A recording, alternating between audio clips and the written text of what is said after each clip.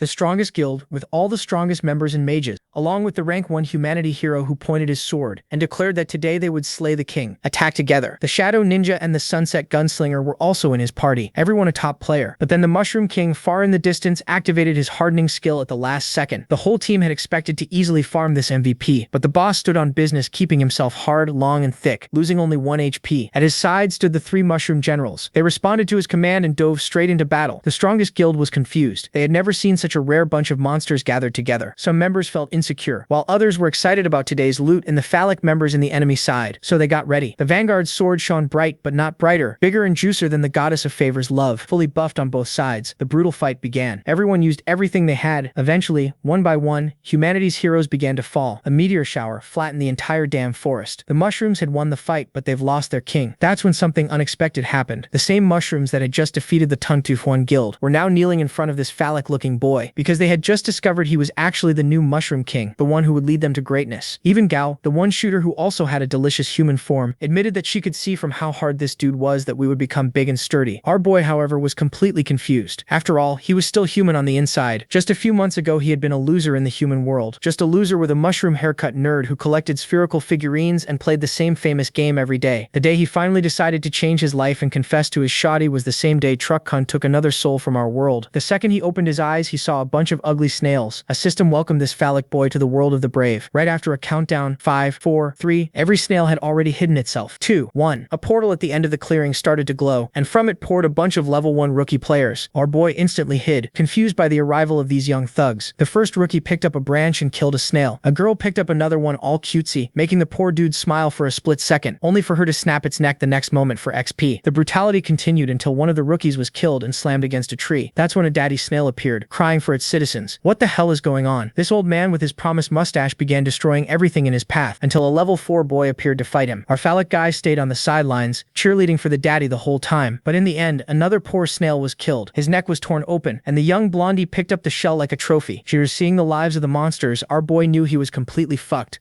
He saw no way to survive and wished someone would save him. Then a boy carefully moved through the forest after hearing something in the bushes, thinking it might be snails. He slowly pulled the bushes apart and found not a snail but a mushroom. The boys screamed in fear. The mushroom panicked too. Sure, this was the end, but the boys ran off instead, shouting that a monster mushroom was hiding there, making him wonder if they were actually scared of him. The system confirmed it and told him to check his stats. So he decided to open the status panel. He was a level 5 mushroom with a resurrection coin, 36 health, 22 mana, and the monster tag. At level 5, he was the strongest thing there. The next strongest was only a level 4 boy. Feeling better, he checked his skills, appraisal and mushroom charge. Appraisal let him see other people's information, so charge had to be an attack since it used no mana. They were simple skills, but still enough to give him a real shot. He had thought this was impossible mode, but now it suddenly seemed easy. With his confidence back, he went looking for targets and found some children killing snails. It was time to show them his power. He launched his attack skill. He hit 2 kids,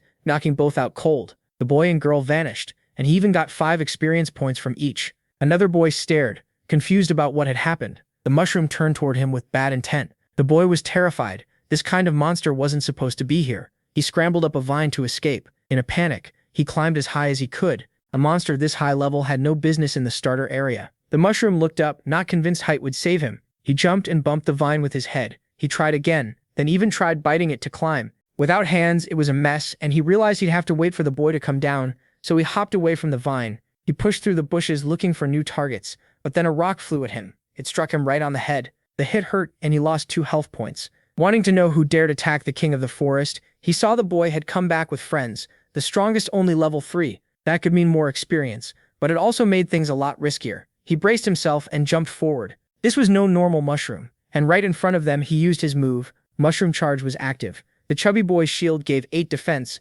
enough to survive the hit, but the shield shattered, and he yelled for the others to form up. The glasses boy and the girl moved to one side while the helmet boy took the other, and 2 of them started running into position. At the same time, the helmet boy threw another rock. It landed as a critical hit, and took 4 health. That pain made the mushroom swear he wouldn't forgive them. Then the glasses boy and the girl started throwing rocks too. The helmet boy kept up the same plan. Stones rained down on the mushroom. It really hurt. Each one took 2 health, and his skill was still on cooldown. The moment the cooldown ended, he charged again. The chubby boy pulled out another shield. The attack nearly got through, but the shield blocked it at the last second. Then the glasses boy rushed in with a sword. His friends shouted for him to kill the monster. The mushroom dodged most of it, but the blade still sliced the tip of his head. The pain was brutal. He realized what was happening. The weak could beat the strong if they worked together. The tank took the hits while the others attacked, and unless he struck all of them at once, he was finished. The children had surrounded him and kept pressing in. With barely any health left, he started throwing up from the pain. After all the hits, he finally collapsed. He was close to blacking out. The kids came over to make sure he was really down. Then they began celebrating their win over a monster mushroom. But the girl noticed she hadn't gotten any experience and asked if the others had. He had faked being dead to pull them all close. Then, furious, he struck back. That gave him enough experience to level up. With that, all his pain and injuries disappeared as he leveled. He felt amazing, strong, refreshed, unstoppable. He even started thinking he could stay there, max out his level, and clear every mission. But while he was dreaming about that future, lightning struck right beside him. It almost hit him, even though the sky was clear. Then he understood what was going on. An adventurer mocked the mage for changing classes recently and still missing. The mage was level 18. The quest said a monster was causing trouble among the Nemesis, but it was only a mushroom. The level 17 archer didn't care. She just wanted to finish fast and get paid. The level 12 warrior said coming back here with his two seniors felt nostalgic. To the mushroom, that level gap meant only one thing: death. The mage formed a lightning orb in his hand. Then he fired it at the mushroom. The mushroom panicked and barely dodged a direct hit, but part of the blast still clipped him. That alone took 14 health points. Magic users weren't supposed to be in a beginner zone, and behind him the spell had blasted through the trees. He couldn't beat this group. Running was his only option. So he put all his strength into charge to escape. He launched himself far away from them. The players were surprised the monster knew when to run. The warrior told the others not to worry. He'd handle it. He had just learned a new skill and wanted to test it on the mushroom. Swinging his axe, he sent a slash through the ground toward the monster. A huge wall of earth suddenly rose up and blocked the escape route. The mushroom crashed into it head first and lost 10 health. The system warned that his health was below half and he needed to be careful. The impact spun him through the air. In the distance, the archer lined up a simple finishing shot. Once she had him in sight, she let the arrow fly. It hit dead on, dealing another 23 damage. That was the end of his health. The arrow pierced through him and even smashed the earth wall behind him. His body dropped to the ground without moving. The system told him the game was over. His body kept bouncing from the impact until it finally stopped. The warrior praised the archer's aim and said she'd probably be recruited by the archers soon. She liked the praise and said she'd join the guild if the offer was real. The mage cut them off and told him to grab the mushroom's body for the reward. The system asked if he wanted to use his resurrection coin. If he wanted to keep living, he had no other choice. His body glowed again, and he gained a new skill, spore explosion. His health also returned to full. The second they got close, he released a cloud of spores. It spread wide and covered much of the area. The mage was shocked. A mushroom with a skill like that was new to him. From inside the fog, the mushroom used charge again, but the archer still caught his movement. She warned the others that the monster was trying to run. They rushed to cut him off. He kept hopping away from them, but they were getting closer. He needed a plan fast, so he asked the system how much time was left on the first mission. There were a little over 3 minutes left. If he stayed alive until then, the reward might save him. Another bolt of lightning dropped from the sky. It landed so close that he thought his pursuers had already caught up. He dodged and slid across the ground. He couldn't understand how they found him so fast after he blocked their sight. Then he noticed a mark above his head. It was the archer's tracking skill placed on her arrow. The stronger the archer, the better and longer it worked. He had no idea how he was still alive, but after that hit, escape was nearly impossible. The warrior charged in, hoping to end it quickly. The mushroom reacted just in time and avoided the worst, but the dodge was sloppy, and he lost his balance. He'd already used his coin. He couldn't die again. Pressed against a tree, he saw more attacks coming. Blades of wind sliced through the wood with ease. He was hit and lost 18 health points. He refused to die like that, so he used the spore cloud again. The mist hid everything once more, but the archer said it was pointless. She could still see the mark and drew her bow. Once marked, she could hit him even with her eyes closed. Her fingers loosened, and the arrow flew. It tore through the trees until it struck the mushroom. She hit him again, this time for 28 damage. Now in critical condition, his speed dropped by 80, and he couldn't use stamina anymore, since he couldn't recover. The players walked toward the fallen mushroom. A countdown kept ticking.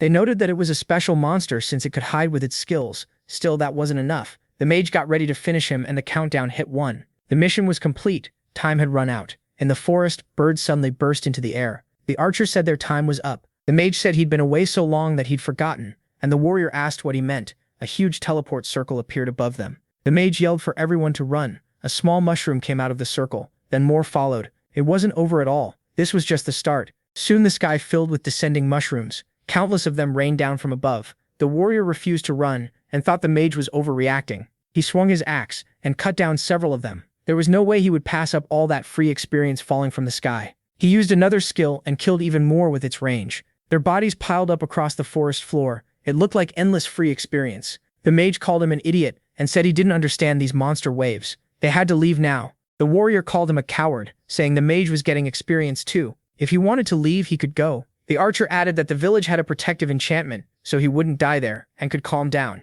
They left him behind, saying whatever happened next was on him. Watching them run, he mocked them for missing such a great chance. He was sure weak monsters like these could never beat him. But then a giant mushroom started coming through the portal. The warrior assumed it was just more of the same trash mobs. Then he saw the shadow clearly and realized it was far bigger than him. This mushroom had a huge mustache and wore a royal cape. It was the level 60 Mushroom King, who appeared every 7 days searching for a long-lost mushroom secret. The warrior cried out in despair. There was nothing he could do. The Mushroom King dropped on top of him and crushed him. After landing, he began interacting with the other mushrooms. The warrior was already dead. His body was sent back to the village, and that death wiped out all the experience he'd gained over the past few days. But the other two only wanted to escape, since they couldn't do anything against the Mushroom King either. The king looked over his tiny subjects. Badly hurt and worn out, the little mushroom thought all these monsters had appeared because of him. The king got ready to draw his sword. He raised it high and called out to the smaller mushrooms. They all began jumping like they were answering him. The little mushrooms celebrated, and the king jumped with them.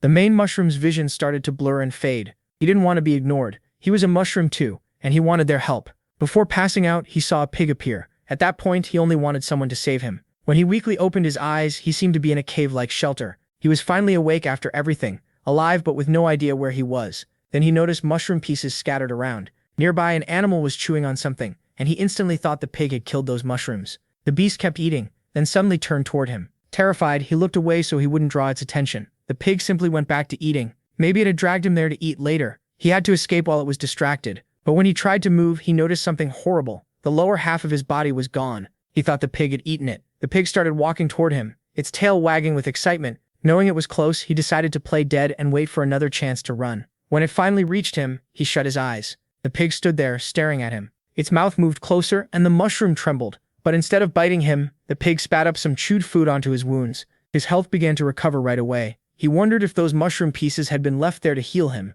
As the pig moved off, he kept his eyes closed. Then it gently nudged his head with its snout. It actually seemed to like him. The pig was clearly taking care of him. After that, it lay down beside him, and he still didn't dare open his eyes. Before long, the pig fell asleep next to him. Moonlight came through a small hole overhead. The pig woke up alert, and the mushroom was gone. It started sniffing the air. It searched the cave, upset at first, but then found his scent trail. Trusting its nose, it followed the trail through the cave. Then it suddenly remembered something and rushed back the way it came. Its little feet hurried across the cave just to put out the campfire. Soon the fire was gone. Meanwhile, the mushroom did everything he could to keep escaping. If he had to die, he'd rather be killed by a boss than eaten by a pig. As he ran, the ground shook, and he wondered if it was an earthquake. When he looked back, he realized it was worse. The pig was charging after him. Panic hit at once. It kept getting closer, and he knew he couldn't outrun it. As a last try, he used spore explosion to block its view. The pig stopped when the cloud appeared. It actually looked even happier. Then it flared its nostrils and inhaled all the spores out of the air. A few seconds later, the cloud was gone, and the fleeing mushroom was visible again.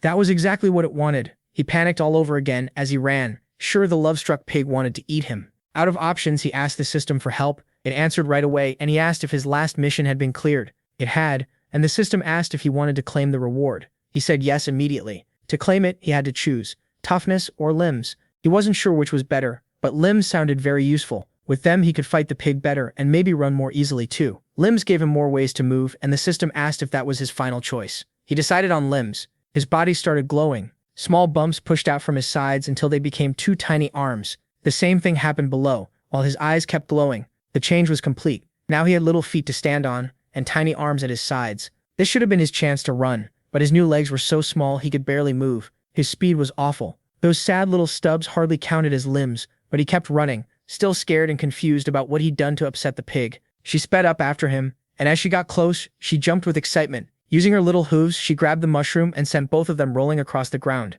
The pig planted her feet and stopped. The mushroom lay beside her, limp. With the chase finally over, the piglet gently licked him. Scared out of his mind, he just hoped she'd make it quick. But the piglet only kept licking him. He opened his eyes and used appraisal to learn what she was. She was level 10 with 50 attack, and if she got too hungry, she could go into a frenzy. After seeing that, he checked his own stats. At level 6, he was way weaker, and even with better appraisal, the gap was huge. There was no way he could outrun her. Then the piglet seemed to notice something and fixed her gaze on the cave exit. Her stance made it clear something was wrong. She sniffed the air, caught a scent, and seemed to understand at once. Then she started circling, like she was trying to warn the mushroom. Not knowing what was going on, he figured that if she wasn't going to eat him, he'd leave while he still could. Then chunks of the cave started falling, and the whole place shook hard. It had to be an earthquake. Outside, creatures were moving through a crater at insane speed. They were so fast he could barely make them out. Each step made the cave shake. A stalactite rattled overhead, then its tip snapped off. Others started breaking too, turning the cave into a death trap. The piglet rushed for the exit, and the mushroom chased after her, begging her not to leave him before a rock crushed him. That desperate plea reached her. She turned back to help him.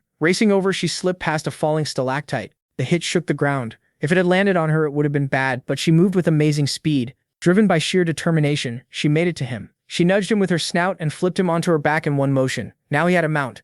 Using his tiny new limbs, he clung to her as best he could. She sped past every obstacle with ease while he fought not to lose his grip or throw up. The exit was right ahead. She pushed off with one last burst. That final leap got them out just before the entrance collapsed. A second later, they'd have been trapped. She landed safely outside. They were alive, though the mushroom was completely winded. The cave entrance was now buried under rocks and dust. Above them, strange figures had gathered. They were pigs, too. The mushroom wondered if they belonged to his piglet. They were wild boars, level 18, strong and aggressive, but likely to run from something even stronger. One boar stomped a hoof. The others split apart, forming a path with a bonfire in the middle. The flames burned on the head of the one who looked like their leader. The piglet stared it down. The mushroom could tell this monster was level 35, but his appraisal wasn't good enough to learn more. After a short face-off, the piglet turned her back on them. One boar got angry, but the leader let out a threatening grunt. That stopped him. The herd only watched as she walked away, and the mushroom followed her into whatever came next. Back in the cave, she had cared for his wounds, and now she'd rescued him again.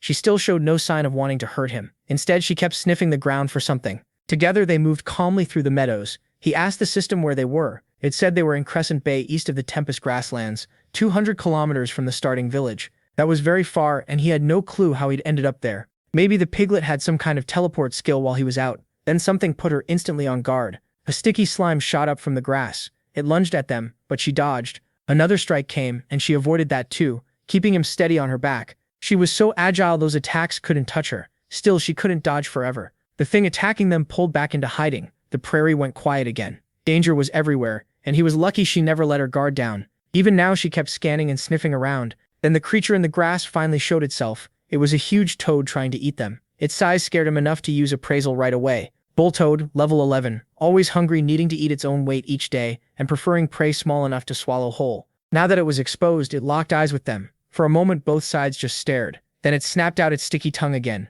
but the piglet dodged easily. The mushroom wasn't so lucky. The tongue grabbed him and he screamed for help. She saw right away that he was in trouble. That made her furious. She charged straight at the toad. As the toad got ready to swallow him, the piglet came in fast. With its tongue pulling back, it focused only on the prey it had caught. He was moments from being gulped down, but the piglet was already underneath it. In panic, he thought about using spore explosion, but she was already striking. She slammed into the toad with a heavy hit. The pain made it release him. He dropped safely onto her back and she looked delighted. This time, he was truly thankful she saved him again. But they still weren't safe. A slicing attack was already coming. Feeling the danger, she jumped clear. When they looked back, they saw how close that had been. The toad had been cut completely in half. Its pieces dropped into the grass. Then came footsteps like an arthropod's. The mushroom knew something worse than the toad was nearby. By the corpse stood something like a praying mantis. It drove one blade into the toad's body. Then it tore off a chunk and started eating on the spot. It was a blade mantis, level 19, the strongest of its kind, able to cut through steel.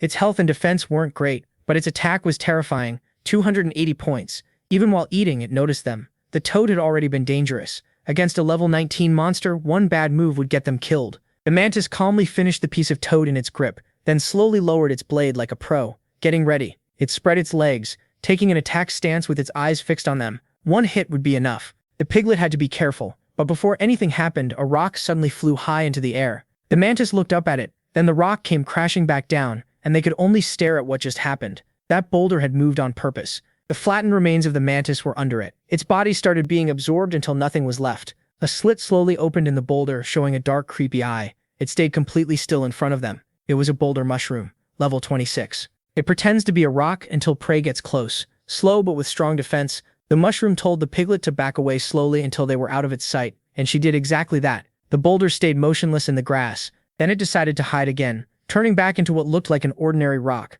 As they kept going, the mushroom was running out of energy. The piglet helped nudge him up a hill, but she was tired too. They pushed on a bit farther, then collapsed in the shade. Worn out, the piglet rested and watched a dandelion. There were lots of them, and she got briefly distracted by them, but the mushroom was more worried about whether this place was safe. Then something caught his eye. The plain stretched all the way to the sea, and huge creatures flew overhead. This world was as beautiful as it was dangerous. As he drifted off in thought, the system appeared, and explained that this world had its own natural laws and ecosystem. He realized he was near the bottom of the food chain. Without the piglet, he'd already be dead. Still, he refused to give up. He wanted to grow stronger and someday return to his old world. Thinking that, he called the system again. He asked for another mission and learned there were 3 choices: easy, medium, and hard. Feeling bold, he checked the hard one first. It required defeating one of the divine generals of the Stormgrass King. That was obviously impossible right now, so he switched to the easiest mission. He needed to gather 10 red berries for 50 experience. It could also restore a little health and reduce hunger. It sounded simple, so he called the piglet along. The little mushroom hurried through the grass, searching for the berries. He found a small patch almost right away. There were plenty more nearby too, so this mission really was easy. Soon, he had 6 out of 10. The piglet helped gather some too, but then he noticed something weird.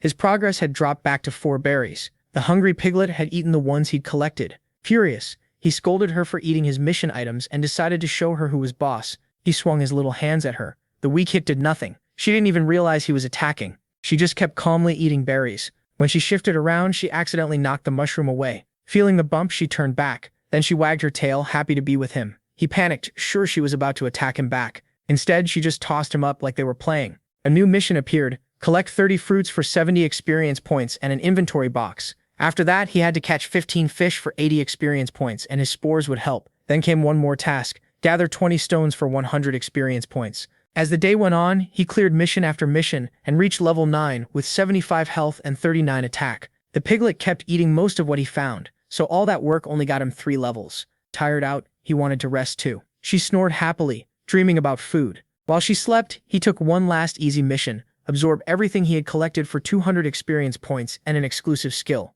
This one also came with a special reward. At first, absorbing his items sounded like the easiest job all day. He opened his inventory to pull out what he had saved. A pile of food dropped out. The smell reached the piglet. She woke up at once, tail wagging. He told her she'd already eaten enough that morning, and this food was his. Hearing that, she looked crushed. As he got ready to eat, he glanced at her. Feeling bad, he tossed her the fruit in his hand. She really had looked sad. That tiny kindness cheered her right up. She even danced with joy over the fruit. Since he had a few extras, he shared them, but warned her to eat slowly, because there would be no more after that. They ate together in the shade, but when he bit into a stone, he cracked a tooth. He had no clue how to eat a rock, so he asked the system. When he checked the mission again, he saw no items had been absorbed yet. That confused him. He had already eaten 5 berries. The system hinted he should read the mission more carefully. It said absorb, not eat. Then it clicked. That giant mushroom from before had absorbed the mantis by sitting on it. Looking under himself, he wondered if he had to do the same. By night, the moon was up, and the items he needed were laid out on the ground. He sat on the fish.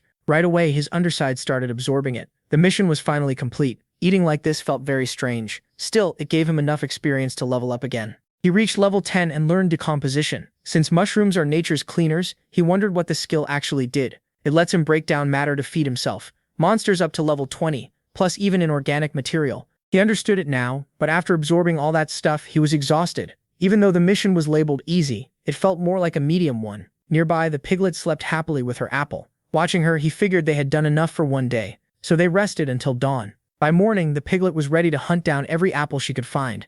His next mission was to kill 10 monsters in the area. Even the easy quests were starting to get harder. Still, he and the piglet were both level 10, so weaker monsters shouldn't be a problem. He called her over, and she seemed more than ready to start. But this world isn't a game. Monsters don't just pop up anywhere. As they moved on, the piglet noticed something, and both of them went on guard. They had found their first target, a slime. It was level 8, and the only way to kill it was by damaging its heart. After death, it turns into gel used in medicine. The two got ready to attack. The fight started at once. The mushroom charged first and slammed into the slime. The hit sent it flying. It was left dazed by the impact. He thought one more hit would finish it. Then the piglet rushed in for her turn. Her blow was so strong the slime burst apart. Afterward, she landed like it was nothing. Then she turned proudly toward her mushroom partner. He was stunned by that show of strength. They were the same level, but he couldn't compare. Worse, she had stolen what should have been his first easy kill. Still, the system counted it toward the mission. He also got 9 experience points. The piglet spat out a stone. Then she tossed it to him, and he eyed it warily.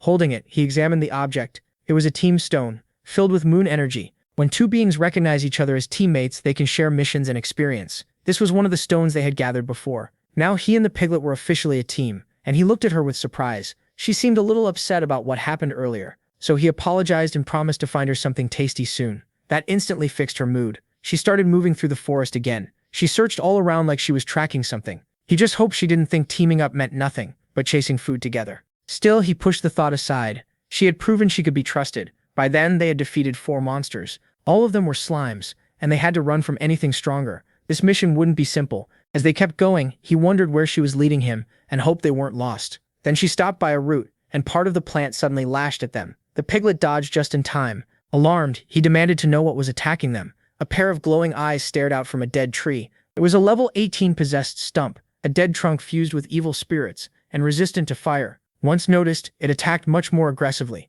Even so, the pair managed to avoid its strike. Seeing the market left behind, he realized just how strong a higher-level monster was. They had to be careful. Still, they were starting to work well together and traded a confident look. With quick dodges, they set up a joint attack. Closing the gap, both charged the cursed stump. Their hit landed cleanly, but the impact threw them both back. His plan had failed. He hadn't expected the recoil to hurt both of them. Worried, he looked over to see if the piglet was okay. She got it worse because her attack can stun enemies, but if the target's defense is too high, she gets stunned instead. Meanwhile, the stump stood there unharmed. Fighting something 8 levels stronger was rough, but this mushroom wasn't giving up. He had an idea. Before he could act, the stump attacked again, aiming for the stunned piglet. He used a spore explosion to block its view. Hidden in the cloud, he dragged his stunned friend to safety. As the spores began to clear, the stump looked around for them. It searched briefly, but couldn't find them. Since it didn't keep looking, it just moved on. Then it settled among the bushes and went back to pretending to be a normal stump. He was relieved. They were faster than it and had escaped. The piglet had recovered too.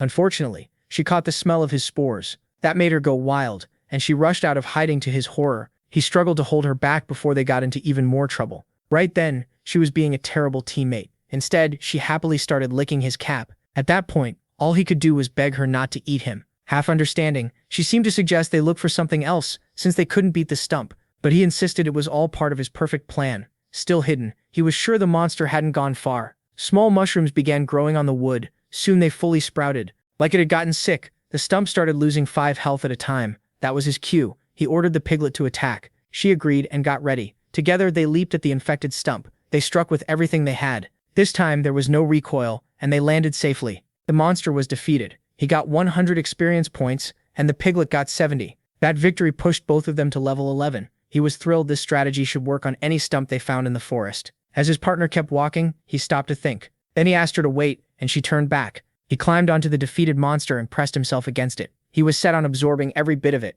The process finally started. He pushed himself to decompose the whole body. By the end, he had spent 50 mana, but it worked. That raised his skill proficiency, gave him 200 experience points, and unlocked 2 more skills. Decomposition is now on cooldown. Even after all that experience, he can't use it again for 24 hours. He checks the system and asks what one-time use skills are. The system explains that the 2 skills he got from that monster can each be used only once. If they have a duration, they last no more than 10 minutes. Camouflage lets him blend in as part of the surroundings, and Barkskin turns him wooden to boost his defense. That makes him feel sure he can beat the Demon King someday. Back at the shelter, the little pig sleeps by the fire while he checks their growth. The mushroom has reached level 15, with much higher attack and health, and the little pig is now level 14 too. Even with steady progress, he knows stopping Golem's followers still feels impossible. Thinking hard, he asks the system how long it will take to change class if he keeps growing like this. The system tells him monsters don't change class, they evolve instead. That catches him off guard, since he has no idea what evolution means here. Every monster has its own evolution paths,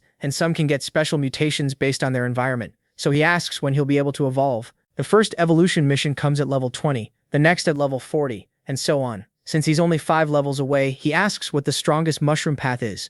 He definitely doesn't want to turn into that rock thing he saw before. The system says it can show him some evolution paths, but each one costs 200 gold coins. Hearing there's a fee makes him pause. Now the system is really showing how rotten it is. Still, it claims to be generous and offers to show one path for free. With 100 iron ore and 100 bronze, he can become a rock. With nearly 1,000 diamonds, a pair of glasses, and 1,000,000 coins, he can become a diamond mushroom. That last option actually sounds pretty cool. Then the system says that if he wants to prepare early, it can tell him the needed materials ahead of time for 200 gold coins. That was the offer. He thinks it's ridiculous that a monster is expected to have money. The system just answers, where there's a will, there's a way. If he were human, maybe he could pull that off. But as a mushroom, It's much harder. Then the system asks if he wants to trade materials instead of money. He calmly gets up and says that won't be needed. No matter what the system says, he already knows what he wants. Curious, it asks what he plans to become. Without hesitation, he says he'll become the Mushroom King. Morning comes, and their second day of hunting begins. He dodges a sharp slash with ease. The little pig avoids it too, staying locked in. Both are ready to bring this enemy down. Their target is a praying mantis poised to launch more slashes. It's a medium difficulty mission worth 500 experience points. The three stare each other down like one wrong move means death. Then he uses the stump skill and his body starts turning to wood. With the extra defense, he moves in. The mantis waits for him to get close. Then it strikes with a clean, deadly slash. The mantis drops low to the ground afterward. Behind it, the mushroom is still standing. He turns around confidently and says the mantis's slashes don't work on him anymore. The mantis calmly slides its blade back like a samurai. Then he notices the top of his cap was cut. That one hit took 75 health and leaves him panicking. Using his tiny fingers, he signals for the little pig to come over. The two quickly whisper about their next move. When they're done, he gives her a pat. Now it's her turn and he trusts her completely. The praying mantis stays alert, scanning for them. The little pig stands in front of it without fear. She starts circling her target. Then she suddenly charges and the mantis reacts at once. It gets ready to draw its blade for a killing strike. In a flash, it pulls the weapon and unleashes a triple slash. The first cut misses, then the second misses too. She dodges everything and closes the gap. Her attack lands directly, but the mantis blocks it with the back of its blade. Right behind it, a wooden stump waits motionless. That stump is actually the mushroom using camouflage. The mantis is strong but careless. That's why the disguised MC finishes it in one sudden strike. A bit too proud of himself, he lets go of the branch he was holding. The small branch drops to the ground. Then he sets himself to attack. He lunges with a deadly thrust at the praying mantis. He's just about to hit it while it's open. The mantis notices at the last second and tries to turn. Too late, his hit lands brutally, and its head is sent flying from its body. Dangerous or not, they beat it. The little pig gets 300 experience and he gets 340. Clearing the mission makes them both level up again. His charge skill also reaches level 4. He brags that he's basically a pro player when you use strategy. Even stronger monsters can be beaten. So he asks the system for another medium mission. This time he has to go to the Mushroom Kingdom. The system warns him the trip is long, and if his stamina runs out, even weak monsters could hunt him. He asks where the kingdom is and whether it's far. The system says not really, just 400 kilometers away. He stares down the road in disbelief. The system has to be messing with him. Then it says he doesn't need to walk and can hear a faster method for only 200 coins. He ignores that and tells the little pig it's nice having her with him at times like this. That makes her feel proud of herself. The system goes quiet after being ignored. They keep heading for the Mushroom Kingdom, and after a hard day, manage to cover 20 kilometers. His plan was simple, keep an apple in front of the little pig so she'd keep moving. But now she's worn out. Traveling like this is exhausting, and he only has 33 stamina left. At this pace, the system says he can only go 18 more kilometers before he collapses, so he needs rest. Even with the little pig's help, they barely made progress, and she only has 12 stamina left. He guesses he should have seen this coming. A medium mission was never going to be easy. The system reminds him that once a mission is accepted, it can't be cancelled, though maybe he can find another way there. Sadly, he doesn't have the money to buy help, so he cheekily asks for a free hint. The system refuses. No payment, no tips, even if it knows he's broke. He wonders who the genius was that made money necessary just to use the system. The system suggests he look through his skills. Maybe he'll find something useful. That tip is actually worth thinking about. So he starts trying to come up with an idea. Then something suddenly moves fast nearby. A heavy impact slams into the ground and throws up debris. He and the little pig tense up, not knowing what just happened. Through the dust, a staff appears, along with two figures that look like mages. They're definitely human. Using appraisal, he sees the hooded one as level 28. It seems to be the same mage from before, only much stronger now. Meanwhile, after all his hard work, the mushroom is still only level 16. The other mage is level 36, and says he finally found what he was after. Both start heading toward the mushroom's position. The hooded mage floats closer. The little pig steps out from hiding. She angrily plants herself between them and the mushroom, stomping the ground, but they keep coming. The tension rises. Without a second thought, the mage kicks her aside. The hit sends her flying. She lands badly and can't get back up. The mushroom is stunned by such random cruelty,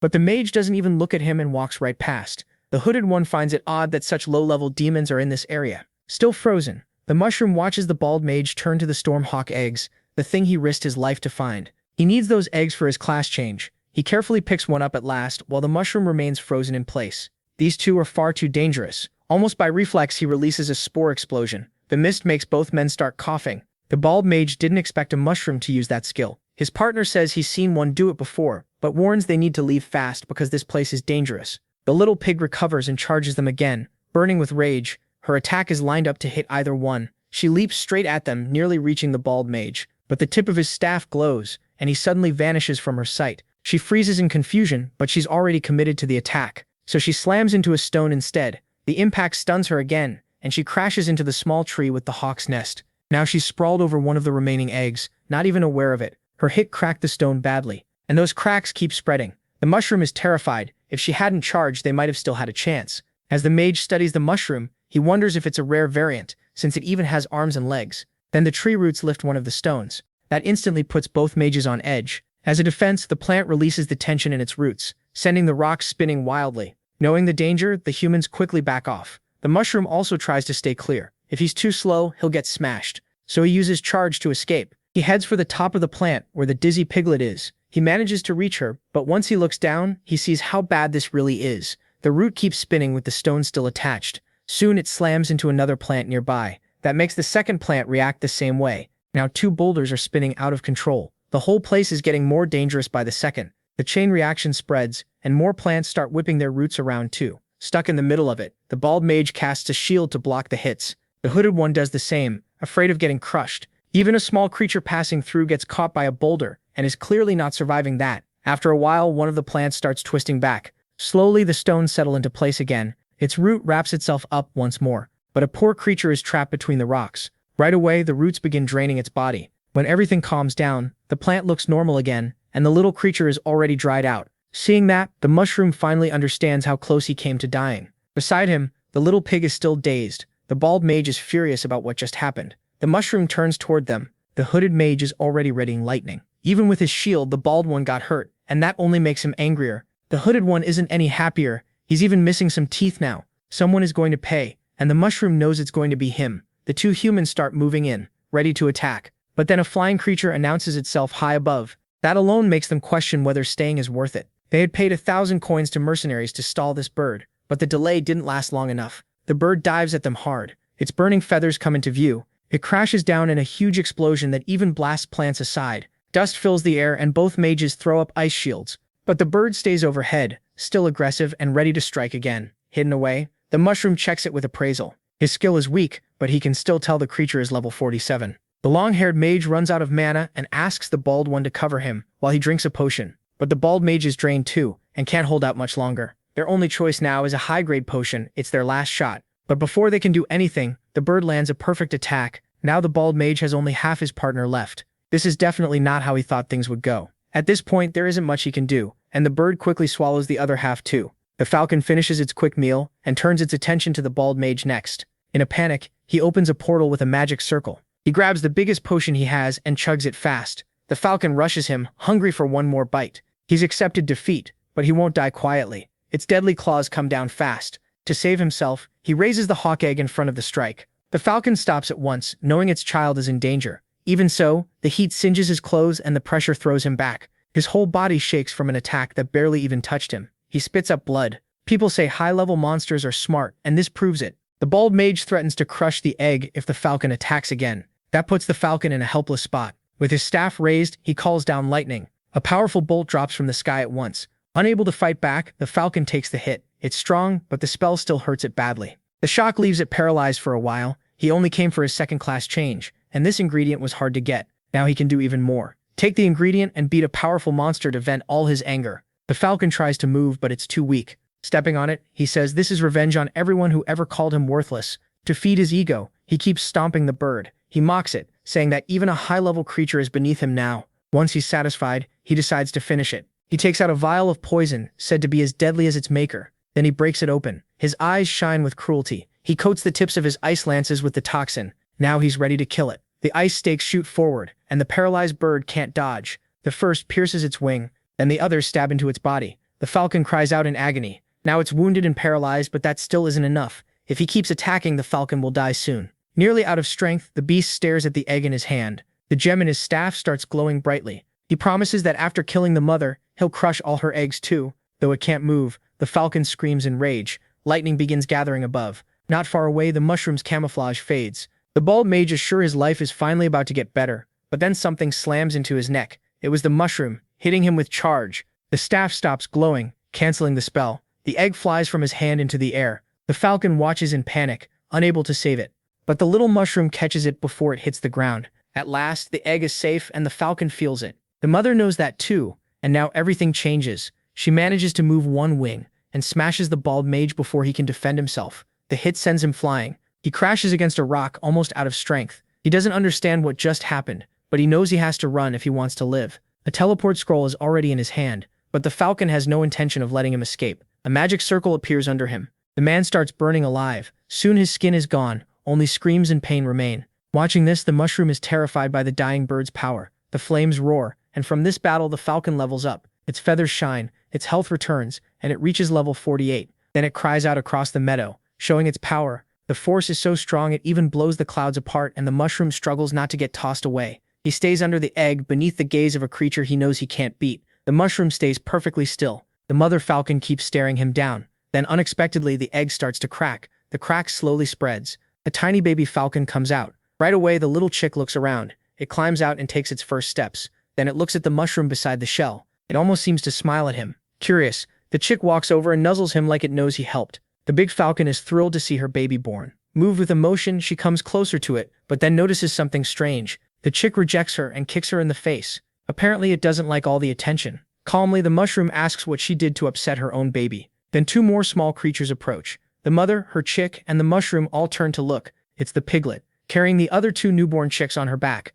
That makes the mother falcon even more emotional. She moves in to nuzzle her babies, but those two reject her right away too. They're busy playing with the piglet like she's their real mom. The first chick goes back to the mushroom again. They may be adorable, but they're still dangerous. Soon all three chicks are playing with the mushroom and the piglet. Meanwhile, their real mother watches in despair. Her suffering is obvious. Seeing that, the mushroom starts thinking. Then he gets an idea. He starts walking and tells the piglet to follow. Together they approach the falcon mother. When he stops suddenly, the others bump into each other behind him. He faces her with the chicks beside him. She may be emotional, but her glare is still threatening. The warning is clear, but then one chick runs up and pecks her. That hurts her more than the poison ice stakes did. The three chicks gather together like they're protecting their tiny parents, but the mushroom steps between them and their real mother. He firmly tells them they can't do that. The chicks droop sadly after the scolding. Once he has their attention, he does a weird little dance and ends with a stone in his hands. With some effort, he breaks it. The chicks watch, confused, pointing at the falcon mother. He tells them she's their real parent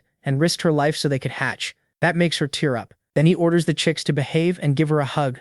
Happily, she wraps them in her huge wings. After doing this good deed, the mushroom hopes she'll return the favor and carry them to the mushroom kingdom. With the chicks tucked under her wings, she looks at him again. Her stare is still dangerous. Now he's not so sure about his plan, but he still hopes she'll be grateful. Instead, she simply turns and walks away. The mushroom watches sadly, still hoping she'll take them to the mushroom kingdom. But all he sees is the family disappearing into the distance. Far away, the chicks look back. The mother falcon does too, with that same terrifying stare. She calls the mushroom bold, a low-level monster daring to order her around. It never expected the creature to speak, and the voice is clearly male. Fear hits hard, and the little mushroom starts swaying from the shock. The falcon steps closer and demands to know what gives it the right to command him. As he walks, he suddenly feels something wrong in his body. Then the bird coughs up blood. Its chicks watch and worry as the heavy injuries make it tremble. Soon the body gives out and crashes to the ground, leaving everyone alarmed. The little chicks rush to the falcon. The bird is so weak it can barely keep its eyes open. It glares at the mushroom and the piglet like they are to blame. Hours pass, night falls, and the falcon slowly wakes up. As its senses return, it notices a warm source nearby. Its three chicks are sitting inside the bonfire. The sight makes it panic at once. But the chicks are unharmed. They were only asleep. Realizing that, it settles down. Beside the fire, the piglet is sleeping soundly. That makes the falcon even more annoyed. After waking fully, it forces itself to stand. But its legs still shake badly, even with all that effort. It collapses again. Pain tears through its whole body. Even leveling up couldn't clear the synthetic poison. Nearby, it hears flasks clinking together. The bird turns toward the sound, curious. The mushroom pulls several things from its back. It lays out different items on the ground, along with gold coins. Seeing that, the falcon speaks to it. With a sly grin, the mushroom says, "The bird is finally awake." Then it walks over holding a vial. Careful by nature, the falcon instantly grows suspicious. The mushroom ignores that and pours the vial straight down its throat. It feels humiliating, not even able to resist a low-level monster. Still, it quickly notices something changing. The potion slowly starts restoring its stamina. The mushroom says it's lucky the falcon didn't eat all of them. There was still antidote left, though it needs time to work, so the bird should rest. Knowing this is strange, the falcon asks why it saved him. The mushroom says that without him, no one would care for his chicks. Because of what it did, all of them are safe. The falcon looks at its chicks, deeply moved. Even after taking the antidote, it still struggles to stand. The mushroom says it means no harm. It only wants to reach the mushroom kingdom while passing through. The falcon keeps its eyes on the chicks. It warns that the road is full of danger, and even if they get there, the mushroom may be fine, but the same won't be true for the piglet. Meanwhile, she just dreams about tasty food. The warning leaves the mushroom confused. The falcon goes on, saying the Mushroom King is well known. Humans and monsters alike get attacked the moment they approach his kingdom. That's why it got angry when the mushroom asked to go there. It already knew the place was dangerous. While thinking, the falcon moves closer. That scares the mushroom badly, and it asks what the bird wants. Terrified, it quickly backs away. The falcon says it's a very strange monster. The mushroom doesn't get it. It thinks the strange one is the bird. A normal mushroom like it should be mindless, but clearly it isn't. An intelligent low-level monster is rare, perfect food to strengthen the chicks. That frightens the little mushroom even more. But then the falcon bursts into loud laughter. He says it was a joke, though the mushroom nearly released its spores from fear. He adds that they aren't like humans, who ruin everything for selfish reasons. The mushroom knows monsters once lived in peace, and asks why that can't happen again. The falcon says humans only want the eggshells, so they break the eggs before they hatch. That's how it lost its earlier broods. Even in this world, humans are still awful. Just remembering it fills the falcon with anger. It screams once more, and a burning aura wraps around its whole body. Even then, its chicks keep sleeping peacefully. The falcon looks at them with concern. This brood survived only because of the mushroom, and for that it gives thanks. Startled by the sudden gratitude, the mushroom says it's nothing. Then the falcon says it will take them to the mushroom kingdom tomorrow, so they should rest. Fine. The mushroom was already planning to rest, but then it finally understands and excitedly asks if the falcon really means it. He does, but the mushroom should be quiet before he changes his mind. Overjoyed, it tells the bird to sleep, since it still has things to do first. Suspicious, the falcon watches, wondering what this tiny creature is planning. There are plenty of ingredients here and it wants to test some before leaving. In its hands is gel from the slimes it captured. It mixes the gel into the potion. Beside the mixture, it sets down a stone. Then it climbs onto it and swings its big bag to get ready. Pressing its rear into the liquid, it uses the decomposition skill. It starts absorbing everything in the mix. Simple or not, it still takes real effort. Then it spits a liquid into a vial. It's so gross, the falcon can't hide its reaction. A little vomit drips from its mouth, and its rear is wet with the potion. Calmly, the mushroom walks over and says they'll need a lot of this. It's a stamina potion. Just thinking about drinking that makes the falcon burn with disgust. Now the mushroom has some items, a teleport scroll, almost 500 coins, and several potions. At dawn, the falcon is already flying. He moves smoothly through the air, carrying the mushroom and the piglet in his claws. The mushroom tells its friend not to be scared, and to listen carefully once they arrive. She answers with a friendly grunt. The falcon says they are close and need to get ready to land. He starts descending. The mushroom is terrified while the piglet enjoys every second. They drop closer and closer to the ground. The little mushroom can barely handle the wild descent. Its friend, though, is amazed by the view. After pulling itself together, it finally sees the mushroom kingdom. The place is huge and ringed by protective walls. As he nears, the falcon tells them to hold on tight. At once the two cling to each other. Then the falcon dives even faster. A mud-like blast nearly strikes them. The bird readies itself to fight back and fires a strong burst of magic flame. The attack blocks the shot. The mushroom asks what's attacking them. The falcon answers plainly, they're his kind. As the smoke clears, they can see creatures below. The small mushrooms move into position. One is level 44, calm and composed, and uses magic to evolve other mushrooms. With a wand in hand, it starts chanting. Then it taps the mushroom beside it. The little one begins to shake. Soon the shaking turns into hopping. At last it transforms into a thorn-covered mushroom. It's an explosive mushroom that can blow up and kill creatures twice its level. This one is level 24, so it hops into place. Now it's set at the tip of the cannon mushroom. The cannon mushroom is level 36. It usually fires mucus, but it can also launch other things, or mushrooms. Its nose starts twitching. The urge to sneeze gets stronger. When it can't hold back anymore, it pulls in more and more air. Its cannon draws inward, then it finally sneezes in relief, shooting the explosive mushroom into the sky. Many more shots follow. The falcon has to defend itself,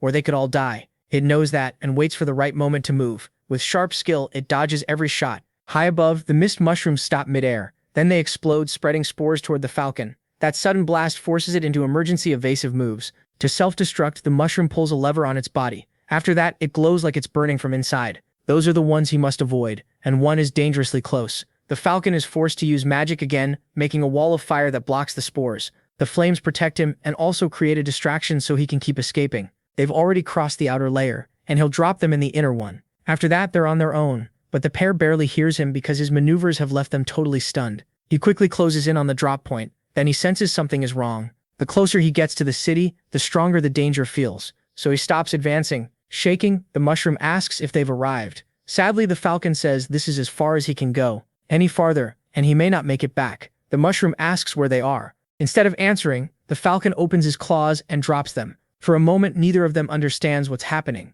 Then they realize they're in free fall, though the piglet seems to love it. As they fall, they rush toward a rainbow. The little mushroom smacks into it head first. After that, both slide down it like a giant slide. The farther they go, the more their stomachs tickle. They're almost at the ground. After bouncing across the grass a few times, they finally end up sitting on the lawn. They stay still, trying to process everything they just went through. The piglet loved it. Her friend, on the other hand, wanted to die. Looking back, it thanks God for surviving. Before long, they feel a faint tremor in the ground. The shaking grows stronger, drawing their eyes to a boulder. Another one starts trembling too. In that peaceful grassy field, they realize they're surrounded by giant stone mushrooms. The terrifying sight leaves the mushroom frozen in fear. But one of them stopped, unsure what to do. The piglet just stared at them like nothing was wrong.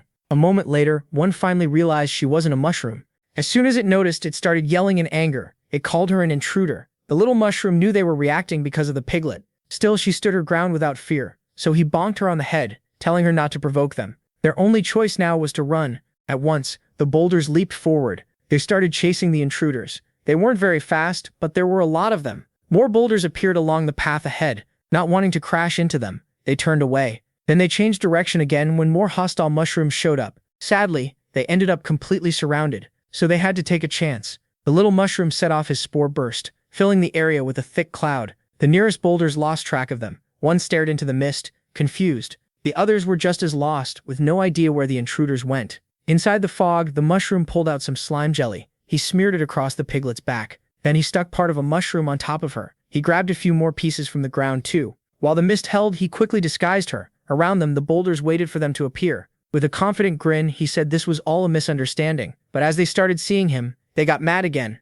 He asked them to relax and claimed they were one big family. That made the once hostile mushrooms hesitate. He then presented her as a brand new species. A piglet mushroom, though she clearly hated wearing all that stuff. The whole thing was too confusing for them to process. Then one of the mushrooms stuck to her came loose. It hit the ground and shattered. Still, they had no clue what they were looking at, so he calmly said she was shedding, and that it was normal for her species. They walked away slowly while the others just stared, unsure what to do, maybe even impressed. Once they got far enough, they broke into a run. They escaped only because those boulders were unbelievably dumb. Even so, he felt proud of the disguise. Most mushrooms would have fallen for it. Then a voice nearby said he was an interesting guy. That instantly put them on guard, and he demanded to know who was there. The samurai guessed he was a monster, being controlled by a human. Watching from above, he studied them with interest. From his appraisal, he identified him as Shadai Takenobi, a samurai, but got nothing else. He couldn't even see the creature's level, so cheap tricks wouldn't work. Noticing the appraisal, the samurai said only humans can do that, so his guess was right. Trying to avoid a fight, the mushroom insisted they were all mushrooms here, and there was no need for violence. The samurai suddenly threw his hat. It came flying straight at them. Unable to respond to someone that strong, he just shut his eyes. Before they noticed, the samurai had already flashed past them. Then came the sound of his sword sliding back into its sheath, while his other hand caught the hat. That was all the warning they needed. With him guarding this land, no intruder could pass. He was Cage, one of the 4 great generals. The little mushroom tried to say it was a misunderstanding, but then he noticed a huge chunk of his health was gone. An unseen slash had split him clean in half. The piglet could only watch as her friend was cut apart. His 2 halves dropped to the ground. She couldn't hold back anymore. The disguise fell off her body. Now all the little piglet felt was rage. She started grunting wildly in fury. Then she charged straight at the samurai. Fearless, she threw herself at him, ready to end it all. Without losing his cool, the samurai declared that all intruders deserved to die. He struck her with the sword's hilt, so fast she barely knew what happened. The blow was devastating, and she couldn't react. The piglet collapsed, unaware of everything around her. The samurai then raised his blade to finish her. He gripped the sword with both hands, ready to strike.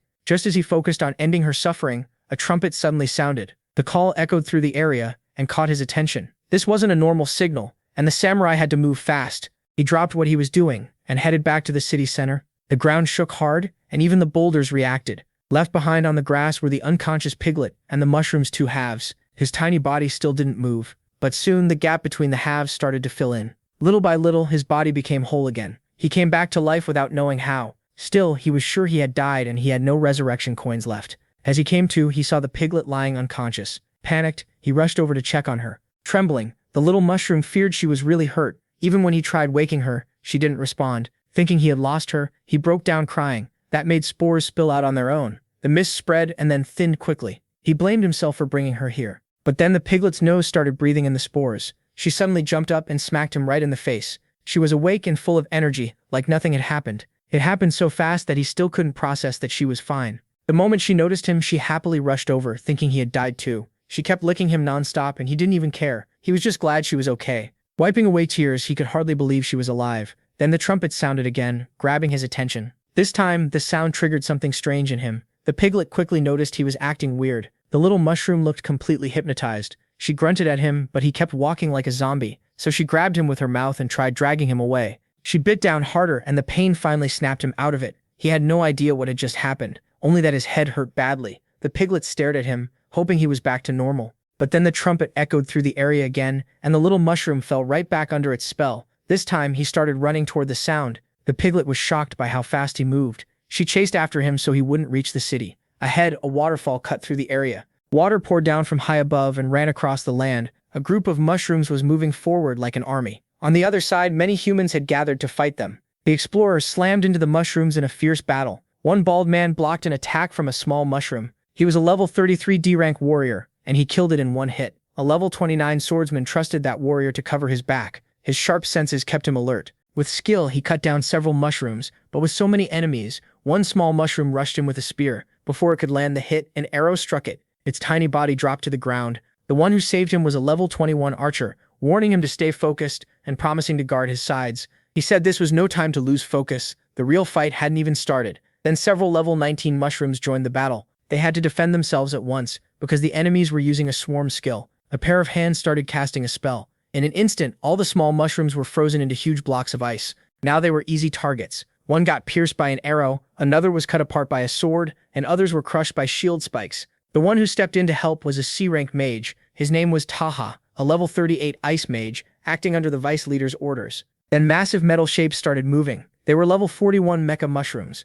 Unable to dodge, Taha raised an ice barrier, but the mushroom's drill smashed right through it. Caught off guard, despair filled his eyes. The others shouted in panic, helpless to stop it. A huge explosion tore up the ground and sent debris everywhere. When it cleared, Taha was writhing in pain with much of his torso missing. Then more of those deadly mushrooms appeared. From the crowd, someone cried out for Taha. This man carried a large staff with a red gem on top, and it began glowing at once. He fired a flaming spear at the mushrooms. It shot forward and struck the first target. The hit completely destroyed it. This was Waga, their leader, a level 49 fire mage. He told Taha to hold on, because he was taking him back to the city. The archer warned that leaving the battle would get him punished by the guild. Meanwhile, Taha cried in pain, saying he didn't want to log out of the life server yet, because he was still too young. Waga didn't care about punishment. Some lines couldn't be crossed, and as far as he could tell, the guild was treating them like disposable tools. They hadn't helped at all. While they argued, they heard a familiar sound from above. Another one of those mushrooms was diving in to attack. This time, the warrior blocked it with his shield.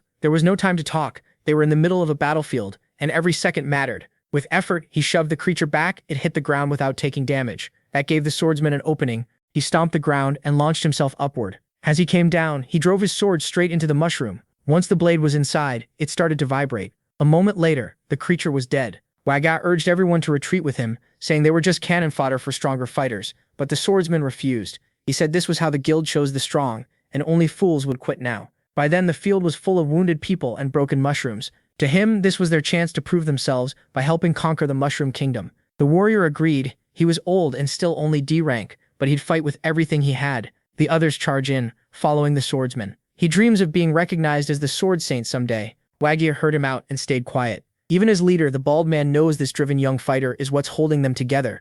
The archer backs him up and says she believes in him. Then the mushroom blows its trumpet again. That strange sound puts everyone on edge. One fighter's wounds start to change. The trumpet is making them heal. The archer quickly warns them the monsters are regenerating. The small mushrooms get back up, ready to fight again. Everyone they killed is alive once more. Even the body the swordsman was leaning on starts moving again. He realizes it and panics. He keeps stabbing, but the bald man tells him to calm down. They need to regroup. Then something happens right in front of him too fast to answer. A blow lands so hard it even shatters the bald man's shield. The others can't process it. The bald man's face has been crushed inside out. The swordsman freezes in horror, and Waga feels the same chill. Their attacker is a buff mushroom, a level 47 juice-loving, needle-fearing one. Enraged, the fire mage swears to burn them all. Flames wrap around him as he rises and launches a huge fireball. The flames rush forward fast. The juice-loving mushroom knows it'll be roasted if it doesn't move, but nearby, another enemy is already casting. A mushroom mage uses its magic. Beside the buff one, a tiny mushroom starts glowing.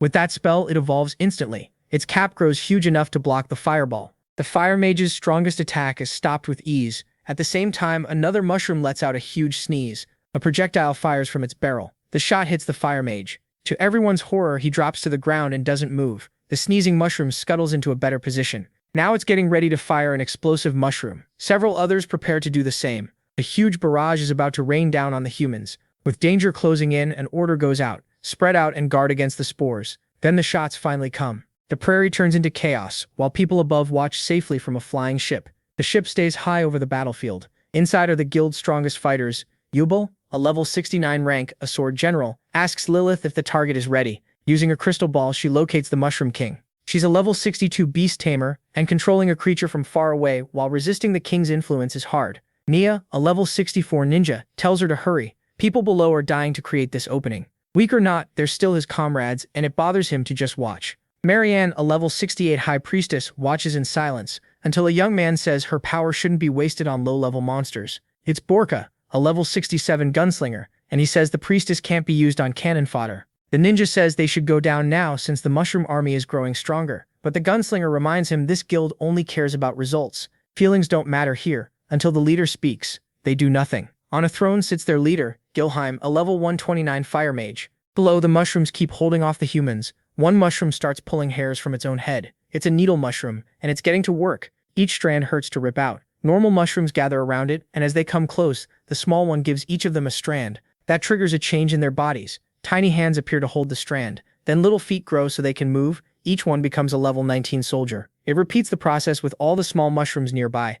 There are so many that it has to rip out strand after strand. When it touches its head, it realizes the worst part: it has gone bald. Mad about losing its hair, it turns that anger into power. Its rage makes the hair grow back. The change is complete, and somehow it has its hair again. There weren't even more mushrooms to give it to. It just hated being bald. All kinds of mushrooms stand ready to defend the kingdom. Above them, the Mushroom King watches it all. Another unusual mushroom approaches him. It looks sinister. An assassin at level 27. Once close enough, it launches a charge attack. The sudden move makes the king turn, and the strike destroys something important. Lilith sees it happen through the crystal ball. Her tamed creature has destroyed the Mushroom King's hidden treasure. With that done, the leader orders everyone to descend and fight, and they move at once. The mysterious object lies shattered on the ground. That sends the Mushroom King into a rage. The assassin only grins back. It jumps around wildly, cutting down more creatures until it's finally captured and dragged before the king. It seems they're accusing it of betrayal. Before anything else happens, a barrage of shots tears through them. The assassin drops dead.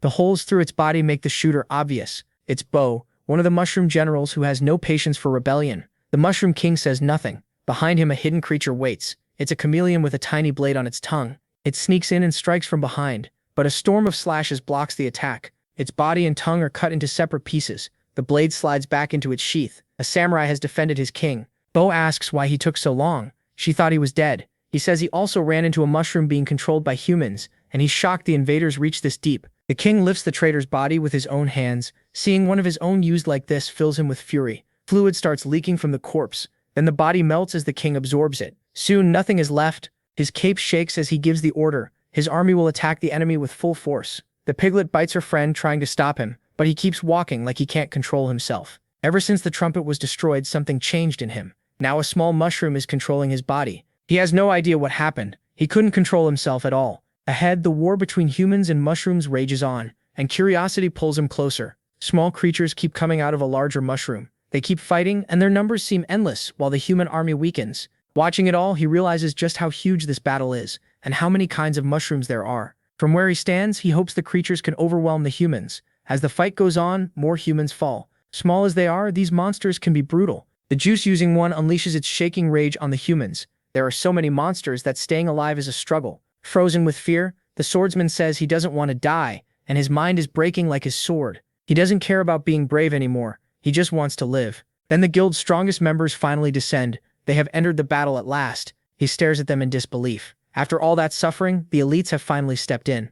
The blonde tells Marianne to pull the army out so they don't get hit by friendly fire, while the tamer gets ready. The gunslinger stays calm and whistles, and the ninja says the others have done enough. Now it's their turn to end this. Radiant and calm, Marianne begins her spell. Her staff shines brightly, light spreads over the battlefield. It's a mass teleport spell. The The defeated swordsman is caught in it, a bubble forms around him and lifts him up. To the mushroom's shock, every human is now floating inside a bubble. Wounded or not, all of them are being pulled out. The bubbles rise higher and higher into the sky. The mushrooms can only watch in confusion. Marianne's eyes shine intensely. A magic circle appears, and the rescued people vanish. The spell takes a heavy toll on her, but now not a single fighter from below remains. As the light fades, the confused mushrooms see only that small group of humans left behind. The blonde wastes no time and tells them to finish the enemies fast. One swing of his massive sword shakes the air. He plants his foot so hard it cracks the ground. His grip stays steady and strong. With a roar, he announces a devastating attack. Then he brings the giant blade down. A cutting wave tears forward, slicing through everything ahead.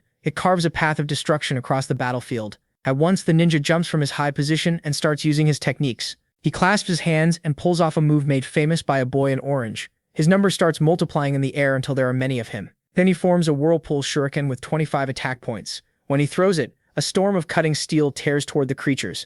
And it doesn't stop there. The shurikens multiply too. Countless blades start raining from the sky. The remaining monsters are hammered by the attack. One mage refuses to just stand there. A large mushroom rises among them. Its giant cap covers the others like an umbrella. It's tough enough to block and deflect the attack. The mages gather to cast more spells, but one of their faces suddenly explodes. The others are killed just as fast. That puts the rest of the mushrooms on alert. Smoke curls from a gun barrel. The gunslinger was the one who did it. A sneezing mushroom sees everything and can't stop it. Now it's furious. So it and its allies move, but he doesn't care, saying they're too slow. He calmly loads another shell into his shotgun, flicking it into the air like a coin, before it drops perfectly into place.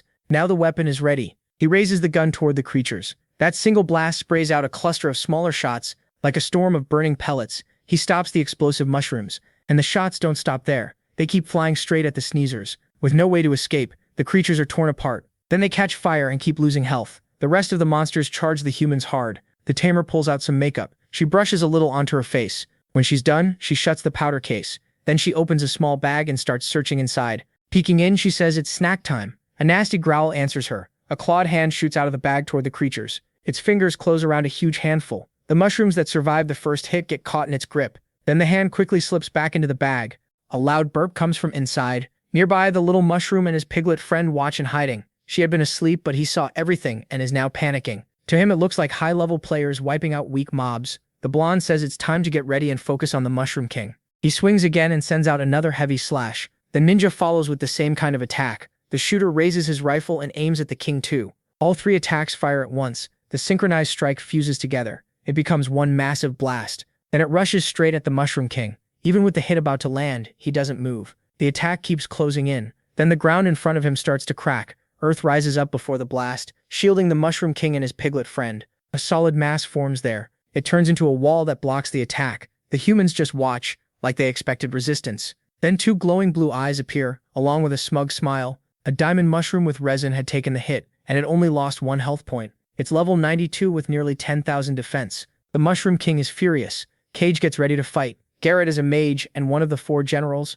Bo is also prepared to defend the kingdom. The mushroom's strongest fighters have finally joined the battle, catching the humans off guard. Even so, the humans keep moving forward. It's the ninja's first time seeing a diamond mushroom, and the shooter has seen one before, but never one this big. He figures those eyes must be worth a lot. The tamer calls it a useless monster and wants the guild's vice leader to burn it down. But the blonde says they aren't rookies who always need backup. The mushroom answers with a sly grin. With its stiff body, it tilts its head back, then lowers its glasses. That lets it fully open its eyes. A bright glow shines from them. Then a huge laser-like beam erupts. It races at the humans, and as it nears, their vision starts to fade. The warrior drives his sword into the ground. He isn't shaken at all. As he pushes the blade deeper, it shines brighter. A protective field forms around them, while the high priestess also prepares a spell. Using a powerful technique for the goddess, she strengthens their defense as the beams close in. The lasers slam into the blonde's barrier, but with his power and the priestess's support, it holds and deflects them away. One beam hits a stone. At once, it and the area around it turn into diamond.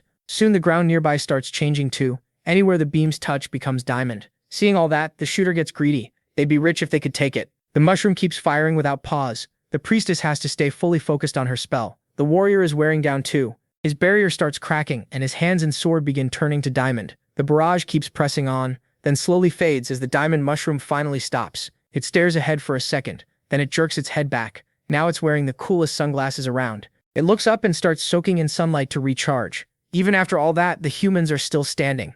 but the warrior's hands and part of his sword are damaged. Panting, he realizes they would have died without the priestess. The tamer walks over, worried about his hands. He says he already tried potions, but none worked. Then the priestess steps in beside him. She kneels and places her hands over his. Wings spread from her back. They grow wider, scattering feathers. She focuses completely. Then she leans in and gently kisses the crystal. That gives him hope, and slowly his hands and sword return to normal. The ninja is amazed by what an S-rank priestess can do. Once healed, the warrior rises. He feels even stronger, and the ninja points out that in a boss team, damage isn't everything. The shooter tells them to stay ready. The fight isn't over. As they speak, a shot comes flying in. The bullet is almost on them. The warrior reacts fast and destroys it, saying their enemies are already here. They form up but still can't see anyone. Then the shooter's sharp hearing catches something. He instantly fires toward the sound. His shots meet the incoming bullets exactly. They burst in midair like bombs. In response, the ninja starts a chain of hand signs. He finishes the technique. With glowing eyes, he begins detecting magic. He finds 3 figures ahead and warns the others. The enemies are hidden and coming from the front. The mushroom samurai answers with several slashes, strong enough to force the humans apart. The blonde orders each of them to take one enemy.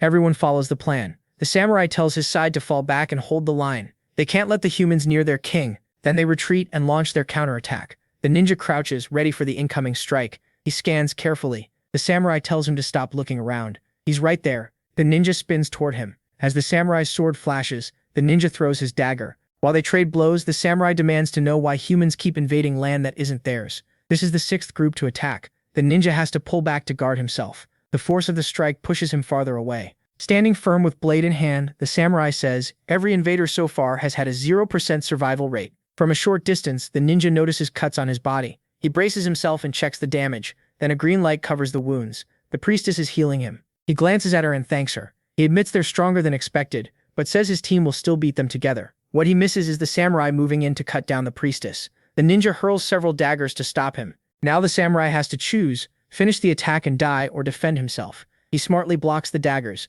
His eyes stay locked with resolve. Then another dagger comes flying in. The ninja appears near him and tells him not to run. This fight is his. They clash again in a rapid exchange. While the samurai keeps talking, the shooter lines up his own target. He wants his enemy fully distracted before he fires, but Bo catches him first. She appears behind him and asks what he's doing. Startled, he blurts out that he'll surrender. She answers with a merciless shot. It blasts a big hole into the stone, but not into him. That body was only a decoy, and now it's fading away. Bo realizes the trick. At the same time, projectiles are already flying at her from behind. She jumps at once to react. While moving, she fires several times. Her bullets collide with the ones coming at her. Her reaction speed is incredible. The human had thought he could catch her there, but Bo is highly skilled too. She fires one gun at the ground. The recoil launches her forward, so she can keep shooting. The gunslinger's attack nearly reaches the human. He barely dodges and avoids the worst of it. That move lets him ready his rifle. With a clean shot, he fires. This time he hits directly. But all he destroys is Bo's cigar, leaving him unsure if he misjudged her or if she slowed down on purpose. Still in the air, Bo uses her shots to steer herself. When she lands, she points both guns at him. But more projectiles are already coming for her. She shoots the ground again to launch herself upward. The force makes her spin wildly. While spinning, she keeps firing. Even then, the human tracks every bullet's path, but one shot suddenly slips past the others. That makes his heart jump. He has to react fast or lose his head. After dodging it, he pauses for a moment. She switched bullet types to catch him off guard. Botu says his firepower doesn't come close to hers. Still airborne, she unleashes a huge volley. The piercing rounds race straight at him. For a moment, he's stuck thinking about that word firepower. Then magic starts changing the tip of his rifle. The weapon transforms. Now it's a rotary cannon like a machine gun,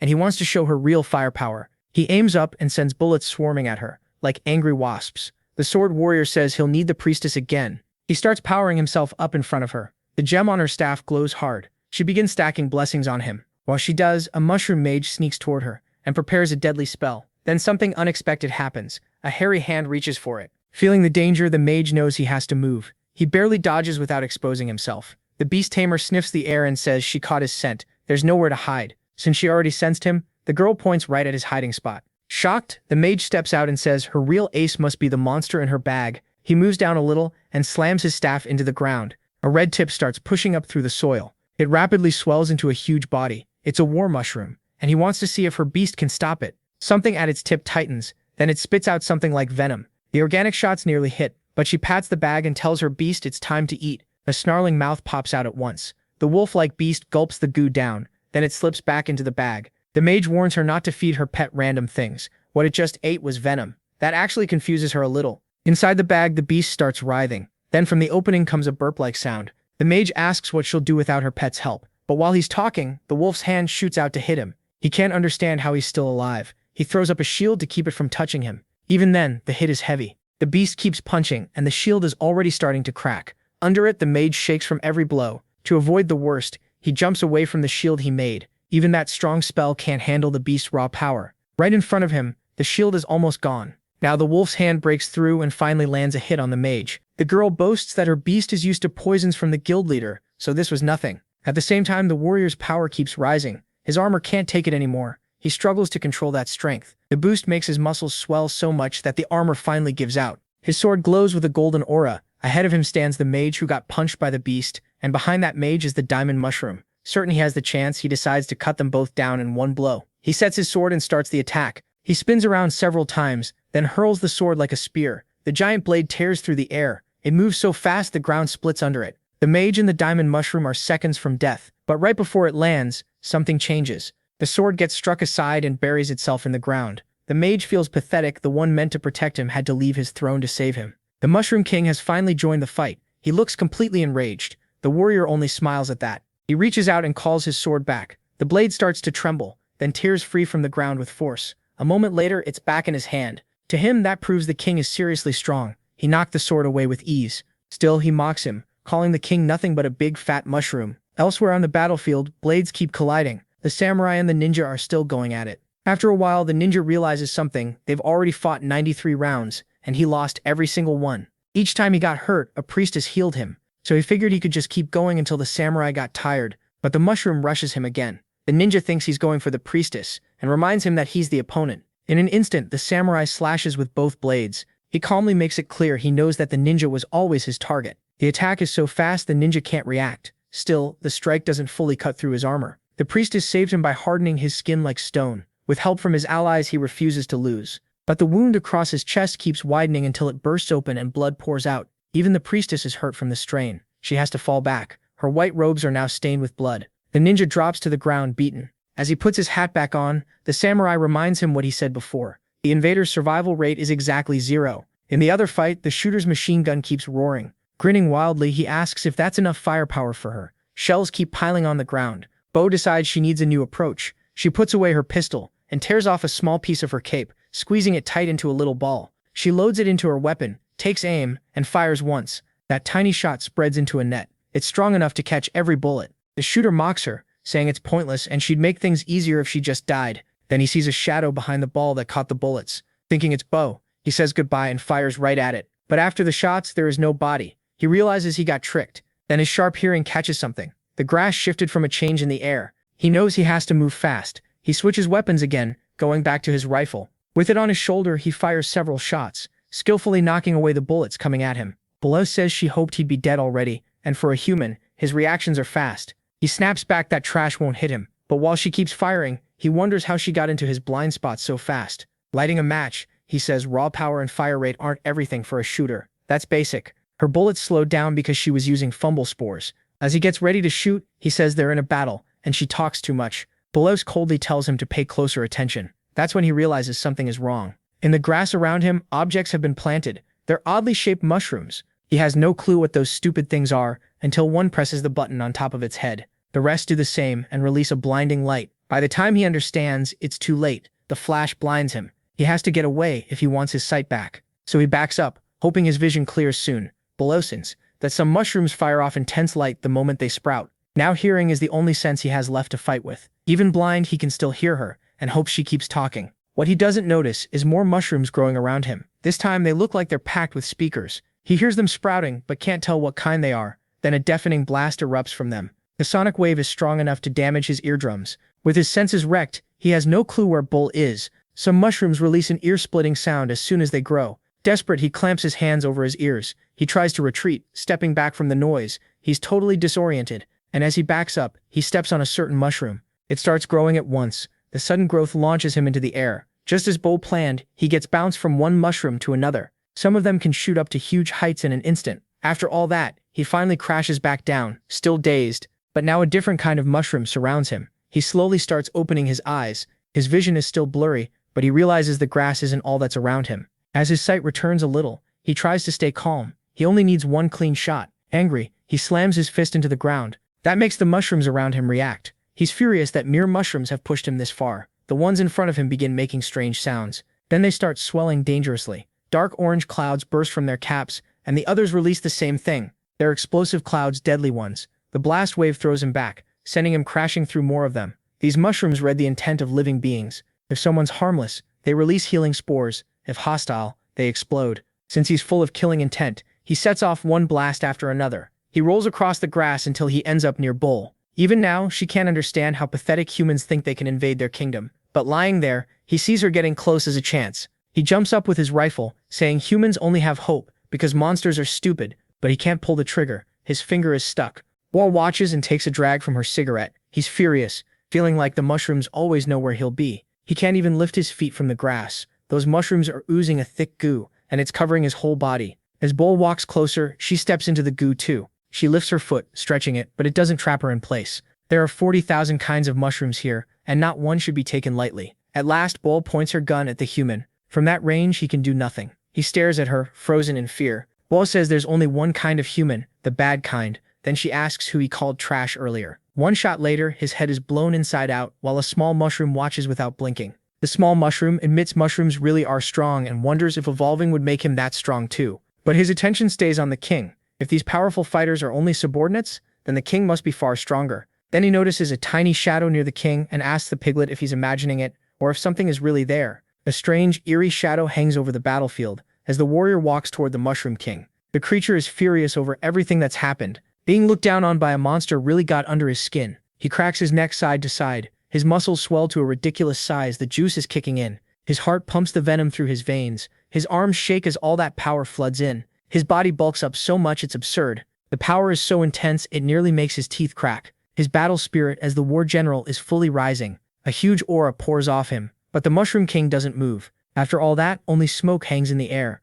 His muscles get so hot they start smoking. He wears a twisted grin, lost in trembo rage. This bigger form feels right to him. The two glare at each other, ready to kill. He can't figure out why the king let him finish transforming, but he doesn't care. He won't show mercy. The king's face shows nothing but hate. Then both vanish in an instant. They slam into each other again and again, trading blows at insane speed. The king drives his sword forward for a thrust. Mid-strike, the blade bends strangely and hits the warrior's sword, but he knocks it aside like it was nothing. Even that parry feels like an attack. The force shoots toward the diamond mushroom. It doesn't cut through, but it does shove it back. Even then, it only deals 1 point of damage. The warrior expected resistance, but that defense still impresses him. He swings again, aiming for the king, but the creature blocks it with his saber. The impact makes the weapon bend like rubber. With a flick, the king releases that stored force and knocks the human sword away. Then he sends his own sword back at him, with that same energy. A huge shockwave bursts between them. The ground is left scarred by the blast. Fueled by rage, he yells for the king to show everything he's got. Steel keeps crashing through the area. Some slashes fly far past the fight. One heads straight for the small mushroom, and the piglet. He feels his flesh start to split, then reacts fast, shoving the piglet aside and dodging. The two tumble across the ground. Just watching this fight nearly gets him killed again. A sharp pain stabs his head, then fades just as quickly, leaving him confused. A system screen pops up with an urgent alert. An emergency mission has started. If this was all the Mushroom King had, the human wasn't impressed. The king looks just as unimpressed. Their attacks keep colliding non-stop. Elsewhere, the mage struggles to hold off the girl's beast. He doesn't know what it is, but he refuses to let it reach the king. His shield barely holds under the impact, and then 2 more arms crawl out of the girl's bag. She likes collecting mushrooms because they're cute, but she wants nothing to do with that old one. The creature's claws push forward. The mage throws up shield after shield to survive the assault. At his staff's tip, he starts gathering energy. He fires a poison ball, but the creature blocks it. Its body is immune to magic. The girl repeats that his tricks don't work. None of his magic helps, and he hates feeling this useless. She wonders why the shooter and the ninja are taking so long, even with the priestess helping them. Done wasting time, she tells her creature to come out. It agrees on one condition. It wants a dragon bone. That annoys her since it clearly knows what she's carrying. While they bicker, the warrior is breathing hard. Even at full power, he still hasn't hurt the king. The blessings raised his strength 7 times over, and the mission said the Mushroom King should be around level 60. Then the king lifts a hand, inviting him to try again. That sends the human into a fury. He can't stand being mocked by a monster, so he unleashes 100% of his battle spirit. When he jumps, the ground beneath him explodes. In midair, he readies a devastating strike. The giant wall of muscle charges without hesitation. He grips the hilt with both hands. The sword rises over his head. His face shows nothing but rage and lost control. Then he brings down his strongest attack yet. The king spins his saber again and again. The speed keeps building. The weapons meet with only the saber's tip touching the sword, and that alone throws the attack off course. He insists no trick can beat him. Then he realizes something is wrong. The saber releases all its stored force and blasts him away. He slams into the diamond mushroom. The pain leaves him writhing. The heap of muscle slumps against the diamond wall. He has no clue how that happened. A level 60 monster shouldn't be able to do this. Now the Mushroom King moves in to attack. The king comes at him hard, and the warrior knows he can't go down here. He raises his sword to block. Blood sprays everywhere. The small mushroom, the piglet, and even the tamer are left stunned. Even the diamond mushroom peers over his glasses to see what happened. The human looks completely spent, while the Mushroom King stays cold. The saber pierced through the sword and took the human's arm with it. Blood spills from his mouth. He drops to the ground and props himself up with his sword. Weak and hit by Trembo's backlash, his body starts shrinking until he's back to normal size. Only a bit of blood remains on the saber's tip. The king beat him without taking a single wound. Broken by defeat, the warrior begs the king to finish him. But the creature doesn't move. He can't understand it, and starts thinking the king was playing with him the whole time. With nothing left, he collapses. His defeat changes everything. The tamer finally agrees to give her creature the dragon bone. Even it seems surprised, then thanks her for the promise. Part of its snout starts to come out of the bag. The mage knows he has to stop this no matter what. He gathers a huge poison sphere at his staff's tip. It keeps growing, and he knows it won't work on the monster. Still, he makes it bigger, because his real target is the girl. She sees the attack coming. The blast erupts on impact, but it only hits the creature's arm. The mage watches, trying to figure out his next move. The tamer tells it to solve this already since it's getting the dragon bone. Still half inside the bag, it tells her to relax. It gently sets the girl down, while the mage watches. Knowing magic won't work, he puts up a shield with his staff. Then he tries the usual mushroom charge. The giant creature slowly turns toward him, then lands a brutal hit. The sudden blow crushes the mage's face. He slams into the ground hard enough to leave a crater. The beast bows to its master and says it'll handle things from here. Then it disappears in a blink. A second later, it's already behind the king. It raises a paw to strike. The king turns fast and brings up his saber to block, but the beast is too strong and drives him into the ground. As it keeps pressing down, it demands an apology. Then it pushes even harder, smashing the king deeper below. A huge crater now marks where he stood. Cracks spread wider as the creature keeps forcing him down.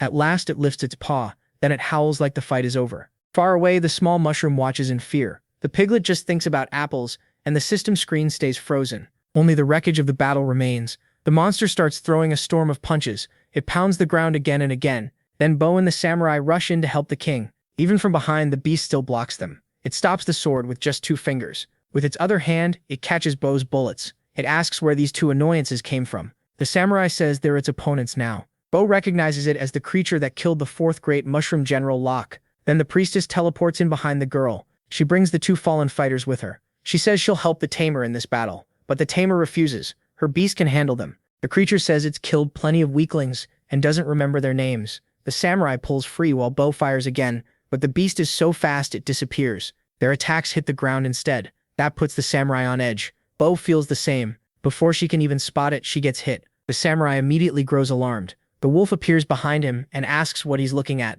but the samurai already has his blade set. Before the strike lands, he slashes back, sending a flying cut at the wolf. The impact is strong enough to knock it back. It even leaves a small cut on its hand, which surprises it. Now the 3 mushroom generals stand together. Behind the samurai, the mage casts a detection spell across the area. The magic spreads fast, reaches the beast, and links his senses to the others. The spell shares what he knows. Bo gets the information, and so does the samurai.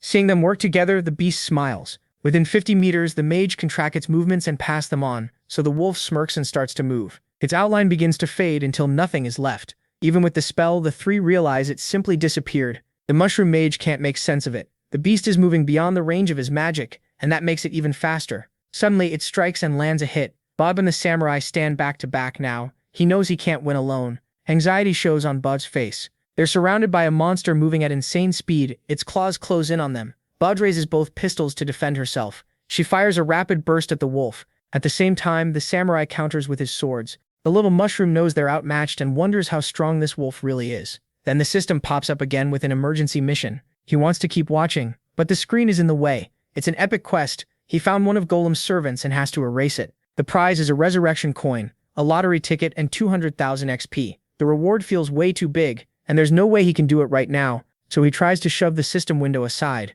A mission like that has to be a mistake. He just wants a clear view of the fight. Meanwhile, the samurai finally figures it out. The wolf has been slipping in and out of the magic field with insane skill. Bo realizes the wolf still isn't fighting seriously, and that scares her. Once it does, they won't keep up. Grinning, the wolf asks if they understand the gap in power now. If they want to stop him, they're nowhere close. Before they can react, the samurai gets hit. At almost the same time, so does Bo. The impact sends both of them flying. In the end, pawns are still just pawns. But he was once a king, Lycan, ruler of the polar wastelands, a level 92 werewolf king. They crash down near the strange figure. Both are badly hurt. Bo tells the samurai to run, but he refuses to leave her. The figure stays beside them while the little mushroom and piglet watch. They can't clearly see that shadow, or even tell if it's human or monster. Maybe it's the servant of Gollum. The system warned him about. He uses his appraisal skill on it, but the system can't read it. Usually it says his level is too low. This time it just shows an error. The creature seems to notice and turns toward him, making the mushroom freeze in fear. Then the shadow disappears. To his horror, it reappears right in front of him. It stares him down, and he's too scared to move. Cold sweat starts pouring off him. In the next instant, Anna appears before him. He glances at the piglet and sees she isn't reacting, like she can't see it. Part of the shadow's cloak shifts shape. Anna turns into a huge black blade. Now he knows his life is in danger. The blade comes close to his face. If he moves, he dies. If he stays still, he might die too. He has no idea what to do. As a last move, he makes mushroom noises over and over while waving his tiny arms. The shadow actually seems confused, and the mushroom starts rolling around like a clumsy normal mushroom. The piglet, who had been watching the fight, gets distracted. She looks at her friend acting extra mushroom-like to avoid suspicion. Seeing that, she starts grunting playfully, then she runs over to join in. She happily gets in front of him and blocks his path. Her joining the act makes it look way more natural, because rolling around alone would look suspicious. She notices him mumbling. He tells her to push him toward the forest and away from the cliff. He looks at her, asking if she gets it. Her grunts say yes, but she starts pushing him the wrong way. Then she pushes even harder.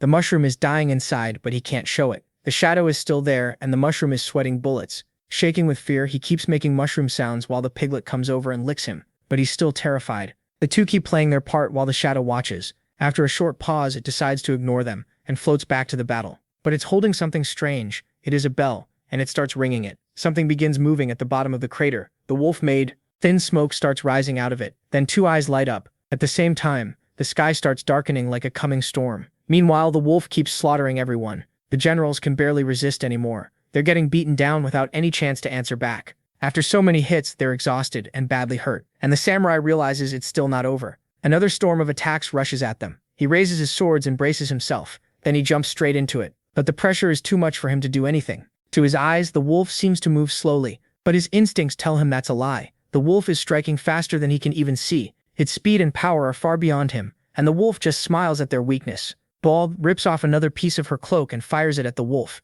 The fumble net shoots forward to trap him. He simply takes a deep breath and blows at the net. That alone tears it apart. On the ground, several mushrooms begin to sprout. The glowing one presses the button on its head. Bright flashes fire at the wolf, but he keeps moving like nothing happened. Then he asks Bo if she still hasn't noticed he's blind. So far, none of their attacks have done anything. Then he attacks again. The samurai steps in and blocks with both swords, but he doesn't have the strength to hold it. He gets hurt again and spits up blood. Even so, he lands back on his feet. Once they regroup, they realize they're in danger all over again. Another huge barrage is coming at them. This time they have nothing left, so they shut their eyes. Then a massive crash shakes the battlefield. They open their eyes, shocked they weren't hit. The king is standing in front of them. He threw himself in the way to shield his people and got badly hurt doing it. His body is covered in deep wounds. The wolf looks surprised that he's still alive. Now he'll make sure the king doesn't survive this time. The generals behind him say they can still fight, but the king keeps standing there to protect them. The samurai says they're his men, and they watched him grow up. They can't abandon him. But the king repeats his order even more firmly.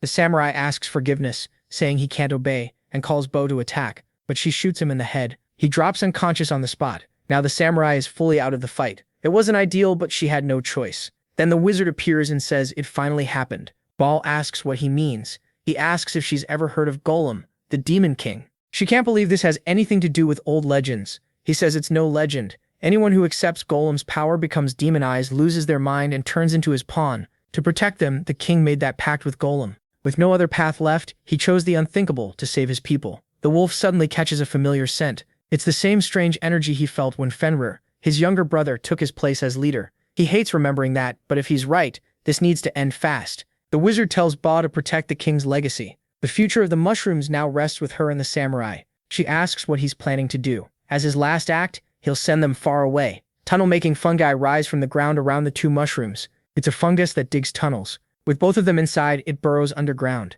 The wizard served 3 mushroom kings, and he wants to stay with his king to the end. He's already badly wounded from the earlier attacks. Across from him, the wolf gets serious and prepares a devastating move he's never used here before. Even hurt, the king stays ready to fight. The wolf unleashes a strike fit for a king. His hand drives forward to wipe the mushroom out. The shockwave tears across the plain. The wizard fears for the king. It's been a long time since the wolf needed that move, but then he catches a strange scent. He can't understand how it's possible. That eerie magic is getting stronger. The king's body starts changing, until he no longer looks like a mushroom. Multiple eyes form on his head, and his mouth fills with teeth. Tentacles burst from his body in every direction. This is the form of the fallen Mushroom King. His demonization is complete. One tentacle shoots toward the wizard. He accepts it as an honor to become the king's strength. The tentacles wrap around him completely and begin absorbing his body. All that's left is his staff. The crown still sits on top of the king's head. His head starts to split open, revealing something inside. The creature walks toward the wolf, leaving corruption wherever it goes.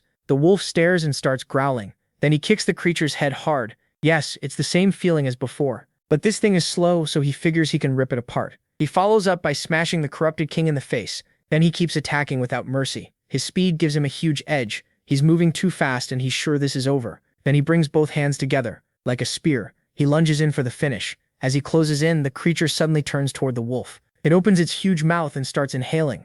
Air rushes into it. Then it blasts out a massive cloud of corrupted spores. The wolf sees the deadly mist and has to cancel his attack. He stomps the ground and pushes off fast, jumping away from the spore cloud. His fur resists magic, so as long as he protects his snout and eyes, the spores shouldn't harm him. But then something feels wrong. Cancer-like mushrooms spread across one paw and start eating away at his life. It's from the cut the samurai left earlier. He reacts at once and bites into his paw. Then he tears it off, stopping the damage before it gets worse. He looks at the severed paw, still covered in mushrooms. To his shock, the infection keeps spreading, so he tears off the rest of his arm. Even that doesn't stop it from taking over his body. In panic, he calls for his master. She rushes over to help. His condition fills her with despair. They try to reach each other, but the mushrooms overtake the wolf first. Nearly out of strength, he begs her to save him. She opens her bag and tells him to get inside fast. He obeys at once, retreating into safety. Inside, she can heal him with mana and promises to ask the guild leader how to cure him. Then she notices something strange inside the bag. Even in there, the wolf keeps thrashing wildly. He struggles harder and harder, and she has no idea why. Her mana starts draining out of control until the bag bursts open and mushrooms scatter everywhere. By then, his body is fully consumed. There is nothing Beast Hammer can do. Crying, she tries to get closer, but she suddenly blacks out. Her body drops to the ground. She can't fight anymore. The priestess seals her inside a magic bubble to pull her out of the battlefield. She tries to get everyone away from there. The corrupted mushroom notices. It lashes out with its tentacles at the humans. The priestess struggles to defend herself. The bubble-carrying beast hammer is nearly grabbed by the Mushroom King. Before it can reach her, the monster suddenly catches fire. That saves the priestess at the last second. At last, the final fighter joins in. With his team nearly dead, the fire mage decides it's time to step in. He tells everyone to head for the airship while he handles the rest. He's sure things will change now. The priestess wants to stay, but he firmly orders her to get everyone out. This time, she listens without arguing. As the others rise toward the airship, the mage drops down to fight. The creature watches this new human, but he doesn't look worried at all. The corrupted mushroom inhales again. This time it draws in even more air and blasts a huge cloud of spores at the mage, but a barrier of fire surrounds him. The spores vanish the moment they touch it. Not one of them reaches him. The mushroom is clearly stunned. Then it notices one old servant still nearby, the diamond mushroom, and sends tentacles to seize it. The poor thing doesn't even understand what's happening. At once, the corrupted king drags it in. Its pull is so strong the creature can't resist. It gets yanked straight to the Mushroom King, but instead of absorbing it, the king hurls it at the fire mage. A small mushroom sees this and can't believe the corrupted king tossed such a huge creature so easily. But it gasps out loud, making the shadow turn toward it. Terrified of drawing attention, it quickly goes back to acting like an ordinary mushroom. The shadow loses interest and ignores it again. Meanwhile, the diamond mushroom hurtles toward the fire mage. He opens a hand and tiny sparks rise from it. A creature appears, yawns, and asks why it was summoned. It's half asleep and totally confused. Without explaining anything, the mage throws it right at the danger, and it screams in panic. Once it understands, it complains that this stupid human always summons it without warning. Strong flames wrap around the diamond mushroom as the fire spirit's magic takes hold. She gives one command, burn it. The flames surge and swallow the mushroom whole. It can't do anything but burn. When it's over, she gets 2 diamond mushroom eyes, perfect material for magic items. With the job done, the fire spirit calls the human an idiot and starts kicking his face. He dismisses her right away. Useful, but way too annoying. Then a mass of corrupted mushrooms suddenly rises behind him. The Mushroom King grins horribly. It climbed up by making mushrooms spread upward. Now in range, it leaps at the fire mage. Its abdomen splits open, revealing a second mouth big enough to swallow him whole. The jaws snap shut, and the mage is swallowed instantly. With him inside, the corrupted king crashes back to the ground. In the distance, the dark shadow simply watches.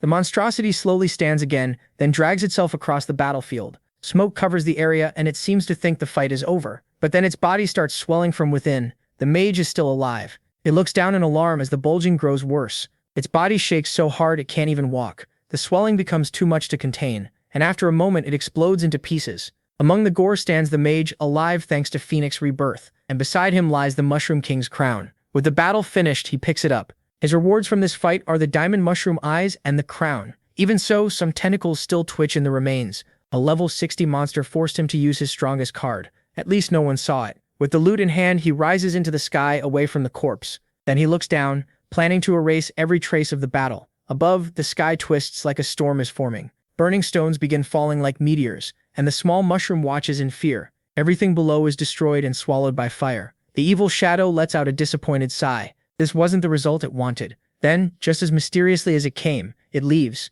Beside it, the little mushroom can only hope it's really gone. Now alone, he nudges the piglet and tells her to wake up so they can run. She slowly opens her eyes. Since she missed most of the fight, she has no clue what happened. Then they notice the meteor shower and run with their tiny feet. Each impact explodes, and one shockwave is enough to fling them far away. He can't believe this is happening. There's no way they can outrun something like this. Meteors are falling everywhere. The piglet answers by biting his hat. Determined, she decides to save her friend. She starts digging with everything she has. Soon they are underground, while fire and destruction rage above. The devastation doesn't stop. The corrupted mushroom never had a chance. The whole kingdom turns into a sea of fire, and nothing nearby can escape being burned to ash. One by one, even the biggest mushrooms catch fire and crumble away. Everything is being wiped out. Then something moves inside the rock. 2 balls of packed earth roll down the slope. When they hit the ground, they crack open, revealing the mushroom and the piglet, nearly roasted alive. Both are dazed. Then the system announces they have reached the Mushroom Kingdom. Right away, both level up and recover their health. Now thinking clearly, he looks over all the ruin.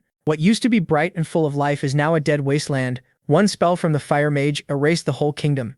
Even then, the piglet's stomach growls. It wasn't that the monsters were weak, the humans were just too strong. When the piglet nudges him again, he pushes her away. That small moment makes him realize something. Even if he became the Mushroom King, it would still mean nothing against a truly strong human. Then the system gives him a new mission. Find an evolution path in the Mushroom Kingdom. Seeing all this ruin, he doesn't even want to do missions anymore. But the system reminds him that missions are the fastest way to grow stronger. Reading that, he stands up. He stares at the message. He doesn't want to evolve anymore. He's made up his mind. The system asks what he wants instead. The little mushroom clenches his fist. He wants to become a brave mushroom. Far from the ruins, an object drops from the sky near a tree. It's the mushroom carrying the samurai and the gunslinger. Once it lands, it starts to open. Inside, both of them are still worn out from the battle. The samurai tries to rise, coughing hard. He had sworn to serve the king until death, but now there is no king left to serve. Angry and lost, he thinks about going back to their kingdom. Bo answers by slapping him across the face. Cage is still shaken and doesn't know what to think. She reminds him they are here because of the king's wish,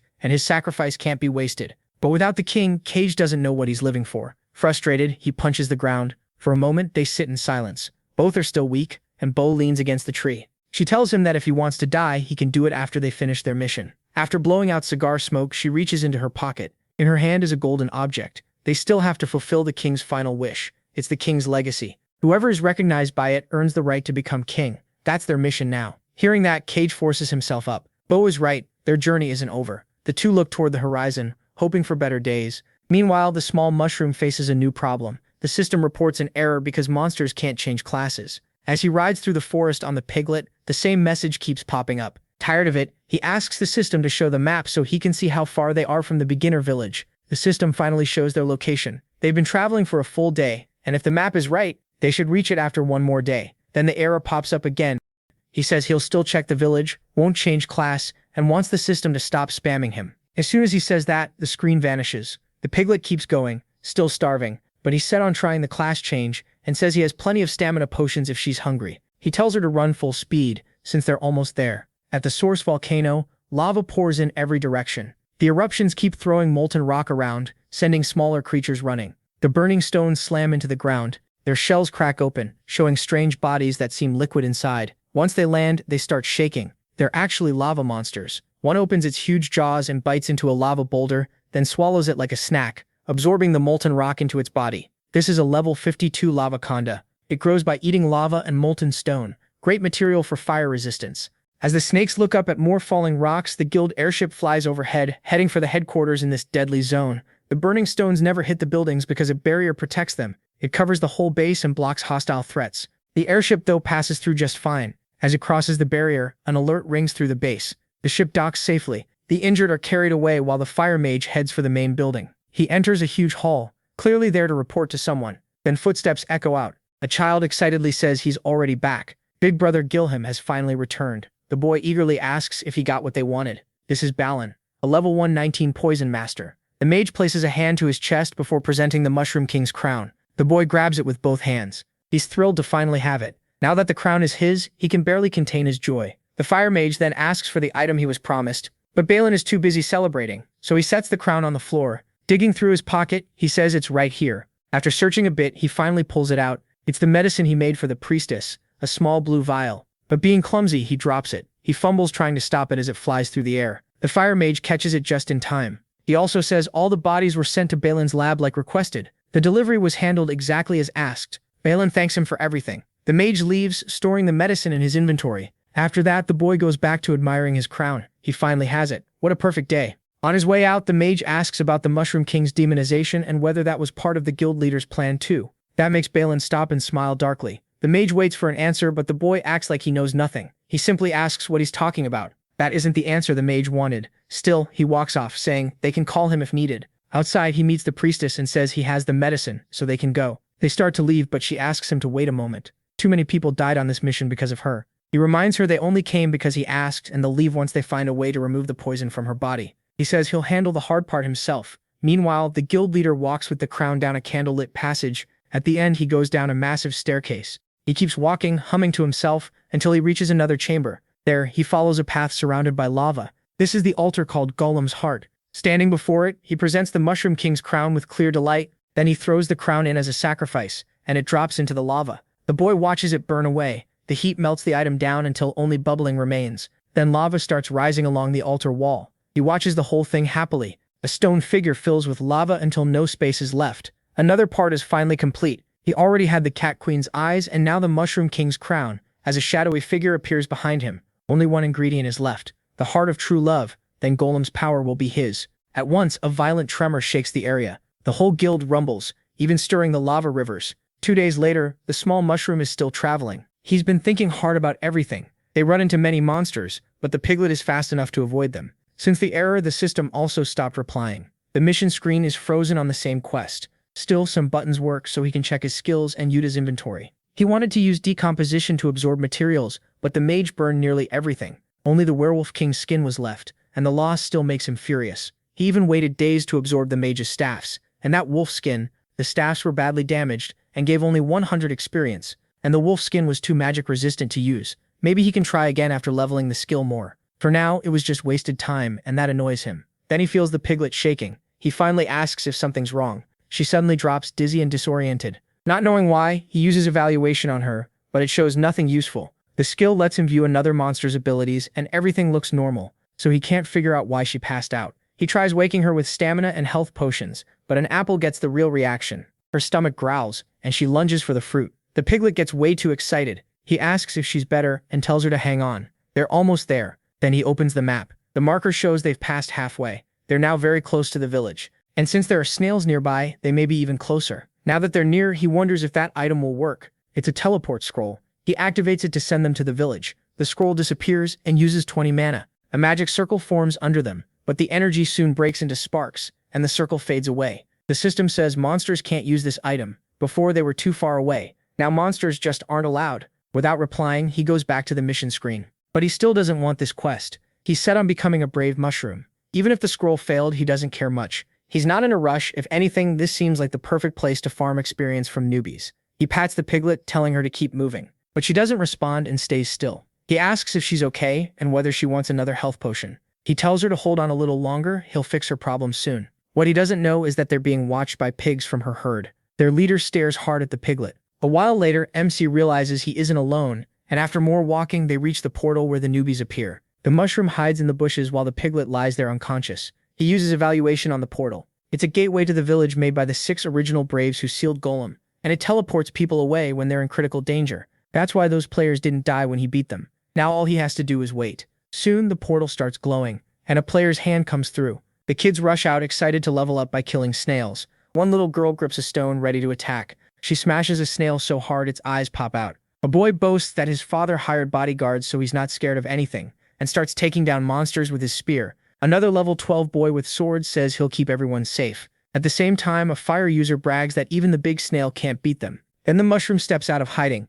He heads straight for the spoiled kids. Once close enough, he uses spore explosion. The mist makes the children cough. It's the perfect opening for him, and he charges in, beating them down. All he gets in return is experience points. With that warlord gone, at least no one will bother the snails. He then rushes the boy with the bodyguards and beats them too, leaving behind more experience, but it's still not enough to level fast. Then more kids start coming out of the portal. The exploit may be small, but there are plenty of them. One girl wants to hurry before the snails get away. As soon as they arrive, the new group wonders where the earlier kids went. Then the mushroom attacks them too. The second wave is wiped out, giving him 630 experience. The third wave gives another 540. Now the children start running, shouting that a dangerous mushroom is here. They climb onto the platform so he can't reach them, but they're idiots. From below, he watches the ones who made it up. They don't know why the mushroom is there, but they feel safe since they think he can't climb. They're wrong. He can jump right up to them. The children panic. By the fourth wave, he gains another 720 experience. When night falls, he makes a campfire and gives his friend dinner, a health potion. She looks at the little vial but won't drink it. That makes him ask if she isn't hungry. He checks her status and everything looks normal. She carried him for days, so her stamina should be low, but he'll handle the grinding for both of them. Since he can't sleep, he keeps checking the system. This time his own stats. After farming newbies all day, he's already level 18. Level 20 is close. His stamina is low too, but he's too tired, so he'll use potions tomorrow. He leans on the piglet and tells her goodnight. She's half asleep and barely reacts, just staring at him for a moment. Her vision blurs from exhaustion, and she starts imagining him as a grilled mushroom. She almost takes a bite, then catches herself. Shaking her head, she refuses to do that to her friend. Even with her mouth watering, she tries to sleep again. They rest by the fire, but her stomach won't stop growling. Not far away, the other pigs are watching, and their leader is furious. He keeps staring at the piglet and the mushroom. By morning, no newbies have come yet. Then he notices people arriving. The children come out nervously. After what happened yesterday, they don't want to get hurt, but one boy steps out and calls them cowards. They were sent by the village to guard the newbies. It's odd to see a mushroom here after the monster waves already ended. They heard a guild wiped out the whole mushroom kingdom, including its king, so this one must be a stray. One of them mentions that the axe user once fought the mushroom king. He did, and says the king was weak, which is probably why the guild beat him so easily. The mushroom watches them and uses evaluation. 2 are level 17 and 1 is level 23. It's risky, but with the right plan, he and the piglet might beat all 3. He tells her they'll strike one at a time and wait for his signal, but she seems out of it, so he releases his spore cloud. The mist blocks their sight before he attacks. One child panics and asks what they should do, but he doesn't let up. Inside the fog, he keeps taking down newbies. One guard warns the others to stay together. The mushroom isn't weak. The bald one asks if they should save the children, but the leader says they're just bait. Killing the mushroom pays more than protecting newbies. Then he realizes the mushroom is coming for them. The bald man raises his shield, but it does nothing. The shield shatters, and the hit sends him flying. One enemy down, the long-haired one is shocked by how strong the mushroom is. In the mist, the piglet gets into position to help her friend, but her stomach keeps twisting and she doesn't have the strength to move. Then one man swings his axe fast enough to blow the mist away. Now he spots the piglet on the ground. That excites him. Her meat is worth a lot. The long-haired fighter rushes in to finish her off. He's set on killing the monster. His spear gets dangerously close, but the mushroom moves first. He slams the long-haired man away, warning him to stay away from the piglet. The hit launches him back. On the ground, he admits the mushroom really is strong. He drinks a health potion to recover. The strongest one tells the weakest to leave, but the long-haired man insists he can still help. The mushroom tells the piglet to get up. The enemies are closing in. She doesn't answer, so he wonders what's been wrong with her. Her eyes gleam as she looks at him. That soft little backside looks way too tasty to her. Her sight blurs again, and she sees him as a perfectly grilled mushroom. The piglet falls into a trance. One human thinks his ally doubts he can handle both monsters, so he pulls out an item. The long-haired one asks what it is. A secret weapon, the berserker potion. He drinks it at once. His level starts rising fast. The little mushroom watches in alarm. This just got worse. The effect only lasts 10 minutes, but that's plenty. The human jumps to level 38. Forced into a corner, the mushroom decides to use his trump card too. He turns and runs, telling the piglet to follow, but the human swings his axe and cracks the ground. The shock throws the mushroom off balance. As they fall, earth walls rise around them. That terrifies him. He and the piglet are trapped, and the walls are too high to escape. Worse, the humans are inside with them. This couldn't be worse. The powered-up human pauses, deciding whether to kill the piglet first or crush the mushroom. He steps back to think, while the others look forward to the reward. Meanwhile, the piglet still sees the mushroom as food. Her hunger pushes her into a frenzy. Foaming and wild, she gets ready to eat. More time passes with everyone trapped inside, until someone screams for the monster to stay back. Then the walls explode apart from a huge force. One human probably won't survive. He crashes down in the ruined area, and his dying body gets teleported away. The other can't understand how he lost, even with the berserker potion. The piglet stomps on his stomach in rage. Then she bites his clothes and shakes him around like a toy before tossing him away. His body crashes into the trees. Too injured to stay, he's teleported back to the village. After winning, the mushroom reaches level 21, and the piglet reaches 20. He's stunned. He never knew she was this strong. Now only the two friends are left in the clearing, but her stare is still terrifying. He gets scared, not knowing why she's looking at him like that. Drooling, she turns toward the little mushroom. She's ready to fill her stomach. Trying to understand, he uses evaluation on her. Her satiety is at 0, putting her in berserker mode and giving her 500 extra attack. In this state, she keeps losing health and can't think straight. He finally understands the potions never fixed her hunger. Backing away, he tells her to calm down and promises to find food. But she already picked her meal. Sweet and chilled, he can't believe she wants to eat him. She lunges at him for a bite. Not waiting to find out, he runs. Now he's fleeing from a starving, enraged pig. He dodges her first charge and she slams into a boulder instead. Even so, he has to keep running. He has no idea what to do. One hit and he's done. Meanwhile, her health keeps dropping. As time passes, she gets hungrier. The potions worked for him. If he'd known, he would have gathered food for her. Then he finds a huge pile of apples. It looks suspicious, but the starving pig behind him doesn't care. This is his chance to get her to eat something else. She charges again. He dodges, and she crashes into the pile of apples. From a distance, he watches the fruit heap. He's incredibly nervous. Then the top starts moving. He keeps staring, hoping she's okay. The apples keep shifting. At last, the piglet pops out back to normal. Seeing her eat and calm down, he finally relaxes. He's happy to wait until she's full, but he wonders who left those apples. Once she's done, they head back to the portal. He wants to sneak into the village and learn what it takes to change classes. He moves toward the portal, while the pig leader keeps watching from hiding. From the shadows, the chief pig has already killed several humans to protect the two clueless friends. The mushroom gets a chill, and his hands shake with nerves. He's about to enter the beginner village. He thinks it's full of weak newbies, so once inside, he'll be the deadliest thing there. Confident, he steps through the portal. Right away, he bumps into something. It's a warning sign about danger. The whole portal area is fenced off, with barriers stretching all around. Then a paper blowing in the wind smacks him in the face. It's a flyer. When he reads it, he panics. It warns that dangerous monsters were seen nearby. He freezes, unable to understand how that happened. As he keeps reading, he starts sweating. The language here is the same one he knows. Maybe it's because he was transmigrated. He's always understood human speech, so he keeps going toward the village. Through a gap in the wall, people keep coming and going. There are lots of them, all guarded by armed sentries. Everything seems peaceful, until he notices one bird isn't normal. It screeches and dives at the crowd. It's a high-level monster. People run for the village in terror. One child is about to be eaten, but a storm of arrows kills the creature first. Watching all this, the little mushroom is shaken. The guards are clearly very strong. He forgot that villages and cities usually have near-invincible protectors. Now he has to rethink everything. Meanwhile, the piglet cuddles an apple. Seeing that gives him a great idea. People are saying dangerous monsters keep showing up nearby, and even a level 40 warrior got beaten. Among them is one strange figure holding a wand with an apple on the end.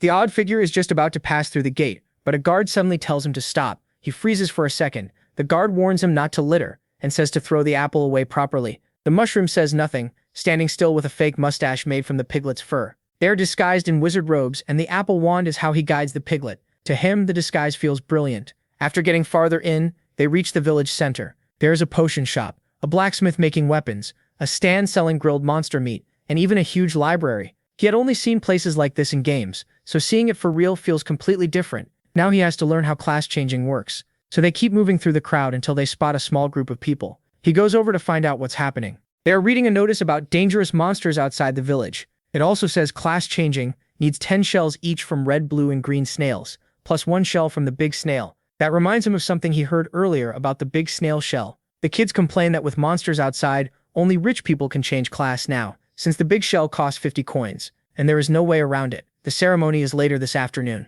They are frustrated, especially since they are even looking for a level 60 player to handle a monster. One boy says, "This isn't a normal mushroom. It's smart and full of skills." Hearing that, he realizes why fewer people are outside, and he's glad he never met that level 40 warrior. The divine tree will release class change energy later today. Ready to leave, he moves the apple, but the piglet trips. Now both of them are exposed in front of the humans. The mushroom instantly panics. Some people nearby glance over, and even workers notice them. Scared, he curls up and shuts his eyes. If the sentinels came, he would be finished. But everyone just keeps going, completely ignoring them. People assume they belong to some rich owner, since mushrooms and pigs like that are expensive. Once he realizes no one is attacking, he notices there are monsters all over the village. One snail is carrying bags for a woman, a candle cat rides on its owner's back, and there are other monsters around too. If everyone thinks he is a pet, this gets much easier. Then he spots a famous cat, sitting on a boy's head. The boy walks ahead with his monster team, and the mushroom follows him. He stays in line and tries not to stand out. Then he notices something useful. A sign points to the village chief's house. He signals the piglet to follow. The two slip away from the other creatures. Crossing the open area, they head toward a rock. Hidden there, he tells the piglet their target is right ahead. Two players pass by, chatting about store sales in the village. They also say they want to join a guild soon, so leveling up gets easier. One regrets not choosing priest,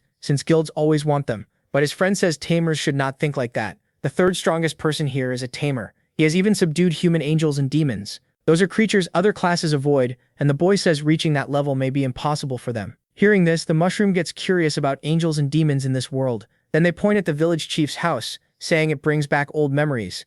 It no longer gives missions, so they wonder why people are gathered in front of it. Then one remembers that today is the class change ceremony. That is exactly what the mushroom wanted to hear. As they keep talking, one says they promise to become great tamers. His friend jokes that he is already doing great since he even tamed a mushroom and a pig, but the boy laughs it off, saying those monsters are not his. The two share a quick look. Then they turn back toward the mushroom and piglet, but the pair is already gone. In front of the house, several children are lined up. They are nervous because the ceremony should have started an hour ago. Then the door slowly opens, and an old figure appears with a staff made of snail shells. He apologizes for oversleeping. He is Broccoli, and he congratulates the children by finishing the mission. They are one step closer to becoming true braves. The children greet him with a bow. He tells everyone to come inside. The doors open wider, and the children file in. At the very end of the line is the mushroom in disguise. The old man looks pretty absent-minded, so getting past him should be easy. Then the elder asks if he is the last one. He puts his staff across the path and tells him to wait. The mushroom wonders if he has been found out, but the old man only says food is not allowed inside. He holds out his hand for the apple, so he takes it for himself. Inside the robe, the piglet gets mad. The mushroom grabs her ears, trying to calm her down. Without the apple, guiding her is much harder, and keeping her moving straight becomes a struggle. When he reaches the hall, he is stunned. The divine tree is enormous. Books surround it, and its branches fill the whole room. From outside, he never imagined the inside would look this grand. Its trunk even seems to have a woman's shape carved into it. The children stare at it in awe. The old man tells them to place their materials before the tree so they can begin. When they take too long, he snaps at them to hurry, and the mushroom notices he suddenly seems much more lively. Once the materials are set down, they must pray to the tree for help and come back the next day for the result. The children put the snail shells into the pot and start praying. The tree's leaves begin to glow, and soon some drift down around them. Then the old man notices someone in the back still has not started. It is the mushroom, just standing there. The old man tells him to put his ingredients in the pot now. He will not repeat himself. The mushroom asks if he can offer something else, since he has items worth more than snail shells. But the elder insists those exact items are needed, and asks if he came just to make trouble. The mushroom starts tugging the piglet's ears, making them back away. The old man now feels like a totally different person, but the mushroom still doesn't understand why the snail shells matter so much. Then the system pops up, his last mission failed, and a new one has appeared. The little mushroom goes quiet as he reads it. This is the last thing he wanted right now. The old man notices the writing is in the monster's language and steps closer. Humans should not be able to hear that, so he orders the mushroom to show who he really is. But the mushroom is still focused on the system. Then he finally registers what the old man said about the monster's language, and by then, the old man is gone. He is confused for a moment, then understands. The old man is about to attack. At the same time, the system screen starts glowing hard. The light is so bright, the mushroom shuts his eyes. Then a burst of strange light fills the room as the old man's staff slams down and cracks the floor. But the figure speaking the monster's language is gone. The old man pauses, thinking over the disappearance. The system announces they have been sent to the penalty space. The mushroom and piglet crash onto a platform. After the impact, he slowly gets back together. He has no clue where he is. The last thing he saw was the old man. Then he reads the message and wants to know why failing the mission led to a penalty. Now he has to jump across 10,000 platforms in 1 hour, or die. That terrifies him, because the system never warned him about a punishment like this. Even so, it cheerfully wishes the player good luck while the timer keeps running. Desperate, he begs the system to answer him again because he cannot do this. He feels completely scammed and has no idea what to do, but he has no choice now. Finish the mission or die. By his count, he needs to clear about 3 platforms every second. There is no time to waste. He tells the piglet to hurry too. If he uses his charge, he might be able to cross several at once. He gathers his strength and leaps, clearing multiple platforms in one jump. But the piglet gets left behind. He yells that this is no time to play. Their lives are on the line. She runs in circles for a moment. From above, he shouts again that there is no time. Her eyes shine with fear. She cannot jump that high. Still, the piglet tries. He screams when he sees it. The mushroom jumps too, crossing several platforms, and grabs his companion with everything he has, but he tires fast. He is not as strong as she is. It drains him badly. With 42 minutes left, he has only reached 1,170 platforms. Still, he pulls out a potion and says there is no time to rest. It restores 50 stamina points right away. With the piglet on his head, he tells her to hold on tight and starts jumping again. The wild leaps make her shake in fear. Then, in the middle of a jump, she sneezes to his horror. That ruins his momentum, and he drops down several platforms. The fall costs him health, and he realizes he might die before finishing. Looking down only makes it worse. There seems to be no bottom. He is lucky to land on another platform. He tells the piglet that was dangerous, and next time she has to warn him before sneezing. Sweetly, she shows that she will. He can only hope she means it. Then he gets ready to keep going and drinks a few more potions. Even so, the heights still terrified him. The piglet on his head started dozing off. With a little over 30 minutes left, he still wasn't halfway there. He drank more potions. Sweating and worn out, he kept going. At 22 minutes left, he was still jumping from platform to platform. As time passed, all that jumping leveled up his charge skill and sped him up. Even carrying the extra weight helped train it. Now one jump could clear 10 platforms. With only 2 minutes left, just one final platform remained. The problem was the gap was too wide to cross while carrying the piglet. So he tells her to stay still. They can't risk a mistake now. He refuses to lose to this penalty. Gathering every bit of strength, he jumps. They're so close to escaping that place. They rise high, but halfway through he realizes it still won't be enough. Both of them drop back onto their platform. Even with all that effort, he wasn't close. He tells the piglet to hold tight. They're going again. He braces himself and tells her to get ready too. Then he charges at the platform again. He tries over and over, but every attempt fails. Now only a little over a minute is left, and the piglet is getting nervous. After so many failures, he has no idea how to do it. Still, he decides on one last try. He sets himself on the platform once more. This time, he truly believes he can do it. He'll pour everything into this jump. The piglet focuses too. Less than a minute remains. She licks him to cheer him on, but it only distracts him. Then the piglet climbs off his head. He's confused, but she gently nudges him. Her eyes are full of courage. He realizes what she wants, and he hates it, but she looks at him kindly. Forced into the hardest choice of his life, he breaks down crying. Then he moves to the platform's edge. He gathers all his strength. Without the extra weight, he reaches the platform. This time it was easy. Maybe the system just wanted to sharpen his skills, but the piglet wasn't there for the final step. Since this was his task, he asks if she'll be punished too. The answer is worse. When the penalty ends, that world disappears, and anyone left behind dies. That is the last thing he wanted to hear. Only 42 seconds are left. From above, he looks down at his loyal friend. She stares back at him, worried. His eyes say only one thing: sorry. He stands near the portal, staring at the way out. At last he moves to jump, but instead he leaps back down. The landing costs him 20 health. The piglet is stunned by what he did. After everything they've been through, there's no way he'd leave her there. The piglet is upset by his choice. She shoves him while he shakes with a mess of emotions. Tears pour down his face, but after all this pain, after she saved him and stayed by his side, he can't live knowing he abandoned her. Either they get out together or not at all. The piglet understands his decision. Only one step is left, and she's nervous. Still, if he wants to try, she won't stop him. The little mushroom trembles. This will be his strongest jump yet. No mushroom has ever jumped like this. Soon they're already halfway up. Their momentum keeps carrying them higher, just a little farther. But the force pushing them up is gone. The two begin to fall. He panics. The jump failed. Only 12 seconds remain before it's over. The piglet shuts her eyes in fear. The clock keeps counting down. The mushroom is scared too. The system warns him that time is almost up. He's overwhelmed, thinking he's really going to die there. Then he opens his eyes and remembers he can still do this. Just like the explosive mushroom launched itself forward, he suddenly gets an idea. Only 5 seconds remain. He grabs the piglet's paws with both hands. Now it's all down to determination. He puts every bit of strength into it and unleashes a massive spore explosion.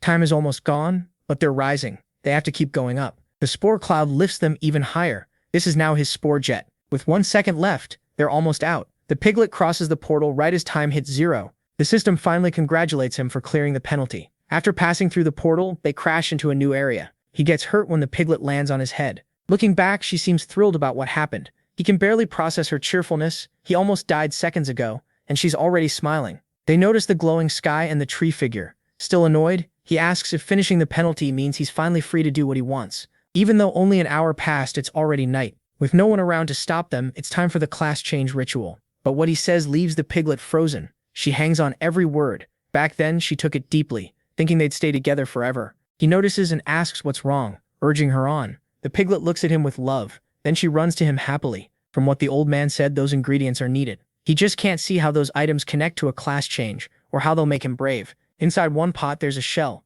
A green dot drops into it and gets absorbed. That makes him stop and think. After a moment, he finally gets it. He pulls the mushroom shell out of the pot, then tosses the empty pot aside. He repeats it with another full one, dumping it after taking out the contents. When he's done, he believes this is what he needs for his super class change. Even if he didn't bring the materials himself, he doubts borrowing them will matter. He puts his hands together and starts praying, asking the divine tree to help him change classes. He slowly opens his eyes and looks around. Nothing happened. That makes him wonder if he's doing it wrong. Maybe he needs a clear heart like in dramas. So he repeats his prayer to the divine tree. Still nothing happens. On the third try, he adds some made-up magic words. Again, nothing. Not knowing what else to do, he keeps praying with all kinds of weird phrases. After many tries, nothing changes. The tree in front of him is still the same. Now he starts wondering if monsters really can't have class changes. The system appears and reminds him it already warned him to give up. To him, that just feels like mockery. He's come too far to quit. No matter what it takes, he'll find a way. There has to be one. He yells for quiet so he can think.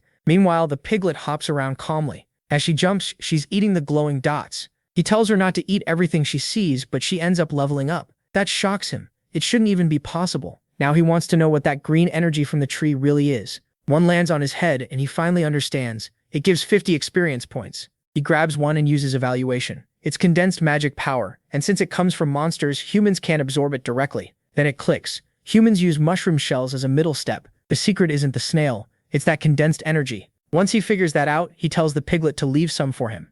Now they focus on one thing, eating as many green orbs as they can. Their levels shoot up fast, and soon they run out of potions. Even after taking in so much, his movement is still bad, and he tires quickly. He suggests the piglet drink stamina potions too so she won't wear out. But she just keeps eating green orbs non-stop. Checking on her, he's stunned. The piglet is already level 28. That only makes him feel worse. Since she's growing faster than he is, it's hard to beat someone who loves eating this much. Being a mushroom really puts him at a disadvantage. Still, there has to be some way to absorb all that energy. Curious, he calls the system. It appears and repeats that monsters can't change classes, but he asks if anything in his inventory might help. He's level 27, and nothing there stands out. So he studies his skills and starts thinking. His eyes stop on the skill window. Decomposition is available. He looks at the divine tree. Since he's already here, he figures he has nothing to lose. He steadies himself, then jumps with all his strength, using Spore Jet to go higher. At the top, he pulls off a smooth move and lands perfectly on the sculpture's head. The piglet looks up, worried. She's scared seeing him so high up. He tells her to sit back and watch. She listens and keeps her eyes on him. The little mushroom closes his eyes. Pressing himself against the tree, he apologizes for what he's about to do. Then he activates decomposition and power starts pouring out of him. Because the tree is organic, the skill grows even stronger. His body glows brightly as he pours everything into it. The piglet watches nervously. Using all his strength, he shouts. The system warns that this much energy could cause unknown changes, but he's too deep in to stop now. He's set on absorbing it all. The longer it continues, the more his level rises, and the more refined his skill becomes. Green orbs drop from the leaves, but instead of drifting away, they flow back to the source. The magic is no longer being released. Now it's all being absorbed straight into him. Soon the leaves start wilting, and even the branches begin to dry out. Despite the warnings, he tells it to keep going. Below, the piglet stays worried. Overwhelmed by all that power, he cries out. The magic spreads through the tree figure, and even it starts to age. As its magic is drained, the whole tree withers. Still, he keeps the decomposition going. It takes everything he has. When the decomposition ends, part of his body is pulsing. The energy is so huge he has to force it down, even as the strain starts to hurt. The piglet gets even more worried about her friend. Then a small flower starts to bloom. Even with all his effort, the mushroom feels something beginning to come out. Now the piglet is getting nervous. There is simply too much power to hold in. Just as expected, the flower fully opens. The mushroom screams in pain through the whole process. Then beams of power burst out of him in every direction. This transformation is clearly brutal. The mushroom starts glowing with intense magic. The beams ricochet everywhere, and the piglet tracks them until one suddenly turns her way and hits her. The blast sends her flying. Even with all the shaking and noise, the old man stays asleep. He only turns over and keeps snoring. but a rune on his wall begins to glow. The seal on Golem's left hand is weakening. The magic beam keeps bouncing until it spreads into the sky like a shooting star, crossing the starting forest and passing over the pigs, making their leader turn back. Near the two mushrooms carrying the king's legacy, a heavy impact strikes. The ray also passes through the time castle, making a doll on the ground light up. It can be seen in the submerged world too. Deep under the sea, a seal reacts and a beast roars from the depths. The waves grow rougher. It is seen in the Pentachrome Desert too, where several hooded figures watch it. At the source volcano, the star draws the guild leader's attention. Even in the land of the dead, countless sinister eyes watch it. That night, stars like this appeared all over the world. At last, morning comes. A small bird notices a drifting petal. It leaves its perch to get closer. This was at the village chief's house. Inside the Divine Tree's hall, much of the place has been wrecked. Someone slowly opens their eyes and sees a bookshelf nearby. Then a strange screen appears before him. A notice pops up saying an update is in progress. It says 5 million experience points were used. The system congratulates him. He has now become a brave, still dazed. The mushroom wonders if he really did it. Then it sinks in. It worked, and he really can become a brave. After reading the message, he accepts at once. The moment he does, his vision shifts. He also feels something different in his hand. Looking at the system's reflection, he sees human hands. He lifts them to his face. After everything, he has finally become human again. It feels so unreal that he wonders if he's dreaming. Then he looks down and notices something even better. His eyes light up with joy. The one mushroom he needed is back on his body. Realizing that, he shouts in happiness. Now he just has to find the piglet. When he tries to stand, it feels weird. After being a mushroom for so long, one hand touches something soft. He gently rubs a plush snout. His flat hand feels the piglet's head swaying side to side. Then he notices there seem to be two heads. Curious, he looks down. Beside him is what he thought was the piglet, and the sight makes him freeze. A nosebleed instantly hits him. He has no clue who this woman is. This is the mushroom police. And yes, this scene looks suspicious. Censorship is needed here. Mistakes fade, but regret lasts forever. A woman is lying beside him, totally at ease. He thinks he must be hallucinating after turning human again. Then he remembers the piglet was struck by the beam. At last, she starts waking up. He quickly tries to apologize, saying he did not see anything. But she jumps at him, happily calling him the mushroom. That is not the reaction he expected, especially when two large, soft piglets rush at his face. She hugs him tightly, overjoyed. Meanwhile, those two piglets nearly stop his heart. So yes, this really is the piglet. The two piglets press right against his face. Flustered, he pushes her back. She is too innocent for him to take advantage of this and still call himself human. She hugs him again and says he smells nice, leaving him stunned. Outside, people are talking about last night's meteor shower. He notices there are people outside the house. If humans or monsters see the destruction here, that could become a problem. He turns to call the piglet but cannot keep staring for long. He quickly opens his inventory and finds a cloak to cover up with. Luckily, he has clothes so they do not look indecent. The piglet happily sniffs the clothes. While thinking about the people outside, he decides his only choice is to use spore explosion and flee in the confusion. Since the area is big, he has to put his full strength into it. His hands and feet tense up from the effort. After straining hard, he uses spore explosion, and only a weak puff comes out. Nothing else happens. The piglet stares at him, confused. He has no idea why his abilities are not working. He nudges her away and says this is no time to play. He is trying again. Grinding his teeth, he pushes even harder. Again, all he gets is a tiny puff. Panicked, he thinks he has lost his powers, so he calls the system again. The system says his new body means he must relearn his skills, starting with missions. The first is killing 10 level 20 monsters. That only annoys him more because the system always answers with missions. Then saying they may have started badly, it asks the player to choose a name. Of all the surprises, this is one of the worst. He never expected to have to make his own name. Frustrated, he snaps that the system is doing this on purpose while people are outside and complains it only ever asks for money. The system replies that it has never received any money from him. He calms down and decides he should trust himself. The name he picks is Dumo. After confirming it, he just wants to check his inventory. There has to be something useful inside. Most of it is just food and potions, but there is one special item. The system also tells him to be kinder now that he's human and has feelings. In his hand is a teleport scroll. If it works, they can reach the fountain in the city center. He still is not sure he feels fully human, and then he hears the old man's usual line about oversleeping and being late. He does not know if the scroll will work, but he has no other choice. Using 20 mana, he activates it. A magic circle slowly forms beneath his feet. He desperately needs it to work this time. The old man is getting closer.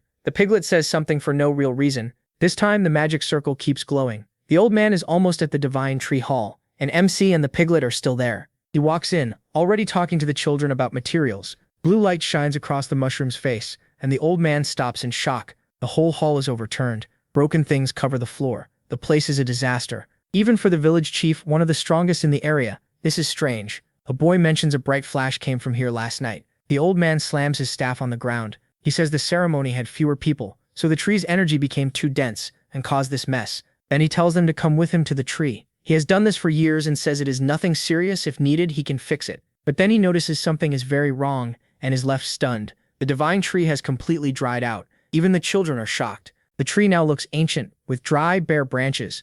Your eyes are still blurry from the teleport light. When you look around, you realize you are in the city center. The scroll worked perfectly. Someone bumps into them and complains that they are blocking the way. Another woman shows up grumbling that she has been told to make potions again. The city square is packed with people. The boy lets out a relieved sigh. It was way too close. The little pig is still getting used to her new body, especially her fingers. She has never had hands before. Her feet feel strange too. She squats to touch them without any care. The body change was intense, and her coordination and skills are all thrown off, so she needs time to adjust.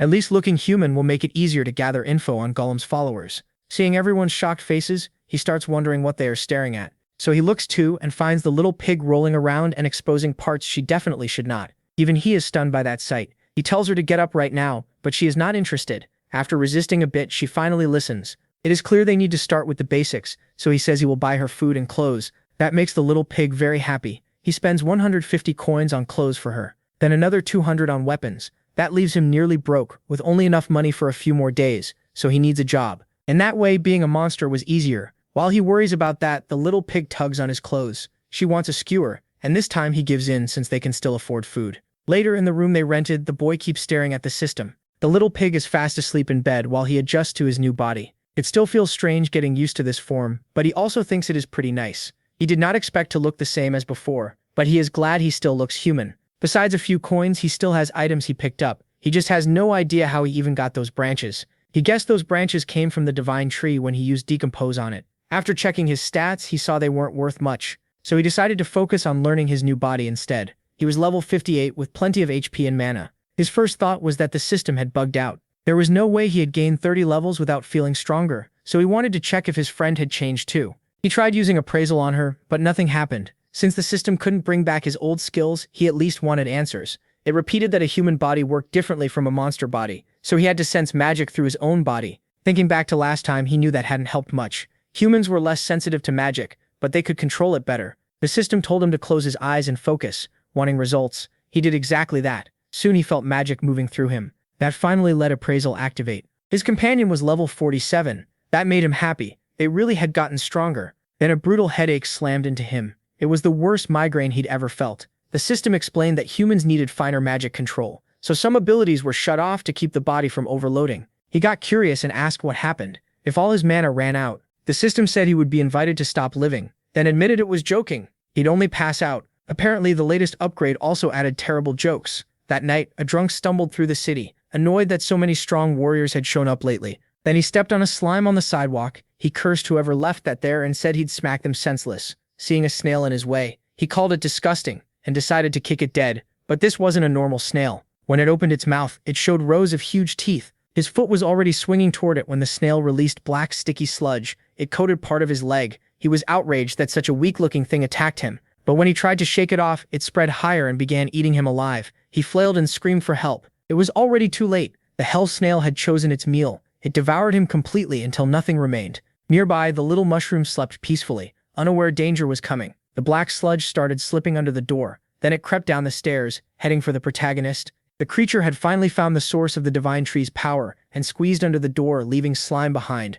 This was the one it had been searching for. It studied the two sleepers carefully, because they were the ones who had ruined years of its work. Morning came at last. As sunlight appeared, the creature knew it needed to hide. The light burned its body on contact, and it bitterly thought that power should have been its own. It swore to make them pay. The protagonist and the little pig kept sleeping. The creature slipped away, admitting they were lucky today, but it would remember their faces. In his dream, the boy watched the little pig. To his shock, she stood on two legs. Then she reached behind her back and started unzipping something. A person seemed to crawl out from inside her body. Then a hairy leg appeared, and it was the broccoli-head man. The nightmare was so awful it jolted him awake. It took him a moment to realize it wasn't real. Still, it had scared him badly. Now fully awake, he stretched and told his friend they'd be taking missions today. In that city, there was a train station. The system informed him he had finished the starter quest by boarding the train and traveling to Granite Mountain. The little pig held an apple, which was her breakfast. Doing missions was useful, even if they gave poor experience. At least it helped them understand how humans lived. First, they hunted monsters to learn how their new bodies worked.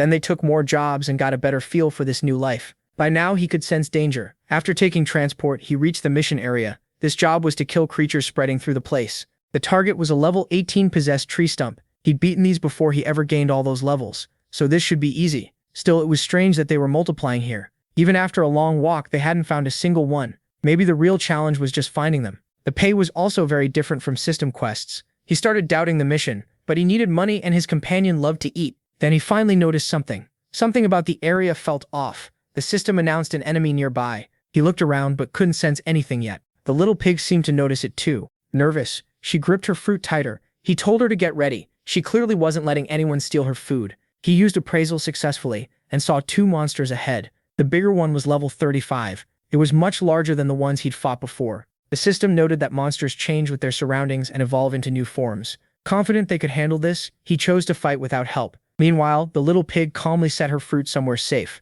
Even the monsters seemed confused by that, but quickly turned threatening again. She gripped her axe and rushed them without hesitation. One swing hit with insane force. Her strength in this body was unbelievable. The monsters were reduced to shattered wood. That attack earned her plenty of experience. Right after, she complained that she was hungry. He was glad to benefit from her attack and even happier that she was so strong. What he didn't expect was an attack from behind. He activated Sage Mode and sensed it just in time. Even caught off guard, the enemy was too slow. Using charge, he pushed power into his legs, and that let him pull off a new move. He called it Sword Dance after slicing through several enemies at once, gaining a lot of experience. But the forest still wasn't clear. When he turned back, another wave was coming. He was surrounded again. If this kept going, he'd burn through all his stamina. He gathered mana in his palm, readying another skill. Too bad for them. These monsters were made of wood. He fired off Spore Explosion, hitting the whole group. The dust threw them into confusion. Then mushrooms sprouted from their bodies, draining their life until nothing living remained there. He figured that should finish the mission. He asked his friend if she was done too.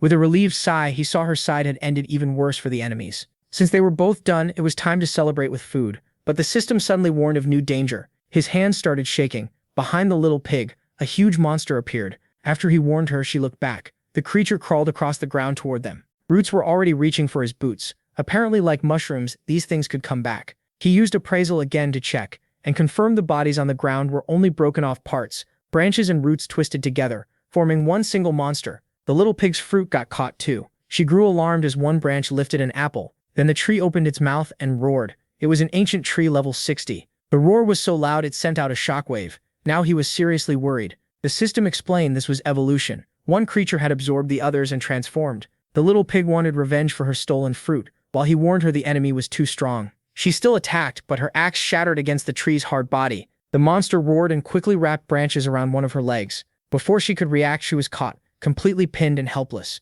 Using the movement skill he had just learned, the mushroom rushed in and freed her from the wooden coils. He caught her in his arms so she wouldn't hit the ground. That rescue only made her like him even more, but it cost him. His sword couldn't take much more, and his legs were giving out too. Complaining that she was heavy, he dropped her. The poor girl looked confused, but still got up smiling and hugged him, grateful he saved her. They stayed like that for a moment until the system warned them the danger still wasn't over. He told her to stay sharp, the monster was coming again. The tree had absorbed the energy from the fruit. That sent the pig into even greater rage. The tree changed again, becoming far more menacing. He told her to calm down because they needed to run now. But her anger was beyond reason. She refused to let that thing get away after what it did to her fruit, so she leaped at it with full force, not realizing the monster had been waiting for exactly that. It was ready to catch the little pig off guard. Their fists slammed together. Debris flew up and the boy covered his eyes. The impact sent the little pig flying. He thought speed could beat it, but after that transformation, and with no weapons, they had almost no chance. Then he remembered his spores. Maybe they could still help. With no better choice, he released a cloud of spores. They burst the moment they touched the monster. Fungi quickly spread all over its body. The monster stood completely still under the fungus. The boy waited to see if it worked, but then the creature shed its outer layer right in front of him. His attack had been cancelled out completely. Now he had to fight with the only weapon left. It was the branch of the divine tree. Not knowing if it would work, he rushed in and struck several times with the branch. When he fell, he saw something strange. The creature was totally unharmed. That only frustrated him more. The branch was useless. Branches started growing from its back, then turned into another pair of arms. The mushroom had to move fast because the creature kept attacking, but he was already too slow. The monster's new arms smashed into him, dealing heavy damage. He crashed into the ground hard. Now he faced the monster while badly hurt. A single hit had cost him 800 health points. The little pig finally saw what happened and rushed over in panic. He tried to tell her to stop, but she was too furious. She wouldn't let that thing do whatever it wanted. Shouting that it had no right to hurt her friend, she charged with her fists raised. The monster realized she was a real threat and struck back, but this time her blow was devastating. The creature's whole body started to crack, then exploded in the shape of a little pig. The mushroom could barely believe what he saw. It was unreal. The little pig was absurdly strong, but that attack drained almost all her power, and she collapsed. Seeing her fall, the mushroom ran to help. Because of the close contact, he even got a small nosebleed. Holding her tight, he kept asking if she was okay. Then he noticed her body had changed again. She had a small tail now, and not just that, her whole body looked like a normal pig again. Too weak to move, she stayed in his arms. He still couldn't figure out why she had transformed again. At an inn in the plains, people talked about many things, including how awful the Firebane Guild headquarters was. They also mentioned new recruits would be coming soon, and the sword sink would make its move. Walking in, the boy said he had finally made it back safely. He went to the counter and Poulter asked if he wanted a drink or had come for business. Showing what he brought, the boy said he was there to turn in a mission. Inside the bag, the man found the monster's mask. Realizing it was the ancient tree, he said the reward would be ready right away. He handed over a pouch full of coins. The boy was shocked by the amount, but the reward had been tripled since that creature had stayed on the list so long. The other adventurers were quickly impressed by the kid. Thankful for the money, he asked if there were more jobs available. Smiling, the man said yes. With a snap of his fingers, a scroll appeared in his hand. It held the full list of jobs. Only A-rank missions were left since the easy ones were already gone. Jarl was supposed to capture a few criminals, and he could probably find a party for it. Less reward but safer. The problem was that if his mana ran out, he'd turn back into a monster, making him a target. Still, he needed to join someone to learn more about Gollum. With little choice, he accepted the mission. Poulter said others had taken the same job and asked if he wanted to meet them. Thanking him, the boy said he'd rather work alone. The man warned that even though it was A rank, the danger could rise at any time. The boy said that was fine and thanked him for the warning. Around the inn, adventurers said 30 people had already died trying to finish that mission. A mysterious man sat with his feet on the table. As the boy left, the stranger lifted his hat.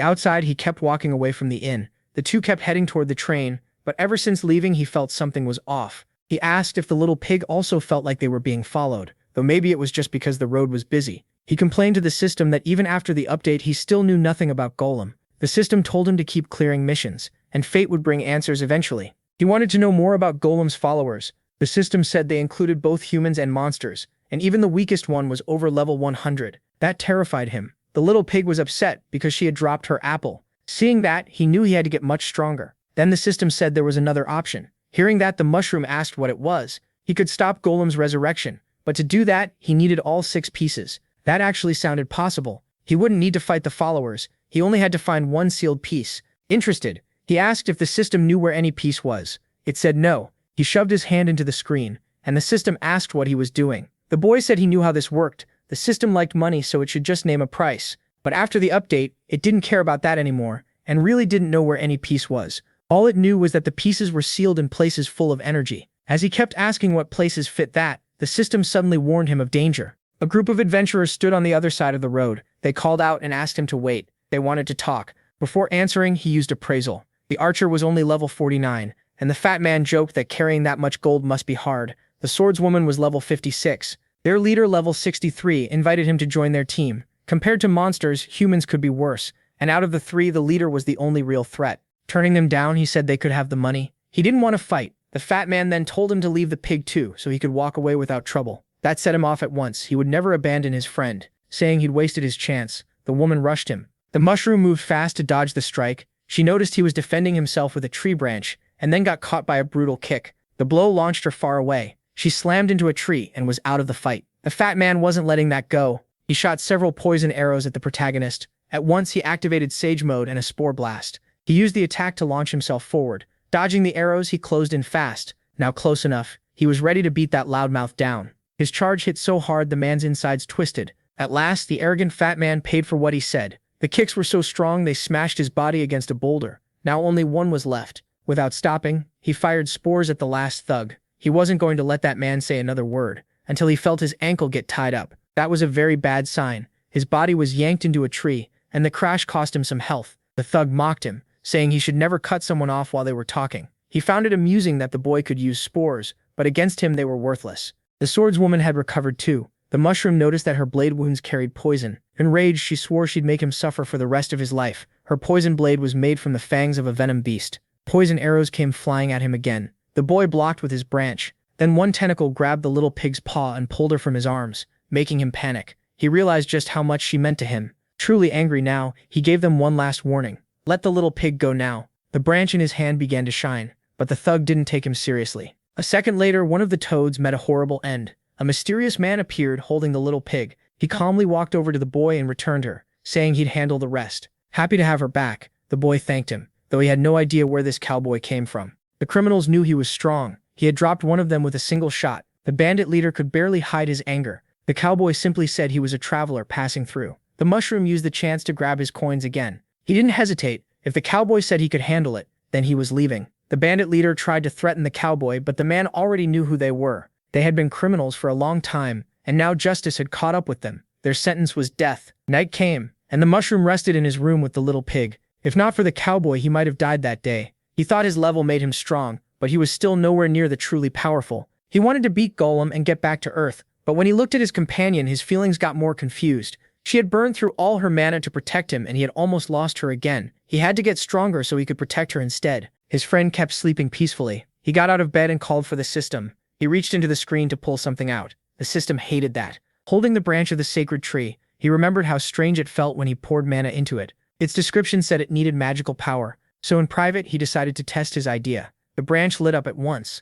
At the same time, it kept draining his mana. Determined, he summoned every mana potion in his inventory. The sacred branch shined even brighter. Meanwhile, the little pig slept on. The boy struggled to keep the branch glowing. It ate through all his mana until tiny patterns appeared on its surface. The markings spread fast, and a bright light poured out the windows before fading away. The system congratulated him for successfully binding himself to the branch of the sacred tree. It had now become the mushroom rapier. He hoped it worked, because he was completely spent. Out of strength, he dropped the rapier and went to sleep. When he felt the little pig trying to wake him, he mumbled for a few more minutes. He tried to push her away. Then he opened his eyes and saw it was morning. Next to him, the little pig was already back in her human form. That made him panic. A huge nosebleed came right after. The two then headed downstairs to the main hall. He asked her not to lean on him so much, or they might both fall. Using appraisal, he learned almost nothing about the weapon besides the fact that it was unique. Wanting to test it, he stepped outside. Someone remarked that he hadn't expected him to already have a companion. It was the cowboy from yesterday, and he wanted to talk somewhere else.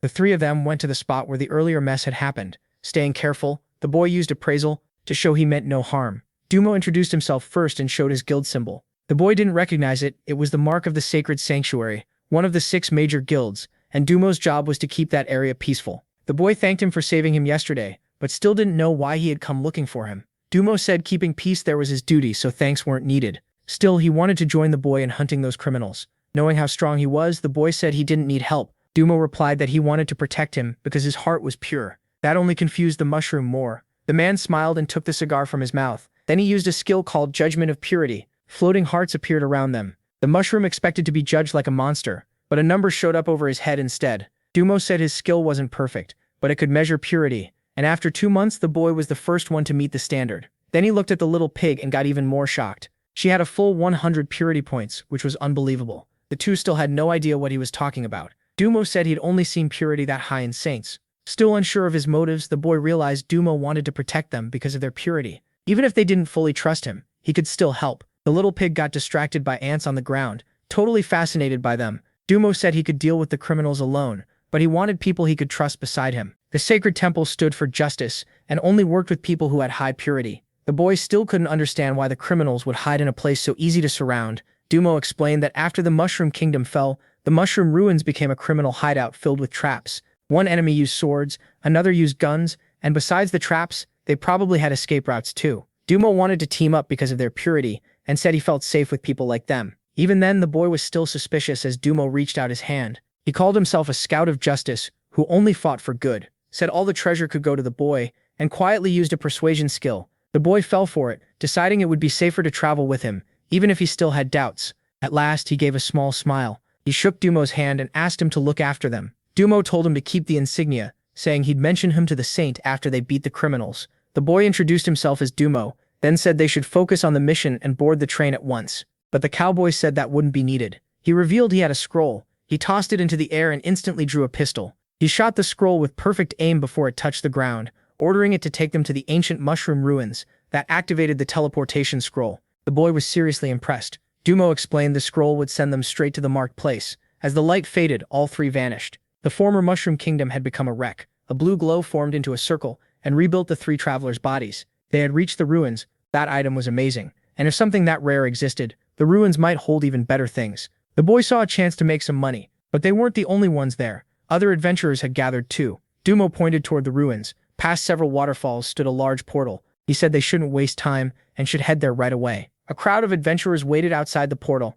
They recognized Dumo's emblem from the sacred temple. Seeing someone from such a major guild there surprised them. Some wanted to follow him into the ruins and use his strength to avoid trouble. From their reactions, the boy realized just how important the sacred temple was. That made him more confident they could handle this. The small group moved to enter the portal, but Dumo stopped and asked why no one was going in. It wasn't that they didn't want to. They couldn't. A magical barrier blocked the portal, and it hadn't been there on his last visit. The little pig kept happily eating her apples. The boy stepped up too to inspect it. A large magic circle was carved into the portal. Then a harsh voice told everyone to move. The boy turned to see who it was. A man with a hammer called them weaklings and said he'd smash the barrier himself. The boy quietly told his friend they should stay away from people like that. Dumo only watched. The brute powered up his body and raised the hammer. He was sure raw force would break the barrier. Then he slammed it down with a crushing strike. The shockwave sent the water surging. The portal shook, and the man thought he'd fixed everything. Some onlookers were impressed by his power, but nothing changed. The same crowd mocked him,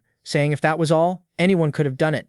Veins bulged on the bald man's head. He snapped that if they were so talented, they should try it themselves. And they quickly acted like they hadn't said anything. Tomo said he'd test it too, but the musclehead told him not to bother since even his own strength failed. Tomo calmly asked him to move. The man tried to act tough, then noticed the cowboy's emblem. Since he was from a major guild, the brute assumed he thought he was above everyone else. Once the path was clear, Tomo walked forward without a word. That only made the bystander angrier, and he decided the cowboy had to be weak, so he swung to test this arrogant man himself. He put everything into the attack. For a moment, it looked like the cowboy would be crushed. The boy panicked for him. But before the hit landed, Tomo drew his guns. One bullet was enough to blow the hammer apart. Only fragments were left. The crowd was stunned by that absurd display of power. The brute looked like he'd nearly messed himself. Using a piece of the broken hammer, Tomo put out his cigar, and the terrified man dropped to the ground. The mushroom and the little pig hurried after him, asking him to wait. The bullet he fired was still stuck against the portal, but slowly its force ran out until it lost all momentum and fell into the water.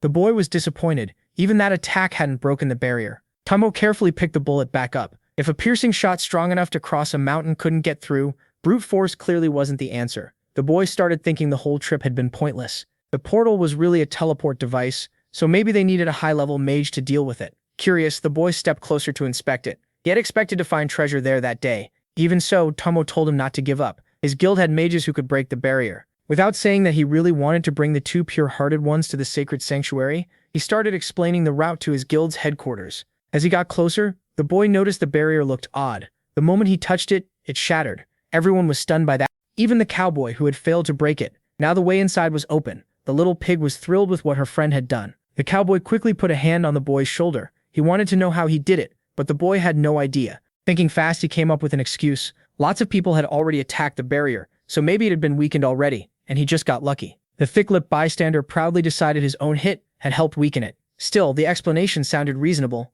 The entrance was open, so it was time to go in. The ruins felt like a giant cave. Inside, the bandits knew only someone from the Mushroom Clan should have been able to break the barrier, but maybe a powerful mage had come instead. They grabbed their weapons. They couldn't let the intruders reach the center. The samurai said the answer was simple: kill them all. As they stepped inside, the boy was amazed. These were the ruins of the ancient Mushroom Kingdom. He told his friend the ceiling was beautiful, and just looking at it made him feel refreshed. One adventurer rushed ahead, hungry for treasure. Everyone wanted the riches inside, but the fool stepped on a suspicious mushroom.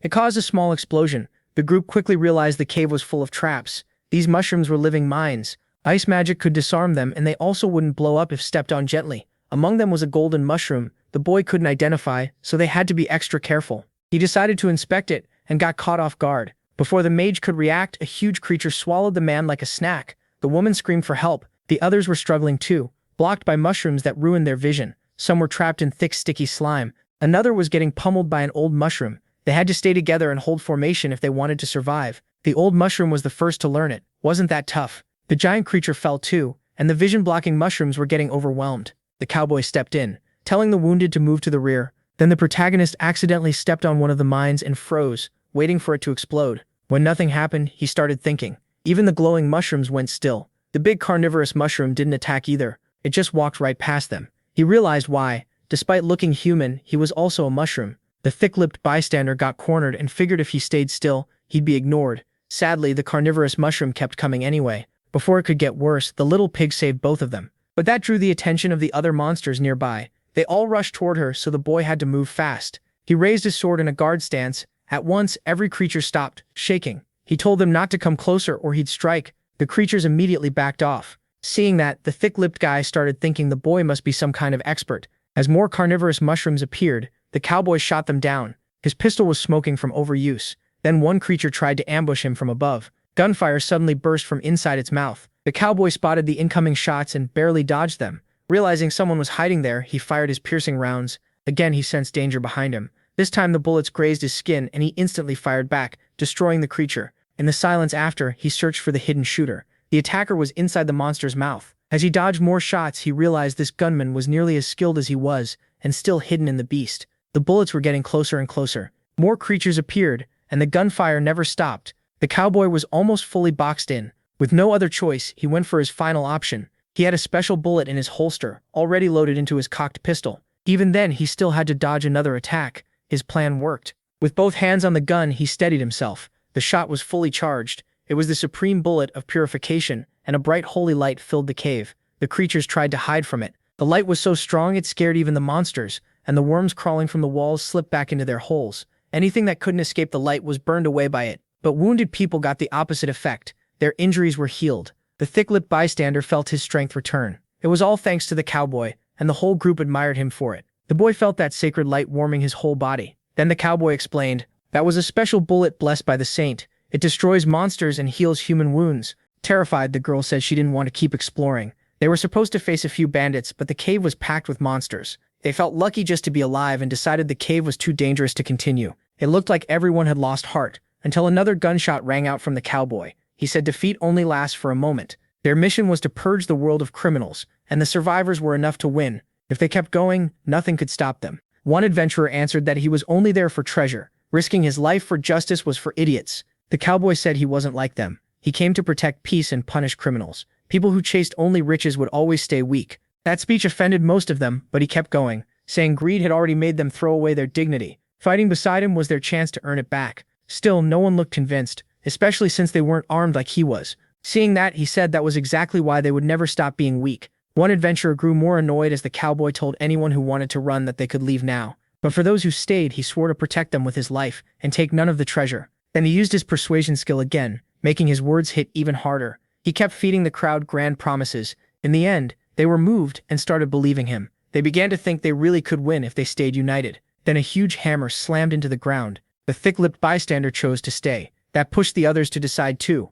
Many were already leaning that way, and they agreed to capture the bandits and clear the cave. The boy was amazed that the cowboy's speech could change people's hearts. Just like the saint always said, hope is precious and justice will win. Far more carefully now. They kept moving through the cave. They got past more of its dangers and by working together brought down the carnivorous mushrooms. The boy and the little pig helped too. Together they subdued many monsters. Since it was already late, they decided to camp and take turns on watch. The group found a huge chamber deeper inside. There they set up campfires and rested. The boy hadn't expected the adventure to take this long. He even worried they might be lost, but the cowboy told him they weren't. He had left marks along the way, and they were close to the cave's center. He was sure everything would be settled the next day. The boy couldn't help thinking this guy was really cool, and the cowboy looked pleased to hear it. He admitted he hadn't always been like this. In the past, he was a cruel gunslinger who extorted people in the streets and showed no mercy. Even the poor suffered under him. One day, after shooting a man in the foot, he listened to the young man beg for mercy. That was exactly what he liked. He enjoyed hearing people suffer.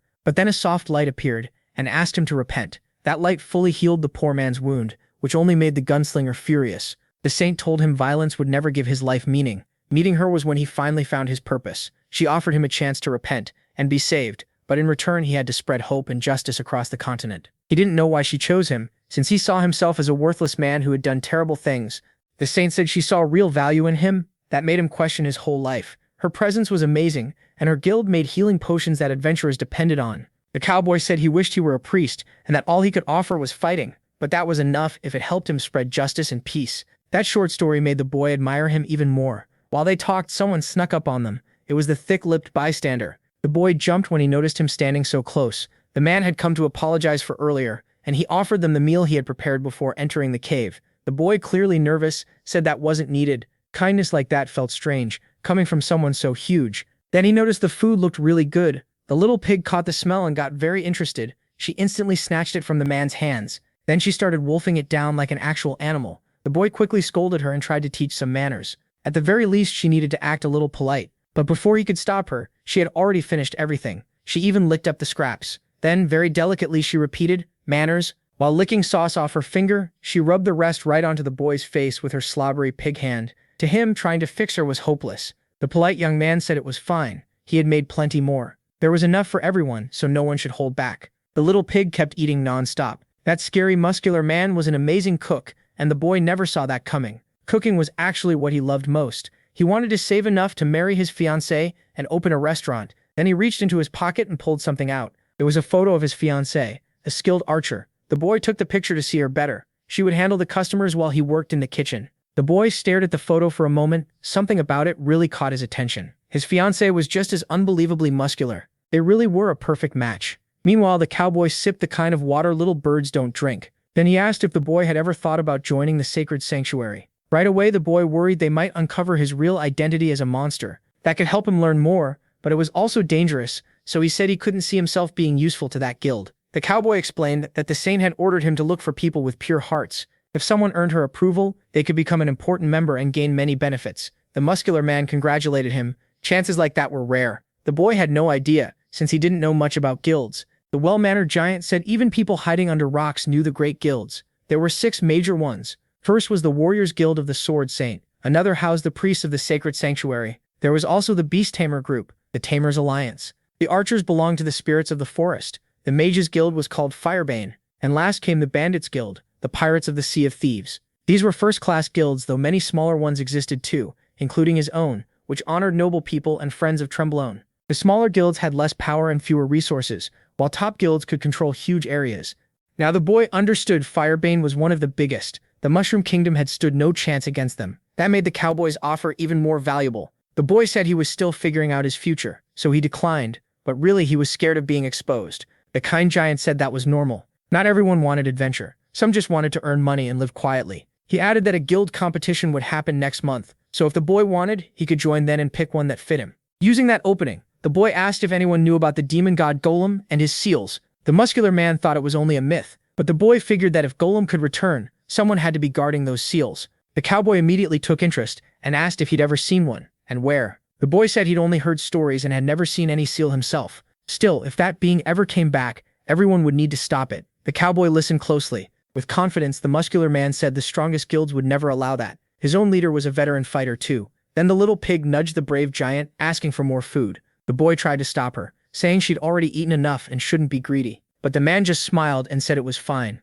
His meals didn't raise stats, but if they made people happy, he had plenty left. That made everyone want another serving, so they all ate happily. The cowboy was impressed by how genuine these people were. Around the campfire, they shared a warm, peaceful moment. The muscular man even started an arm wrestling match with the little pig. He was insanely strong, but the little pig had almost unreal power. The mushroom boy acted as referee. Both of them stared each other down with total confidence. When the countdown ended, the match began. The little pig turned out to be ridiculously strong. The kind giant was left speechless. Even the others couldn't make sense of it, but they still cheered for her victory. While everyone played around, the boy noticed the cowboy kept to himself, so he went over to talk. He said it would have been nice if the cowboy joined them. Without his support, none of this would have happened. With a small smile, the cowboy said it was fine. He had only done what the saint asked to bring hope to people's hearts. Now everyone was enjoying the campfire together. Later, the fire died down and the adventurers went to sleep. While sleeping, the muscular man dreamed of an overflowing cup of juice. Nature was clearly telling him he needed to pee. He got up and moved as quietly as he could. After finding a calm spot, he watered some mushrooms. Feeling relieved, he headed back to his bedroll. But then he tripped over someone's leg and crashed to the ground. Annoyed, he started saying that person should have been on watch so they wouldn't get ambushed. Then he realized the watchwoman was dead. Alarmed, he checked the body for any sign of life. Slowly, he turned her over and confirmed there was none. Fear hit him instantly. He had to warn the others fast, but he didn't know someone was watching from the shadows. His attackers moved carefully. Desperate, he shouted that they'd been ambushed. A figure dropped to the ground. A voice told him not to waste his breath. The moment he recognized it, he froze in shock. It was the cowboy. He said yelling was pointless because magic had silenced the area, then slowly drew his pistol. The muscular man couldn't understand why he was doing this. Gripping his hammer, he knew he had no choice now. The cowboy said the gap between them was huge, and deep down the man knew he couldn't win. Still, he might make enough noise to wake the others. He prepared to strike, but the cowboy moved first and cut through him before he could react. The pain was awful, but he tried to stay standing. The cowboy said it was a smart plan, but it meant nothing if all his tendons were severed. Then the cut spread across his body. Weak and bleeding, he collapsed. Beside him fell the photo of his fiancée, now stained with blood. He couldn't understand how this happened, after they'd all been given so much hope. The cowboy replied that he was only following the saint's order after hope. People feel the deepest despair. The boy woke up groggily and said it was almost their turn to keep watch. The strange part was that no one had come to wake them. Then he saw a line of bodies in front of him and instantly went on alert. The cowboy sadly said he hadn't wanted the boy to see this, but he couldn't save anyone. He claimed the killers were terrifying and silent, and that he survived only by luck. The boy ran forward in panic. The cowboy said the truth was cruel, but they had to push through the pain. As he lied through his teeth, he covered the kind giant's body. The boy stepped closer, overwhelmed, and then stepped on a piece of paper. It was the photo of the muscular man's fiancée. He still couldn't accept what happened. Just last night, everyone had been happy. His grief was so heavy that he finally broke down crying. That ending was just too cruel. The little pig tried to comfort her friend. Meanwhile, the miserable smoker lit another cigarette and said it was hard, but they had to stay strong. They had to hunt down the killers and avenge their friends. He swore he'd bring them to justice, all while using his persuasion skill. The boy agreed they had to avenge them. Seeing his condition, the cowboy warned him not to let emotions take over. The boy said he understood, but needed a few minutes to say goodbye to the muscular man. The cowboy agreed and said he'd wait farther ahead. He walked off, leaving the grieving boy behind. Kneeling beside his friend, the boy held the photo of the woman he loved. He prayed the man could rest in peace and promised he would be avenged. Then he placed the photo over him. If he ever met that woman, he'd tell her what happened. He set the picture so the man could face his beloved as he rested. That's when the boy noticed a mark on the photo. It instantly sparked his curiosity. The trio kept moving deeper into the cave. Every now and then they were caught off guard. They kept moving through the cave, dodging dangerous creatures on the way. Even the wasp-like mushrooms couldn't stop them. Their march continued. Soon they ran into a group of angry old mushrooms. The cowboy fired piercing rounds at them and dropped them easily. He thought it was odd how these creatures kept attacking when they clearly couldn't win. Then he started to think they were only targeting him. The boy guessed they might sense his power, making them attack harder. Maybe so, but they were wasting too much time, and there was still no sign of the bandits who could control monsters. They had to keep moving before they got surrounded again, so the trio pressed on. Then the boy noticed something strange on one of the bodies, something he couldn't ignore. The wound on the creature had a very specific mark. It was the same spiral from the photo. Right away, he realized he might be getting played. The cave walls were covered in mushrooms, and one kind could record what happened. Its lens-like eyes caught everything. The sharpshooter knew the enemies were coming and said they had to kill them fast. Her partner answered with the edge of his blade. Reaching a huge gate, they finally entered the cave's center. Blade reaching a massive gate, they finally arrived at the center of the cave. The boy was stunned by how massive it was. While he stared at the gate, the little pig tapped his shoulder. She was starving. She hadn't eaten since waking up. They hadn't planned to stay this long, so they were out of food. He tried to calm her while the cowboy listened. The treasure had to be behind that gate. The saint would be happy if he came back with money, and the two he had fooled. He put his hands on the door and tried to open it. He was ready to use all his strength. The cowboy shoved with everything he had until his palms got sweaty, but the gate didn't move at all. Instead, it seemed to drain his strength.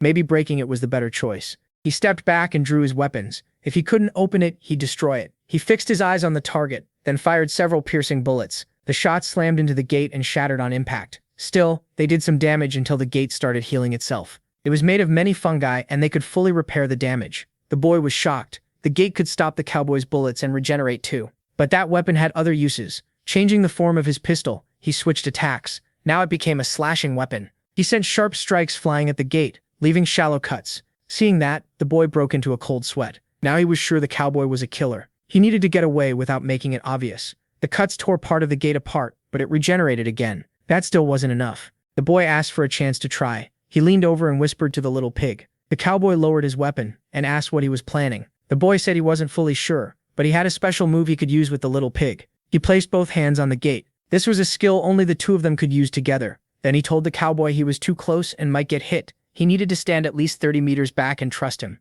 The cowboy hesitated for a second, then chose to believe him. The boy watched him back away. Once he was far enough, they started pushing on the gate. The plan was to decompose just enough to make a hole for him and the little pig. Careful not to overdo it, he began breaking the structure down. Bright energy poured out from the skill. Watching it, the cowboy realized this magic was strong. The boy and the little pig stayed fully focused. The glowing energy spread across the whole gate. He had to control it carefully, Just enough space for the two of them, so he pushed a little harder. His hand started passing through the gate and he knew he was close. He looked back and told his friend to shove him with all her strength. She grabbed his shoulders and followed his command. Together they slipped through the gate without opening it. The cowboy, left outside, thought he'd be pulled in too. He dropped his cigarette and ran for the opening, but it had already closed. Furious, he pounded the gate. He cursed in rage when he realized he'd been tricked. The system announced that the boy had decomposed the gate and earned a one-time skill, Great Mushroom Wall. At last, the duo was inside. They ran deeper in. The clues were enough. He was sure he'd been deceived, and they were probably the next targets. To him, nothing was worse than the human heart. He hated that he'd fallen for a nice speech. He hoped the gate would keep the cowboy out, but he and the little pig still had to be ready to fight. As they moved down the corridor, he noticed something. He could still follow the markings on the path. He just didn't expect them to lead to stairs. Then the little pig tripped hard, dropping a few hit points. After shaking off the pain, he saw something amazing. Across the room was a mountain of treasure. This had to be the treasure chamber. He also noticed carvings along the corridor walls. They seemed to tell some kind of story, and his curiosity grew. One carving showed a man on a throne, another showed several knights. The little pig focused on a different engraving. It showed humans and mushrooms together. The strange carvings were hard to read, but it looked like monsters and humans had once worked side by side. There were shadowy figures too, but this wasn't the time to study them. They had to move fast. He'd heard a teleportation scroll was in here. He asked the system if it could help store all the items. It said yes, but immediately warned him that danger was coming. He sensed it too. With no time to waste, he threw himself in front of his companion and blocked sudden gunfire. The attack had come out of nowhere. The bullets exploded on impact. He had no idea how the cowboy reached them so fast. Then they looked up the stairs and saw him. The level gap between them was huge. He needed time to find the scroll. So the boy placed his hands on the floor and used a skill. It was spore manipulation. Spores started growing at once. He was trying to block the hall and keep the cowboy out. Carefully controlling the energy, he motioned for the barrier to close. He successfully formed the Great Mushroom Wall, cutting the cowboy off. He just hoped it would hold a little longer. But right away, the cowboy started forcing his way through. The boy listened in fear to the sounds outside until terror took over his face. The barrier had been destroyed. It happened even faster than he expected. The cowboy mocked a cheap trick. He only had to hit the same spot over and over. Then he asked when the boy figured it out and whether tricking him had been fun. The boy took a fighting stance and told the little pig to get ready. Now there was only one option: fight and avenge his friends. What he didn't know was that a mysterious pair was watching everything. They noticed the boy was holding the mushroom foil, while the cowboy kept coming down the stairs. He played with his weapon casually. Sure, the boy had broken free of his persuasion. His will was stronger than expected. He had wanted to bring both of them to the saint, but now he knew that wouldn't happen. The boy called him a monster, but the cowboy vanished. In the next instant, he had grabbed the boy's hand. The weak had no choice. Sage mode activated at once, but even then, he could barely track the cowboy's moves. That made the little pig jump in too. She shouted that he couldn't bully her mushroom friend, but that move left her open, and the cowboy slammed a kick into her side. The blow sent her flying. It hurt her badly enough to take her out of the fight. The cowboy told her to stay down. The saint would be happy to receive her. Taking advantage of that opening, he said the boy's sentence would be carried out now. His punishment was simple: death. Knowing he had to act, the mushroom used his sword techniques. But even attacking first, he was the one getting overwhelmed. He couldn't keep up with his enemy. Then a knee smashed into his head, sending the small mushroom flying. He crashed down right in front of the giant pile of treasure. That one hit took nearly 900 health from him. He knew he couldn't lose here. He had to use his remaining health potions. He reached for the first bottle, but it shattered in his hand. A second later, the cowboy stomped hard on his stomach. Even badly hurt, the little pig tried to help, but her body wouldn't move. The boy was in terrible shape too, because the cowboy was about to finish it. He fired from point-blank range, but a crown appeared from nowhere and stopped the bullet. Behind the sly deceiver, two figures appeared. At last, the real bandits showed themselves. They said humans love killing for no reason, and now that they were here, the cowboy had no chance of surviving. The boy had no idea what had just appeared in front of him. The woman had planned to wait until the humans killed each other, but things changed. Bo the gunslinger was an A4 level human form fighter. The cowboy kept crushing his target,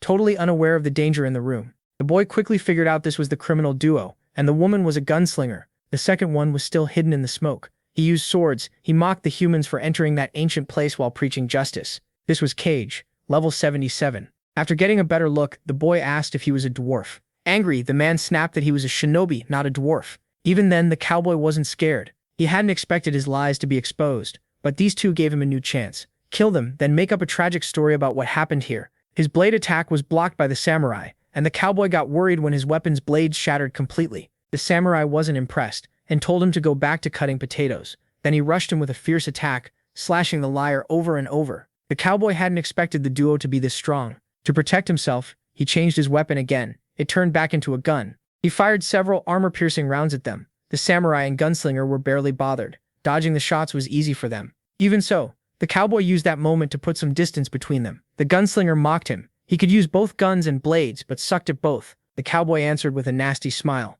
The bullet suddenly curved back toward them, but the gunslinger looked like she expected it and only showed disgust. The samurai was already ready to cut them down. She called that skill pathetic again. While she attacked the cowboy, the samurai destroyed the bullets. Now even more injured, the cowboy knew for sure he was far weaker than the two of them. Not knowing why they were there, he decided the only thing that mattered was escaping alive to warn the saint. The boy got a little strength back and hurried to his companion. Even badly hurt, she kept mumbling that she had to protect the mushroom. He told her to hang on a little longer. He had a potion for her. He pulled a small vial from the system. Once she drank it, 400 health came back. It was enough to help her open her eyes wider and see her friend in front of her. The little pig instantly hugged him with all her strength. She'd been scared for him, and the hug was so tight it actually hurt a little. After noticing he'd blacked out, she started wondering what had happened. Meanwhile, the gunslinger and samurai kept overwhelming the liar. His goal had changed. He just needed to survive. From his holster, he pulled a special bullet and loaded it right away. He was ready to use another trick. That was a transmutation curse bullet. The saint herself had blessed it.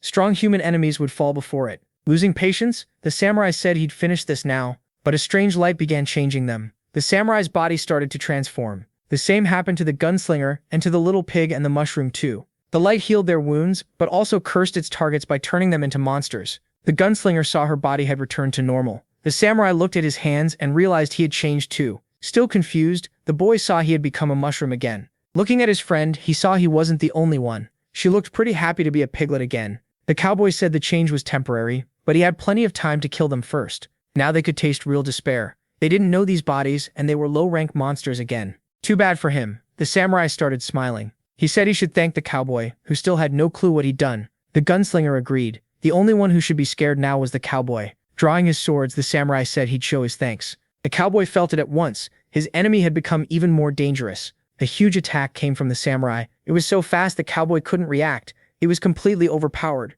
The samurai's idea of gratitude was sending him quickly to the next world. At last, he could sheath his swords. The cowboy was deeply cut down. Defeated, he couldn't understand why becoming monsters had made them stronger. His body was wrecked. He didn't want to die. He still wanted to stay by the saint's side. With his last strength, he reached for his emblem. The moment he touched it, he started absorbing all that despair. The boy and little pig moved toward the samurai and gunslinger, but he felt uneasy and didn't know what to do next. Then he remembered that this same samurai had almost killed him before. It really looked like they were about to finish off the protagonist. Worse, he and the little pig had no way to defend themselves. The samurai stepped toward them, the boy tensed up, and the little pig got ready to fight. His sword was already set to strike, trying to save himself. The mushroom boy blurted out that they were the same race. The samurai froze at once. His blade dropped, losing all strength. Even that was enough to terrify the little mushroom. Then the samurai fell to his knees like some unseen power forced him down. Even the gunslinger came closer to see what was going on. A golden light appeared above them. The samurai's body stopped obeying him. He thought maybe it was because he'd stayed human too long.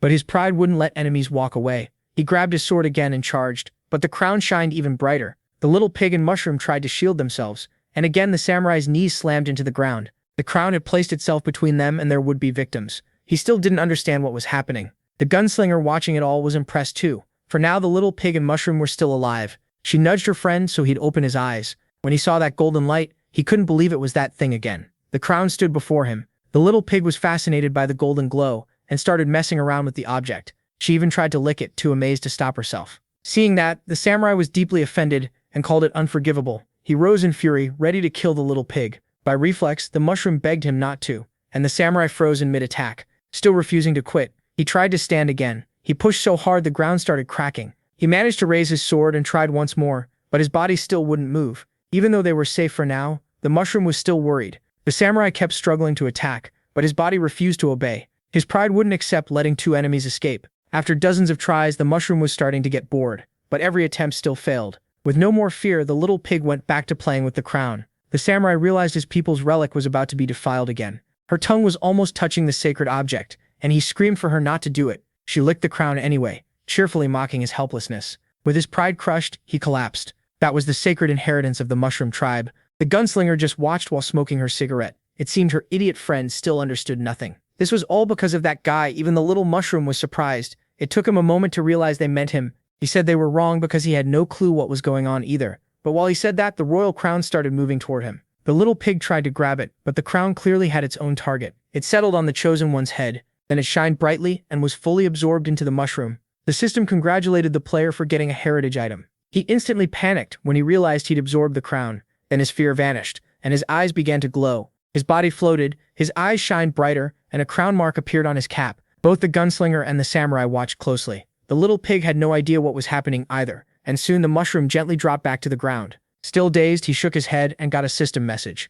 He had finished the mission, become king of a whole race, and gained many new benefits from it. He was eager to check his stats now. He was a level 60 mushroom king and much stronger. It was hard to believe any of this. Still furious, the samurai couldn't understand how a human had been accepted as king of the mushrooms. He demanded the rebel return his tribe's inheritance at once, forcing his pride back up. He tried to attack the new mushroom king, but his body failed halfway. The little mushroom hadn't expected that either. He was a bit slow on the uptake. The gunslinger raised both guns and said the samurai would never hurt that enemy like this. Nervous, the little mushroom suggested they talk this out calmly. She ignored him and fired anyway. The little mushroom was terrified, but what exploded above his head looked more like a celebration. Fireworks lit up the cave. The gunslinger was pleased. They had finished the former king's mission by finding his successor. Knowing that, she walked up and bowed before the little mushroom. She took off her hat and greeted the new mushroom king. The samurai beside her still couldn't accept it. The little mushroom was just as confused. He still couldn't believe he had become king of an entire race. Elsewhere, the sacred sanctuary stood in a beautiful place. Rose petals covered the area where several people had gathered to meet the saint. The soft music finally stopped. She knew the cowboy had arrived, hoping his soul could rest in peace. The symbol on the object was glowing brightly. At last, they had enough. Femery said the cowboy had also found the final ingredient they needed. With a smug tone, Kamazot said no one would think he was smart if he kept stating the obvious. The old man didn't like that and asked if the bat wanted a fight. Barbaro, who looked like a priest, asked if it was all confirmed. The saint said yes, the last ingredient had been secured. A dreadful symbol appeared on the water mirror. Before leaving, she said their meeting was close, and everyone had to play their part.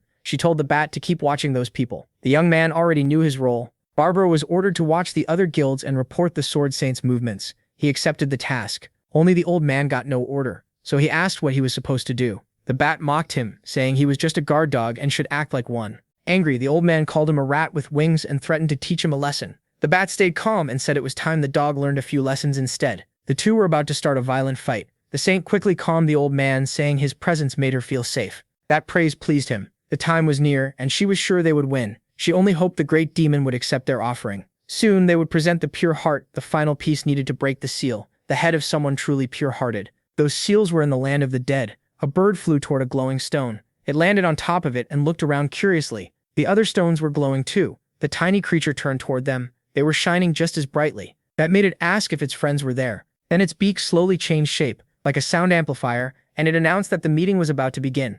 The stones started glowing even more. On one of them, a woman's silhouette appeared. The shadow that had watched the Mushroom King's battle was there too, though its identity was still unknown. The old man with a broccoli-shaped head also joined the meeting, along with a man whose chest was a wall clock. Zuzu noticed one of them was missing. The stone meant for Susu stayed empty. Ignoring that, they began. First, they would review each person's progress. The broccoli-headed man hated this place because he couldn't hide anything there. His mission was nearly finished. The saint was halfway done. The mysterious shadow was close to 70, and the clock-chested man had already passed 80. Compared to before, they had all made progress. Now they only needed to know how the missing member was doing. They assumed he was doing fine and that Golem would return soon. He then asked if anyone had found anything about the prophecy. The man with the clock said no. The broccoli-headed man said the same. The saint said the heavens would announce his arrival and a legendary adventurer would appear. But the story sounded so absurd it might never happen. Their real problems were still the Sword Saint and the Elemental King. That legendary adventurer was probably just a myth. If she knew how strong those two were, she wouldn't talk so lightly.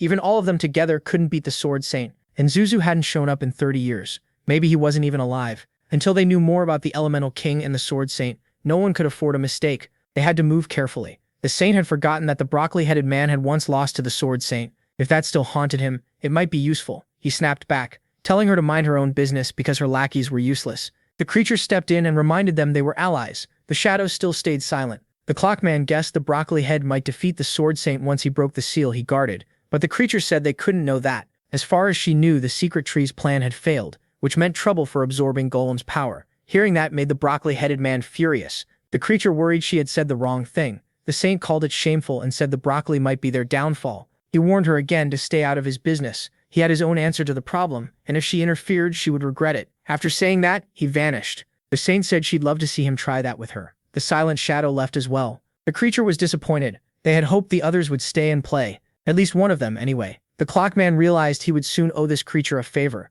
He said he couldn't stay because he still had too much to do. Then he disappeared. The poor creature wished he had stayed a little longer. Soon everyone was gone again. The creature seemed to have no friends. Ever since Sosu vanished, no one stayed to play with her. Still, she had an interesting idea. Even if they left, she could make friends herself. She called for them to come out of the shadows. Several creatures approached. Those many-eyed monsters were the friends she meant. The broccoli head finally opened his eyes. That meeting had left the old man furious. The saint was disgusting. He would prove he wasn't useless without his tree. He swung his staff at a creature, but the snail dodged fast enough. He was sure he could catch them by himself. The snail, though, didn't look worried at all. His weakened body couldn't catch it. Some kids wondered if they should help, but decided not to. The old man was too nasty. One said he'd heard the old man used to be strong, but nobody escapes old age. Maybe they didn't need to become adventurers after all. There were other ways to earn money. So they left while the old man kept struggling to catch his snail. Barely staying upright, he got hit by a skateboard. He fell to the ground, completely helpless. Behind him was an angry snail, burning with hate. It bit him right on the rear.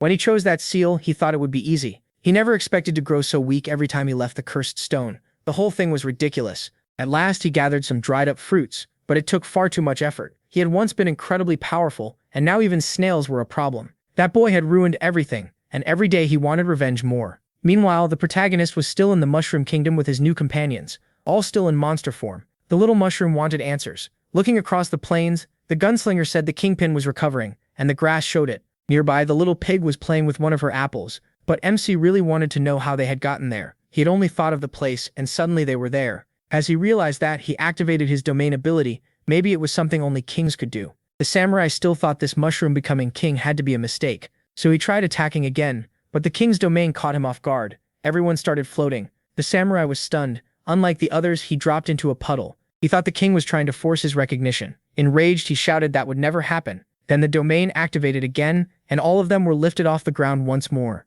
The gunslinger told the king to quit fooling around because there were things he needed to know. He said he could control it now. A second later, they were teleported somewhere else. The poor samurai landed headfirst, leaving the others wondering what had just happened. His new powers were passive, and the domain let him move anywhere inside his territory. His abilities had grown stronger. His race now had to obey him, and his power increased with the number of subjects he had. The samurai still couldn't accept it. To him, it was impossible that this mushroom was the new king. The gunslinger said he was only embarrassing himself. Not even the former king had these powers. The royal inheritance doesn't make mistakes. Even if the samurai refused to admit it, he already knew that. All former mushroom kings had a royal form, but this little mushroom still hadn't transformed. That made him realize something was wrong. After gaining the title of king, he should have changed into a stronger form. So he asked the system why he still looked like an ordinary mushroom. The system started looking for an answer. Since becoming an adventurer, he had been stuck in that mushroom form. Even with the king's stats, that was exactly it. He had given up his ability to evolve so he could become an adventurer. Seeing him talk to himself, the samurai became even more sure something was off.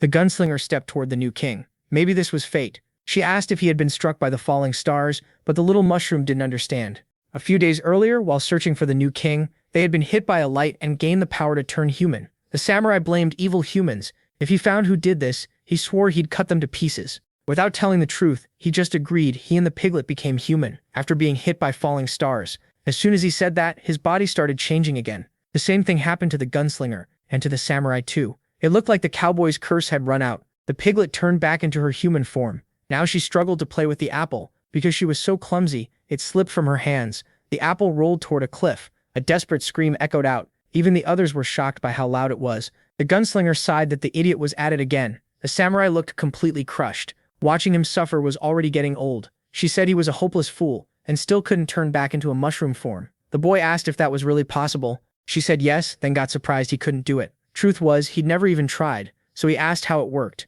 The gunslinger tossed her cigarette up, and her body changed again. That was how she transformed. Impressed, he asked how she did it. She said it was simple. Draw in the star's energy and blend it into your body. That lets you transform. Then she switched back to human form while the samurai cried in despair. The boy asked why the samurai couldn't do that too, and the man stopped crying. He stepped closer to answer. He said it sounded easy, but not everyone could control that energy well. Right in front of him, the boy transformed. He'd never even considered that. He thought he'd stay human forever. That only made the samurai feel worse. Trying to comfort her friend, the piglet hugged him tightly against her chest. The gunslinger said it still wasn't hard, the samurai was just a fool. He still couldn't control his mana, so he stayed stuck in a half-transformed state. He was neither fully human nor fully monster, and because of that, he couldn't use all his strength. The samurai argued it wasn't so simple. She was used to mana control, and the boy had the advantage of being king. If it was really that easy, the girl should be able to do it too. Right away, the little mushroom urged his friend to try. Without noticing, she squeezed him even harder. She tried to change back into her piglet form,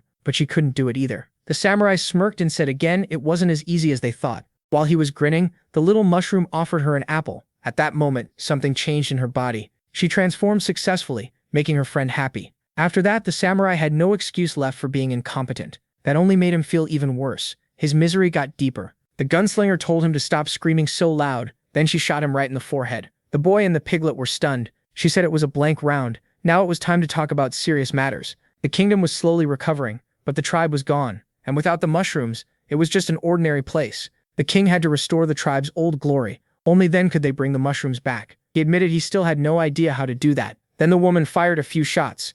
Small mushrooms appeared in front of them. She explained these were spores from different mushroom types she had collected, and she could grow them when needed. The little one realized he might be able to raise them until they became strong. He just didn't get why she needed him for it. She said there were 40,000 kinds of mushrooms. She had only gathered a few. Only he could create them all. The king showed her his spore manipulation. Annoyed, she said that wasn't it. The king had to use royal spores. He still didn't know what that was because he'd never seen such an ability. He guessed he needed to make basic spores first and let them evolve later. To test that idea, he used spore explosion, trying to summon small mushrooms. She watched him try out his theory, but nothing happened. The system said a king has many powers and he still needed to unlock his full potential. She agreed his abilities still had a lot of room to grow. Then he asked if she could help him level up fast. She instantly pointed her gun at his face. She told the king to call her by name, not lady. Her name was Biu. Almost slipping again, he said he'd do as big sis ordered. Smiling, she said she knew a way, since helping the king grow was her job. The boy also said he didn't want her calling him Majesty. She could use his name instead.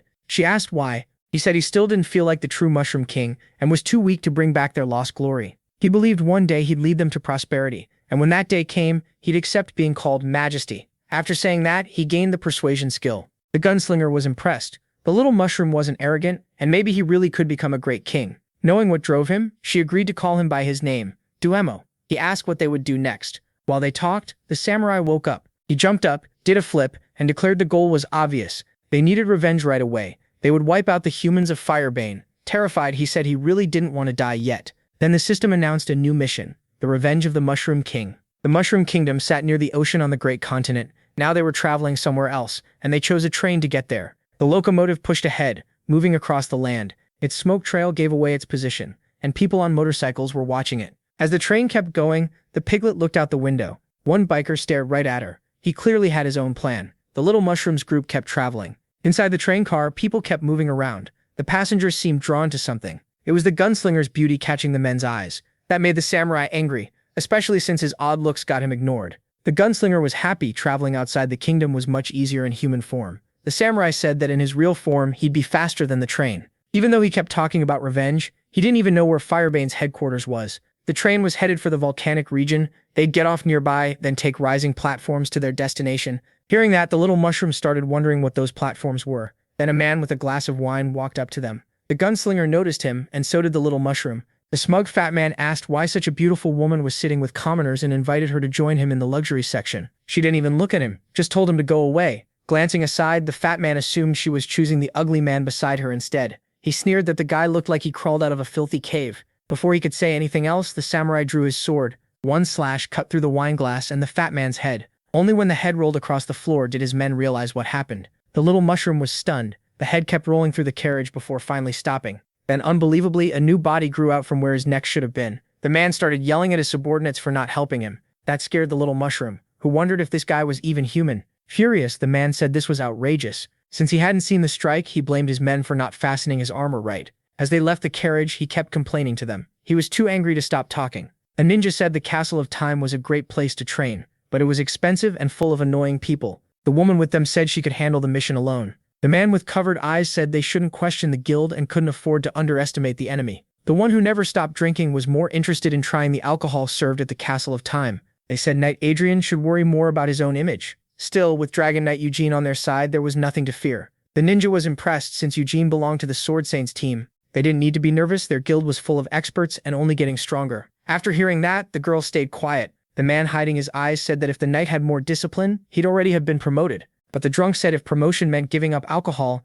he'd rather stay C rank forever. After that answer, the covered-eyed man had nothing left to say. His companion had already emptied another bottle. Then he looked at Elifei and asked why she had joined them. The ninja answered for her it was obvious, because they were strong. Still, since she was from the elven tribe, she could have— The ninja hadn't considered that joining the guild might have been easier for her, but it wasn't easy at all, and she was excellent with a bow. She said she had no interest in the forest spirit. That blunt answer left the others speechless. She wanted to make her own path without her father's help and prove it to everyone. Trying to lighten the mood, the drunk offered them a drink, but they turned him down. Meanwhile, the train kept moving until it finally reached a station. The doors opened. The little mushroom and the others got off and continued on. Soon they came across a signpost pointing in several directions. The system said they still had a long way to go, though at this pace they'd reach it soon. The volcano. The system says seals hide in places with strong energy, so this could be one of them. The two wanted revenge, but their real goal was finding the seal. The samurai said that if they were attacking first, they should leave no one alive. While they moved on, the little mushroom gave the piglet an order.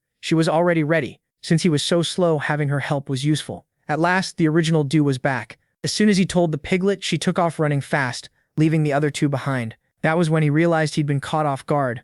The samurai had already caught up and asked what he thought he was doing. Even if he hated it, he was still the king, so the samurai would train him like the kings before him. The little mushroom didn't expect that. If they wanted to beat the humans, he and the gunslinger alone wouldn't be enough, so the boy had to learn to fight. A little scared, he asked what kind of training this was. The samurai answered that hell on earth was starting right now. Terrified, the little mushroom tried to change his mind. The gunslinger tried to calm him down, saying Cage had trained the last king too. Meanwhile, the women rested on a small mushroom cart. They were resting peacefully there. The system warned that the boy's stamina was almost gone. He said he couldn't keep going and begged the samurai for a break. As an answer, he got smacked on the head, and it hurt. Quitting wasn't allowed. The training would end only when he passed out. Totally worn out, the boy said he'd reached his limit, but the samurai said he still didn't get it. He stops only after collapsing. While hitting him again, he told the boy to call him teacher. That made the samurai happy, since training gave him the perfect excuse to bully the new king in revenge for being forced to kneel so long. But the boy was already completely spent. His stamina hit zero, and he collapsed back into his mushroom form. The samurai sighed that this was as far as they got.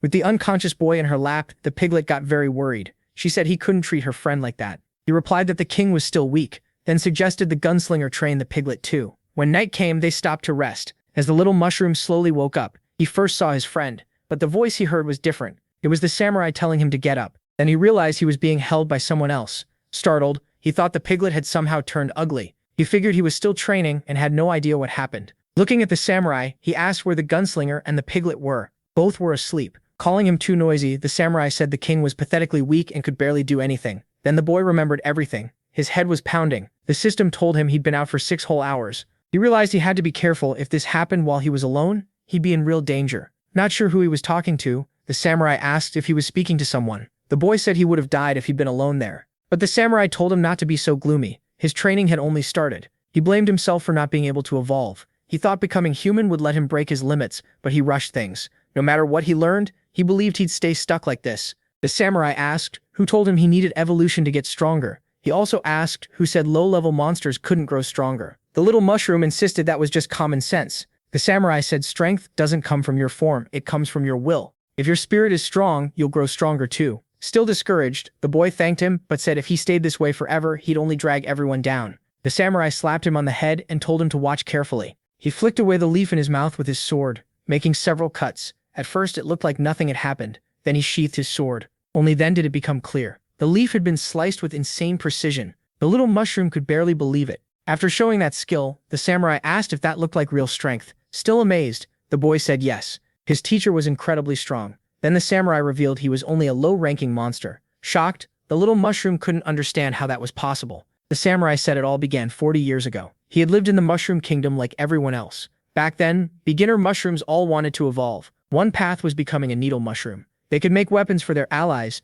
turning them into armed fighters. But one mushroom was different. His needles were too soft. He wanted to help, but his needles were useless as weapons, and his allies couldn't use them. Because he couldn't help, the others mocked him. Ashamed, he ran off to hide. Then one day, humans invaded the kingdom. The king ordered everyone to defend their land. On the enemy side were several dangerous adventurers. Among the mushroom troops was that so-called useless one. Using all his courage, he charged an adventurer. But his needle did nothing. It wasn't hard enough to work as a weapon. Since he was basically unarmed, the adventurer beat him down easily. Even so, his companions still worried about him. Injured, he got back up again. He grabbed another needle and rushed back into battle. The adventurer mocked him, calling him weak and stupid, saying leaders shouldn't even bother with monsters like him. Sword in hand, he moved in for the kill. But at the last second, someone saved the mushroom. The sight stunned him because he saw a mushroom using a sword. That mushroom's arrival made the adventurer's retreat. He was much stronger than the humans and saved many of his allies. The more he watched that samurai, the more amazed he became.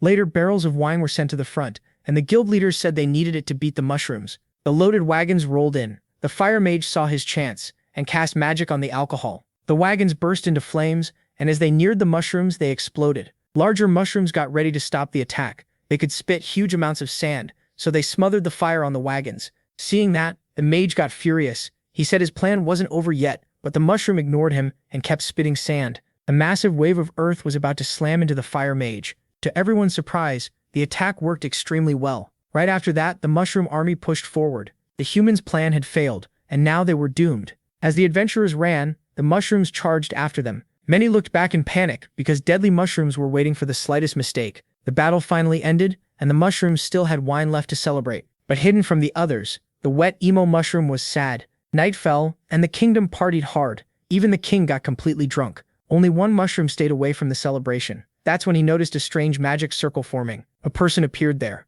The mushroom was shocked by what he saw. The man with the broccoli head was pleased. Everything had gone as planned. Getting inside had been easy. All he had to do now was corrupt the mushroom king. Then he could use Golem's power. But suddenly something hit his leg. It was that little mushroom. The one whose weapons didn't work. The poor thing was knocked down at once. The man sneered that trash was still crawling around. At that moment, the mushroom gained a new skill. The power of speech. He declared that he wouldn't let the man hurt his king. The broccoli-headed man walked toward him. He was ready to kill the little one, even if a talking mushroom was rare. His staff was about to finish him, but the tip of a sword blocked it. Though terrified, the little mushroom opened his eyes. That mysterious mushroom had saved him. Because he was so weak, he passed out. When he woke a few minutes later, he could barely move, but he still managed to see that the broccoli-headed man had lost. His beaten body was on the ground. Standing over him was the mysterious samurai. The man claimed the sword saint had nothing to do with this. Then the samurai pointed his blade at his face, saying the broccoli had let himself be corrupted. Even with no advantage, the man tried to change the subject. The sword saint already knew he followed Golem.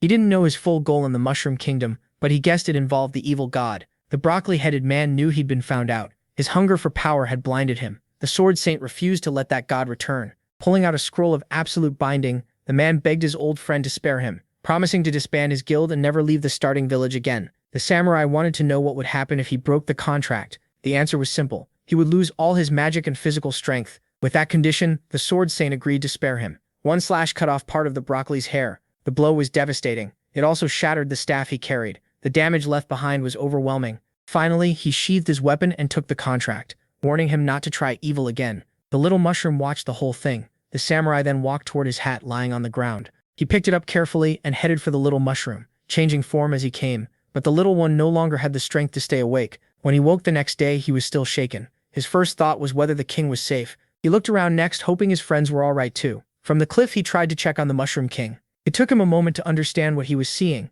Everyone was safe and tears filled his eyes. It barely looked like a huge battle had happened the day before. Seeing his companions unharmed brought him huge relief. The mysterious mushroom said that even against an impossible enemy, the little one never hesitated. He was truly remarkable. Then he remembered he had been badly hurt. It had to be the stranger who saved him. As he stood, the mysterious one said that if fate allowed, they would meet again. But the little mushroom suddenly dropped to his knees. The samurai did not understand the gesture. Full of emotion, the little one said he did not know his savior's name, or even if he would ever evolve. Still, he wanted to learn the sword so one day he could be that strong. The samurai asked what drove him to seek strength. The answer was simple. He wanted to protect that place. A deep silence settled between them. The samurai knew his training was brutal, and wondered if this little mushroom could survive it. Without fear, the boy said he would endure anything. It seemed like the story had finally ended. But the new king asked if that was really all. He was too curious about the training to let the tale stop there. The samurai said there was little more to tell. The training had started. Yet the little mushroom did not remember actually being taught anything.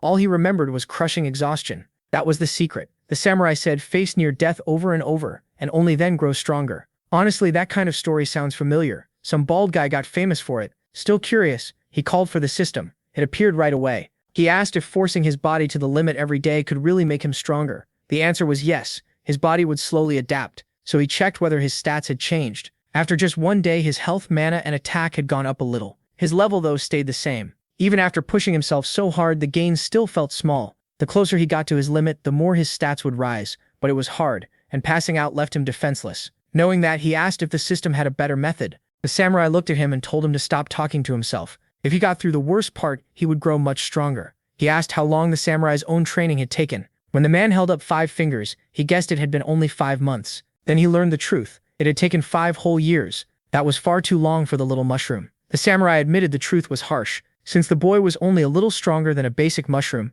even the king might need 10 years. That was under normal conditions. Because he was the king, it might go faster. His successor had done it in just 1 year. What they were doing now was breaking the body's limits, and he still had to learn the sword itself. The boy knew he had to defeat Golem's apostles as soon as possible. He remembered the system saying the closer he got to his limit, the greater the reward. Those words stuck in his mind. Then he came up with a very interesting idea. Looking up at the stars, the samurai swore he would never let that tragedy happen again. And he noticed the little mushroom was not listening at all. As he left the clearing, the little one said he had something to do and told the samurai to rest. Instead of scolding him, the samurai said he should call him master, and to make sure he learned that, he planned to train him even harder. He set down his sword and hat. Seeing them brought back memories, days spent copying his master's every move and the lessons he took in each day. Then came the day those skills were tested in real battle. He had failed to control his emotions. The king had turned into a fully corrupted monster. That memory still hurt deeply. Elsewhere in the forest was a lake filled with creatures. One lifted its head above the water, and soon the others followed.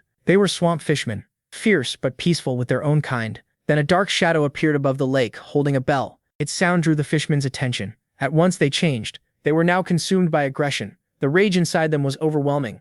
They instantly began attacking each other. Wild violence swept across the lake, until only the churning water showed what was happening. After a while, only traces of the massacre remained. Out of all of them, just one survived. The shadow seemed satisfied. Now the fisherman had no enemies left in the lake. The bell rang again, and the creature began to go berserk. Its body changed violently. Horns grew from its head. Its mouth became even more terrifying. Fully transformed, it grabbed one of its former companions and ate it like a snack. The body was absorbed in a strange way, because a face appeared on the outside of its stomach. Then it kept devouring all the flesh in the lake, while the shadow hovered above and watched. After eating so much, it grew as tall as the trees. Its rage had no end, and it started marching through the forest under the bell-bearer's gaze. That monster was heading for a human village. It was now the second morning of its journey. The piglet was full of energy that morning. She looked around, searching for her friend. The first one she spotted was the meditating samurai. The gunslinger asked where the king was, and he replied that the boy had spent all night working on something. He was behind a pile of straw.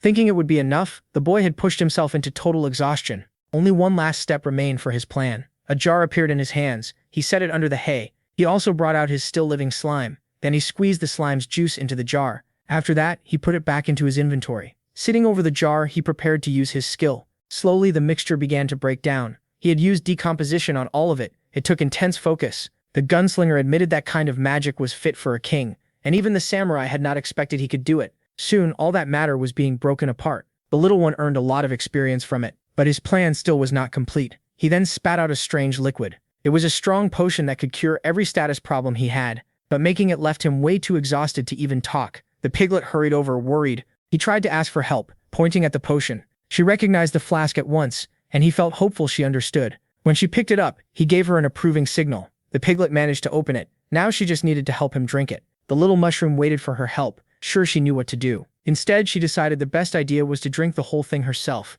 He could only watch the potion vanish. After working all night, this was the last thing he expected. The piglet thought she had helped him, while he could do absolutely nothing. Because she drank it all, her body suddenly overflowed with energy. It was like a huge transformation. Her power, body, and vitality all jumped to an amazing level. The poor mushroom could not stay awake any longer. His stamina hit 0 again, and he passed out. 3 days passed after that. During that time, the piglet trained with the gunslinger. When she opened her eyes, she noticed something. Her mentor noticed it too. The boy was deep in training, but the moment she saw her friend, the piglet ran toward him. Bolt was not about to make it easy. A fumble net nearly caught her, and she had no way to avoid it. She got completely trapped, which forced her to change form right away. She was clearly upset about getting caught. The gunslinger walked over. She told the piglet that her speed had improved, but her focus was still bad. That was why training had to continue. Knowing she needed more strength, the piglet agreed. Meanwhile, the boy was still suffering through brutal training. His energy was nearly gone, but now he had some of the potion he made. That was the key to speeding up this harsh routine.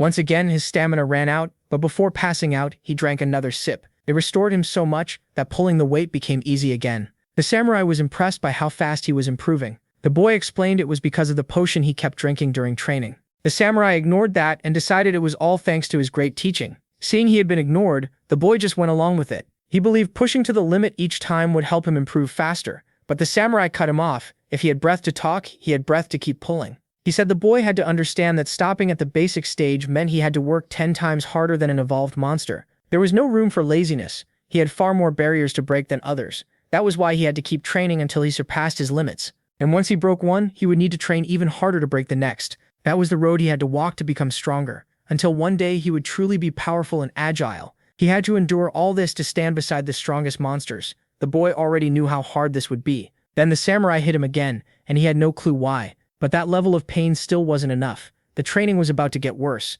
Now he had to drag the weight while dodging attacks. By the 4th day, the training had become completely brutal. At the same time, the piglet kept training with the gunslinger. By day 8, the boy was being pushed more and more. The piglet was too, as she worked on her focus. By day 12, the weight he dragged had gotten much heavier, and the piglet could already catch thrown objects without opening her eyes. Even when night came, he still kept training. After 20 days of training, their progress was already clear. A huge monster appeared in front of the piglet. It was a level 55 stone giant, an elite monster and a dangerous one. It was finally her test, and her trainer told her to beat it. The monster could harden its body. She hit it over and over with full force, but did no damage, and left herself open. She blocked the counter, but it still sent her flying. The gunslinger told her not to rely on strength alone. Stronger enemies would exist, so she had to find weak spots. The piglet realized she needed a new plan. Right away she started to focus. Her wild instinct had reached level 4. Before the creature could catch her off guard, she dodged. With her speed, avoiding those blows was easy. Soon she found weak points on the monster's body and knew exactly where to hit.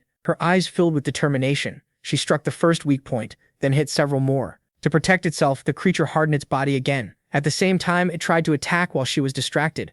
That blow should have hit her, but the monster's body shattered first. It was reduced to a pile of stones. Proud of beating it, she asked if she could go play with her mushroom friend. Now, she got permission right away. She might act childish, but she learned fast. As the king's companion, her talent was rare. The samurai warned that his student couldn't depend on potions if he wanted real strength. After all that training, the boy was nearly dried out. His potion had already run out, but he thought he could keep going until he hit total exhaustion again. The system warned him what was coming, and then he collapsed unconscious. The samurai praised the boy's effort. Since he'd reached his limit, training was over for the day. But then something unexpected happened. His body began to glow. The samurai was shocked by what he was seeing, and even the women couldn't explain it. He shined like a little lamp. He was going through some kind of transformation. He had broken through his first barrier. His growth speed increased, and he also gained experience and leveled up. The result was amazing. His whole body felt much lighter. The samurai was the most stunned. His student had done this in less than a month of training. For the boy, it had gone just as planned, but the samurai had no idea what he meant. The boy had figured out he needed to break through layers and add a little push. During the harsh training, he kept taking small sips of his potion. That gave him the extra force to push against his body's barrier. He repeated that again and again, building up more potential until his mushroom body couldn't hold the energy anymore and released it all at once. That was the trick that got him this far. The gunslinger said that was pretty smart. The samurai still didn't understand any of it, but one thing was clear: it was time for real training and actual combat. The boy was crushed when he realized this was only the start. Several of those monsters had already been taken down. The boy was using his sword technique against them, and he finished one off with a final strike. His attack clearly worked. With cuts on his face, he stared at his next enemy. Even a level 57 senior monster was no match for him. The piglet happily cheered for his win. She tried bragging to the samurai, saying her skills were great too. He said that had only been the warm-up. The boy instantly got nervous. If that enemy had been a specialist, he might have died. He could already feel the danger. A blade was waiting for him there. He had to react fast or get sliced. Even then, the impact of the blade still hurt him. After being knocked back, he tried to see his attacker. The creature had already put its sword away. This monster was completely different. In front of him stood a swordsman monster, with incredible skill. It was a level 78 Grandmaster. Its stats were terrifying. The samurai said that as king, the boy had to learn how to handle something like this. Even after all his training, his stats still weren't enough for this enemy. He got distracted while talking, and the creature took advantage. It was about to land a perfect strike, one he couldn't react to. That night, they made camp around a fire. The piglet gathered bits of grass. Near the fire, the little mushroom was badly hurt. That last challenge had been too much. Fighting someone closer to his level would have been better. But because he was the king, they couldn't go easy on him. Only stronger enemies could bring out his real potential. In the last war, many humans had been stronger than the king, yet they still lost except for the last one. The samurai said he had to improve in 2 ways. He wasted too many movements and he needed to figure out the rapier's true power. He didn't even know the sword had a hidden ability. All he knew was that it was a unique weapon. It was the king's legacy, appearing before them like a miracle. The samurai still didn't know how the boy got it, but he could tell they weren't fully in sync. To him, the sword just looked ordinary. While they talked, the piglet kept collecting ingredients. The previous king could absorb impacts and send that energy through his sword. That explained how he defeated those humans. The little mushroom only needed to learn how to absorb and release energy. Then he got smacked on the head. He didn't know why. The samurai said he clearly wasn't listening. Every rapier is unique and its power matches its user. Each king fights differently, so he asked how the boy got his sword. The boy said it used to be a tree branch. After hearing that, the samurai felt they were doomed. As he held the sword, he seemed to remember something. Then he noticed his wounds had reopened and his health started dropping. The next day, the Mantis Grandmaster sat in meditation, feeling a little more confident. The boy thought he could win this time. He rushed straight at the creature, and it instantly opened its eyes. In one flash, it knocked away the little mushroom's attack and sent him flying. The samurai looked disappointed, but the boy refused to quit and charged again. The creature only needed one quick draw to beat him again. The gunslinger kept count of his losses, knowing he wouldn't stop, so the boy tried again. He rushed the creature and this time their blades collided. The monster thought it had already won again, and sheathed its sword, then froze in surprise. The boy was still standing. He had finally managed to see that attack, and Sage Mode reached level 8. At last he had made a little progress, but not enough. The sword monster still blasted him away. Seeing the move wasn't enough, his body still couldn't keep up with his mind. The samurai praised that progress, but said the boy would still be helpless against that guild. Improving that fast proved he had talent. He needed to understand his sword better, but he still didn't know the rapier's hidden power. Since he had the royal inheritance and knew how he got it, only he could unlock it. He just had to pour his mana into the divine tree branch. Thinking it over, the samurai guessed maybe he couldn't do it, because he didn't look enough like a mushroom. That made the boy think hard, and he finally came up with a solid idea. In human form, his charge created force that moved into his legs. Whenever he took human form, his powers had to adjust.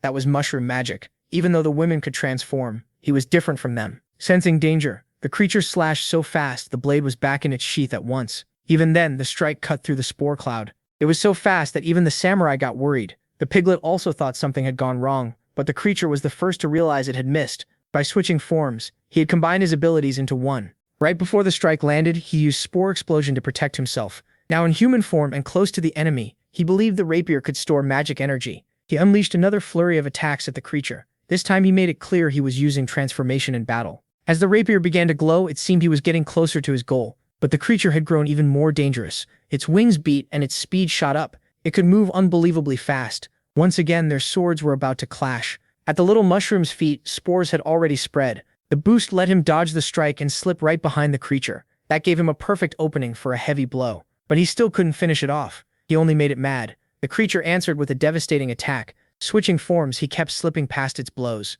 Inside the spore cloud, the little mushroom started his plan. Hidden in the spores, the creature had no clue what he was setting up, and that gave the boy a chance to surprise it. But the enemy still landed a clean hit. The slash was so strong it cut off his head. The sight shocked his friends and made them panic. Then they realized there were several boys on the battlefield. The one that died was only a clone. None of them understood how he had done it. Using the spores to carry himself through the air, he kept moving and each move released even more. Surrounded by so many targets, the creature looked confused. Still, it swung at one of them. The strike was powerful and kept tearing through the clones. This was the Mushroom King's special skill. It was called Royal Spore of the Mushroom King. The enemy had just sheathed its blade when a sudden storm of cuts slammed into it, and it couldn't stop any of them. His friends were stunned all over again. At last, the creature fell defeated. The clones slowly started fading until only the real one was left. The system congratulated him for beating an elite monster. He gained experience. His inheritance skill improved, and the piglet happily celebrated the win. Those spores could only make basic mushrooms, and since he was one too, he could make copies of himself.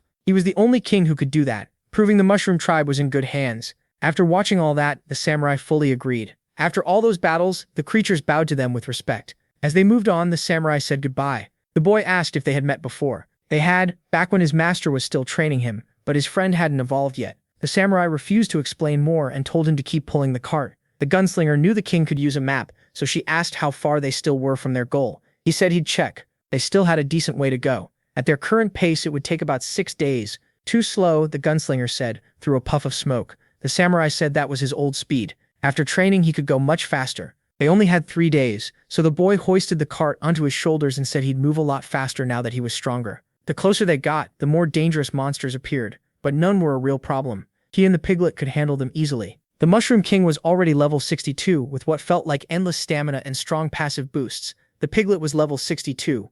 As they neared an inn, the system reminded him about an active mission. He had forgotten it, but since it was on the way, he decided to stop there. Soon they reached the inn. He told his mentors to sit still and not cause trouble, since he'd be quick. The samurai told him to hurry and gather information too. Poulter asked if he wanted a drink or to check the available missions. His last job had been to capture the duo of criminals. Everyone else who took it had vanished, and no one had claimed the reward. Since he was the only one to return, he got the full payout. When he received the money, he thought of his muscular friend, a gentle and polite man. The piglet noticed his brief sadness and quickly cheered him up. Then she asked him to check the new missions. Now there were ends, ranked jobs, and even the easiest ones were tough. A lot of monsters were attacking cities, and these missions were serious. Dangerous monsters were raiding villages, and many had already been wiped out. Even with the Sword Saints sending men, it wasn't enough. A beast that could destroy a city was no joke, and even the big guilds were taking losses. He wanted to grab a mission on the way, but he was already thinking maybe it was smarter to avoid extra trouble. The samurai told him power wasn't the point.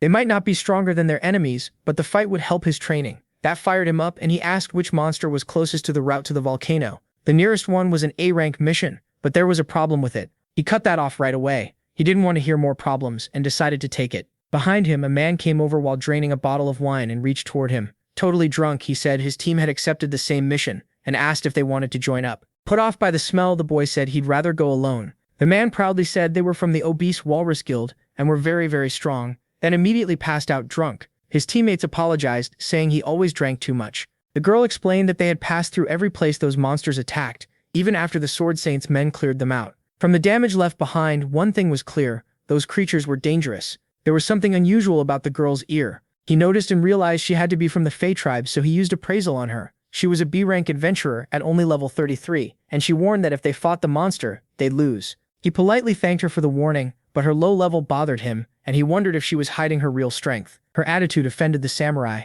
and the boy asked him not to start trouble. Then the gunslinger said she'd handle it. She recognized the girl as a fray, a race known for arrogance, and drew her bow, saying she was a shooter too. Before the argument could go further, tempers were already rising. The gunslinger challenged her to a duel, and the girl didn't flinch. A man in armor stepped in and told her not to make a scene. They needed to focus on the mission at hand. That only annoyed her more. The knight introduced himself as Eugene, the guild's combat instructor, and apologized for his subordinate's sharp tongue. Then, out of nowhere, he looked at the gunslinger like he was completely enchanted by her beauty. A second later, he was down on one knee. He said he was at fault for not controlling his team, and since they were heading the same way, he asked if she would let him stay by her side. She instantly told him to get lost. He hadn't expected such a blunt rejection, and somehow that only made him like her more. Seeing he was an idiot, the girl walked off. Since they were all going to the station, he was sure he'd see her again. He swore he'd impress her in battle and looked forward to meeting her again. The gunslinger asked if the king had felt it. He asked if she meant the monster aura inside that knight. Not just any monster.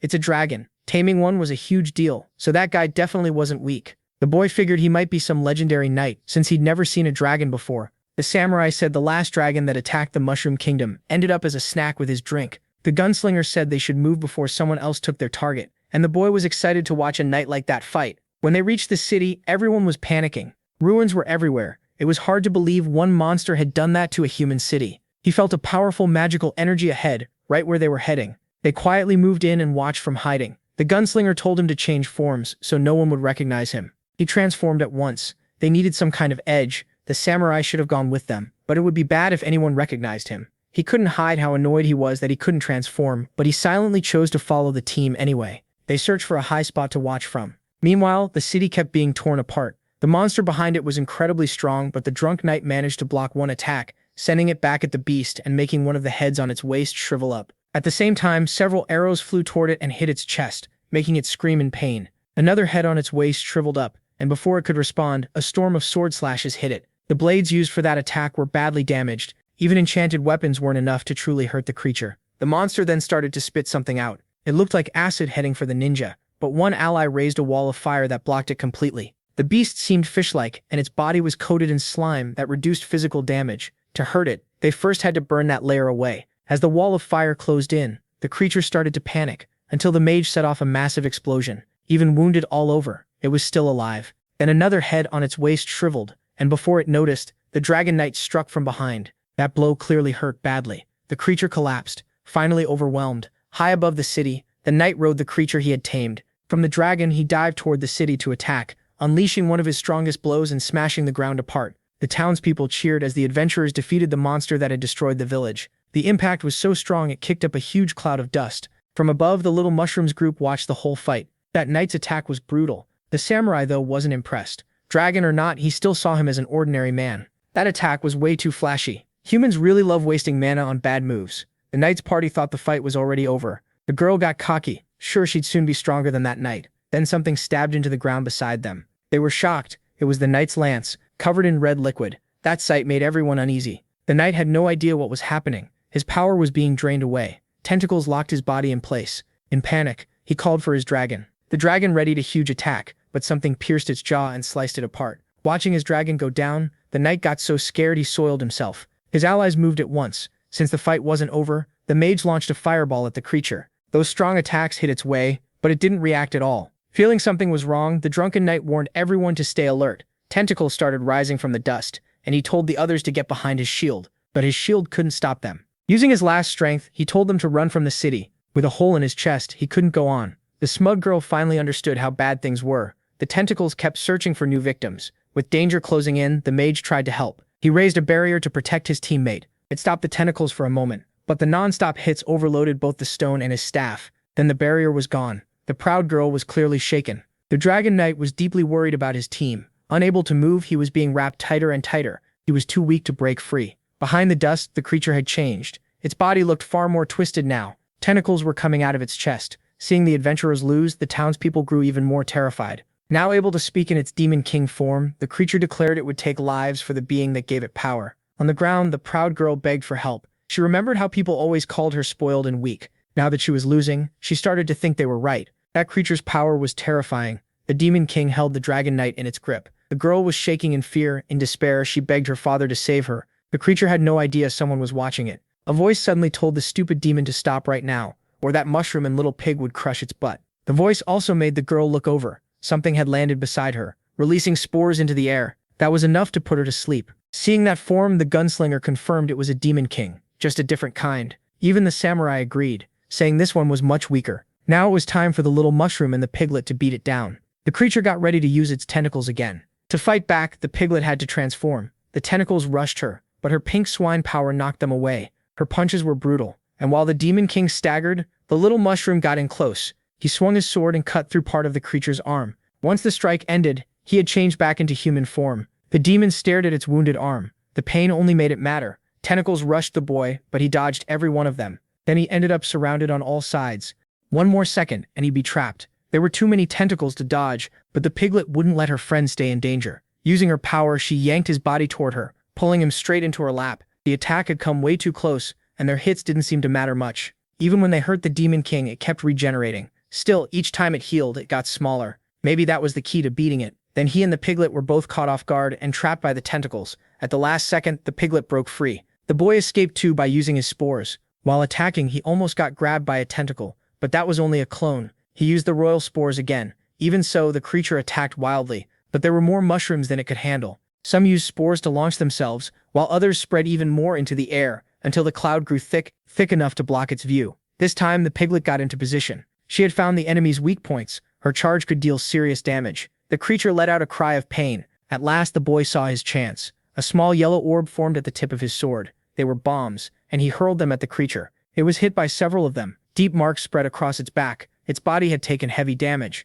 The demon king could barely stay on its feet. In desperation, it used another attack. A wave of sound wiped out the boy's clones. Seeing him about to fall, the piglet changed form so she could catch him. It was a magic blast, which is why the clones were destroyed. Even after that, they were still in danger. All the demon king felt now was pure hatred, and it wanted to wipe out every living thing there. But while it ranted about life, it was cut in half and hit with 2 gunshots. At last, the creature collapsed, completely out of the fight. The girl thanked her mentors for helping. With the battle over, the samurai asked if he finally understood why human attacks hadn't worked. The creature could absorb magic power, so every magic attack only made it stronger. Looking through the smoke, they figured it might still resist. It was smaller now, but still dangerous. Then something started happening inside its mouth. A huge magic blast swallowed the whole village. The city was completely wrecked, but the mushroom and his friends weren't harmed. The gunslinger fired a few shots, hitting the creature's eyes. At the same time, the samurai moved in from behind. But the creature twisted its neck in a strange way. He was shocked to see an eye inside its mouth. It fired a brutal attack at the samurai,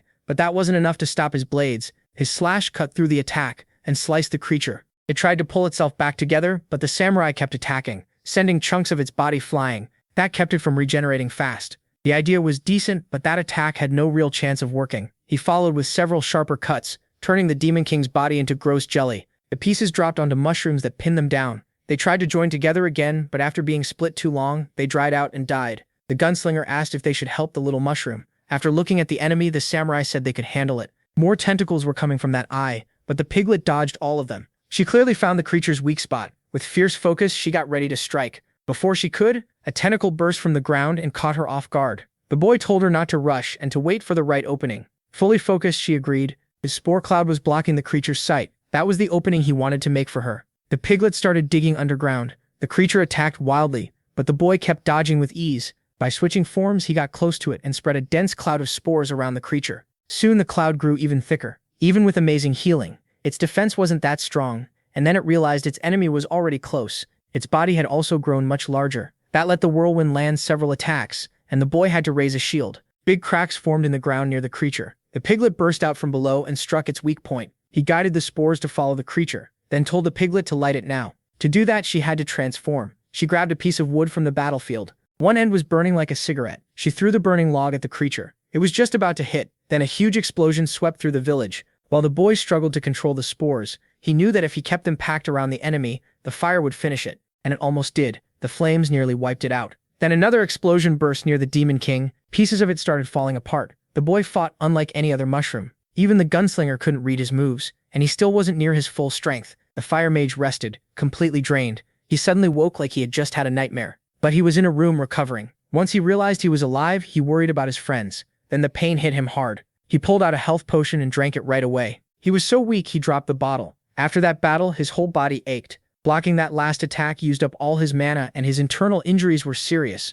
Then the door opened. Holding a few vials, the boy saw the mage was already awake. Thinking the boy had saved them, the mage thanked him. The boy handed him another potion, knowing his body was still in bad shape. The mage thought it wouldn't be enough and that he'd need treatment back at guild headquarters. His injuries were so bad he could barely finish talking. The boy just watched him hesitate. Then he forced the potion into his mouth so he'd heal faster. The healing worked right away. His body felt stronger instantly. He had never taken anything like it. He had only heard that top alchemists could make potions that good. It tasted amazing, like something made by a god, and even the boy was shocked by how well it worked. Even diluted 30 times, the potion was still crazy strong. He might need to water it down even more. He gave some to the girl too, and her eyes slowly opened. The first thing she saw was the boy with the piglet on his head. The mage said they could never repay him, but he still wanted the name of the young man who used something so rare on them. Since he knew how it was made, the boy said it wasn't as precious as they thought. Still, he was strong and had saved them with costly medicine, so to her he seemed like a great adventurer who wanted no fame. She realized her family had been right. Without her father's protection, she was nothing.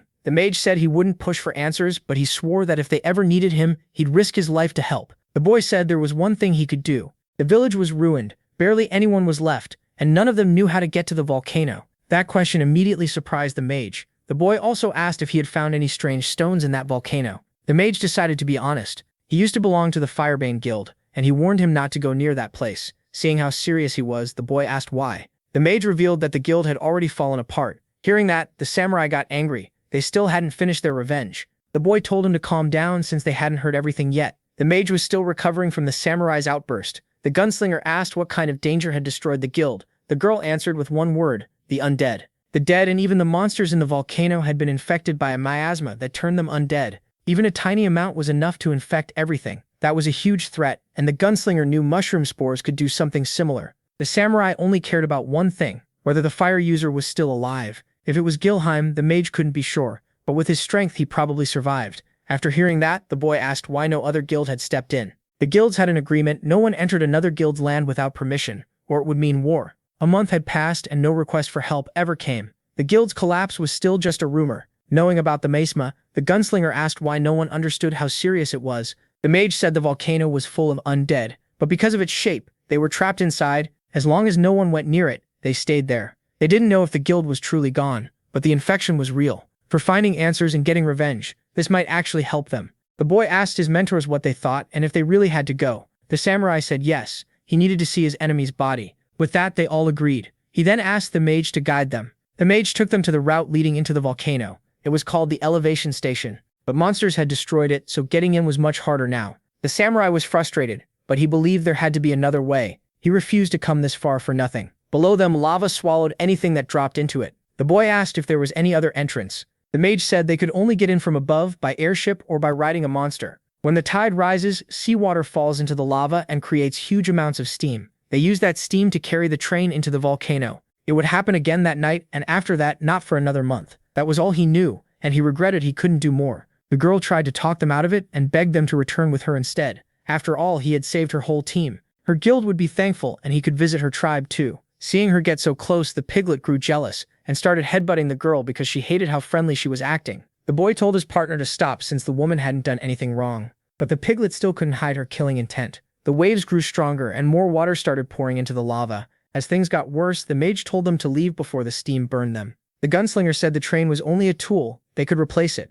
The mage asked if she had a plan. She answered by firing at the tracks. A very old mushroom came out of the shot. The humans were stunned by the summon. The old mushroom slowly walked toward the steam. To him, the heat felt nice and refreshing. The gunslinger climbed on top of the mushroom and said it would keep them from getting burned, telling the others to climb up too. They listened right away. The girl, still outside, said this was far too dangerous, but the boy was going anyway. It was his duty as an adventurer. The piglet stayed jealous, while the proud girl was clearly falling for him. More water crashed down, making even more steam. All that heat rushed up toward them, and that weird mushroom seemed way too happy about it, using the force to climb higher. The fire mage had to put up a barrier against the heat. He knew they needed to go back and report everything that had happened. The girl had made up her mind. She wanted to become as strong as Dumo. The higher they rose, the more scared the boy got. He was already freaking out from all that shaking. The steam launched them upward fast. Meanwhile, the suspicious mushroom was loving every second of it. Small hairs moved along the ground. Then they noticed something coming, and it slammed into the ground from the sky. It was that same strange mushroom. After reaching the volcano, the system gave the boy a bunch of experience points. He was still sick from the ride, but at least they made it safely. This was the volcano they'd been searching for, and he saw there were several grouped together. The samurai didn't care. He just wanted to kill his enemies. Still uneasy, the gunslinger warned everyone to stay alert, since she hadn't seen any undead yet. The piglet complained about how hot it was. The boy remembered a coin that could help. He crushed it at once, giving them the fire blessing the mage had given him. It would block the heat for a while. Now that they were there, he asked the system where the golem seal was. The system gave the same useless answer. It was somewhere with a lot of energy. The boy was disappointed by how useless it was. The system snapped back, saying it was his fault for changing the game's rules. Not wanting to hear that, he shut it off and decided to rely on himself. The samurai told him to stop talking to himself. If they wanted the place with the most energy, it had to be that volcano, the likely base of their enemies. With a goal in mind, they moved out. Behind them, the strange mushroom waved goodbye. The fire mage couldn't believe his friend was really leaving the guild, but she had decided. After this, she would return to her own city. The girl realized her need to grow stronger ran deeper than simple pride. As they walked, motorcycles suddenly sped past them, and they had no idea who those riders were or when they had shown up. A new player entered the story, some biker with a wild haircut. The steam kept rising, and he saw his path was blocked. He and his gang had no way forward. One of his men suggested turning back, but he stared at the magma without fear. He said he'd go alone, and if he didn't return in 10 days, they could leave. Then he revved his motorcycle. Even all that power wasn't enough to launch him over the tracks. His bald subordinates were amazed by what a man with hair could do. They watched him drive his bike straight over the lava. Since they had no hair themselves, they were terrified, especially when the bike vanished, then burst from the magma with an overwhelming aura. This was the rebel biker's uncontrolled mode. His motorcycle ignored the fact that magma isn't solid and kept going like physics didn't matter. But the magma ended, and a giant rock wall rose in front of him. For a true delinquent, that was no problem. Once again, his motorcycle ignored physics. To those wheels, gravity was just a word in a dictionary. His men got emotional. The power of a man with hair was unbelievable. They could only stare as the motorcycle ignored the pull of gravity. Meanwhile, the boys' group neared the main volcano, carefully crossing the walls and avoiding giant snakes and other monsters. Since this would help him grow, the gunslinger chose not to interfere. The samurai asked if they were even going the right way,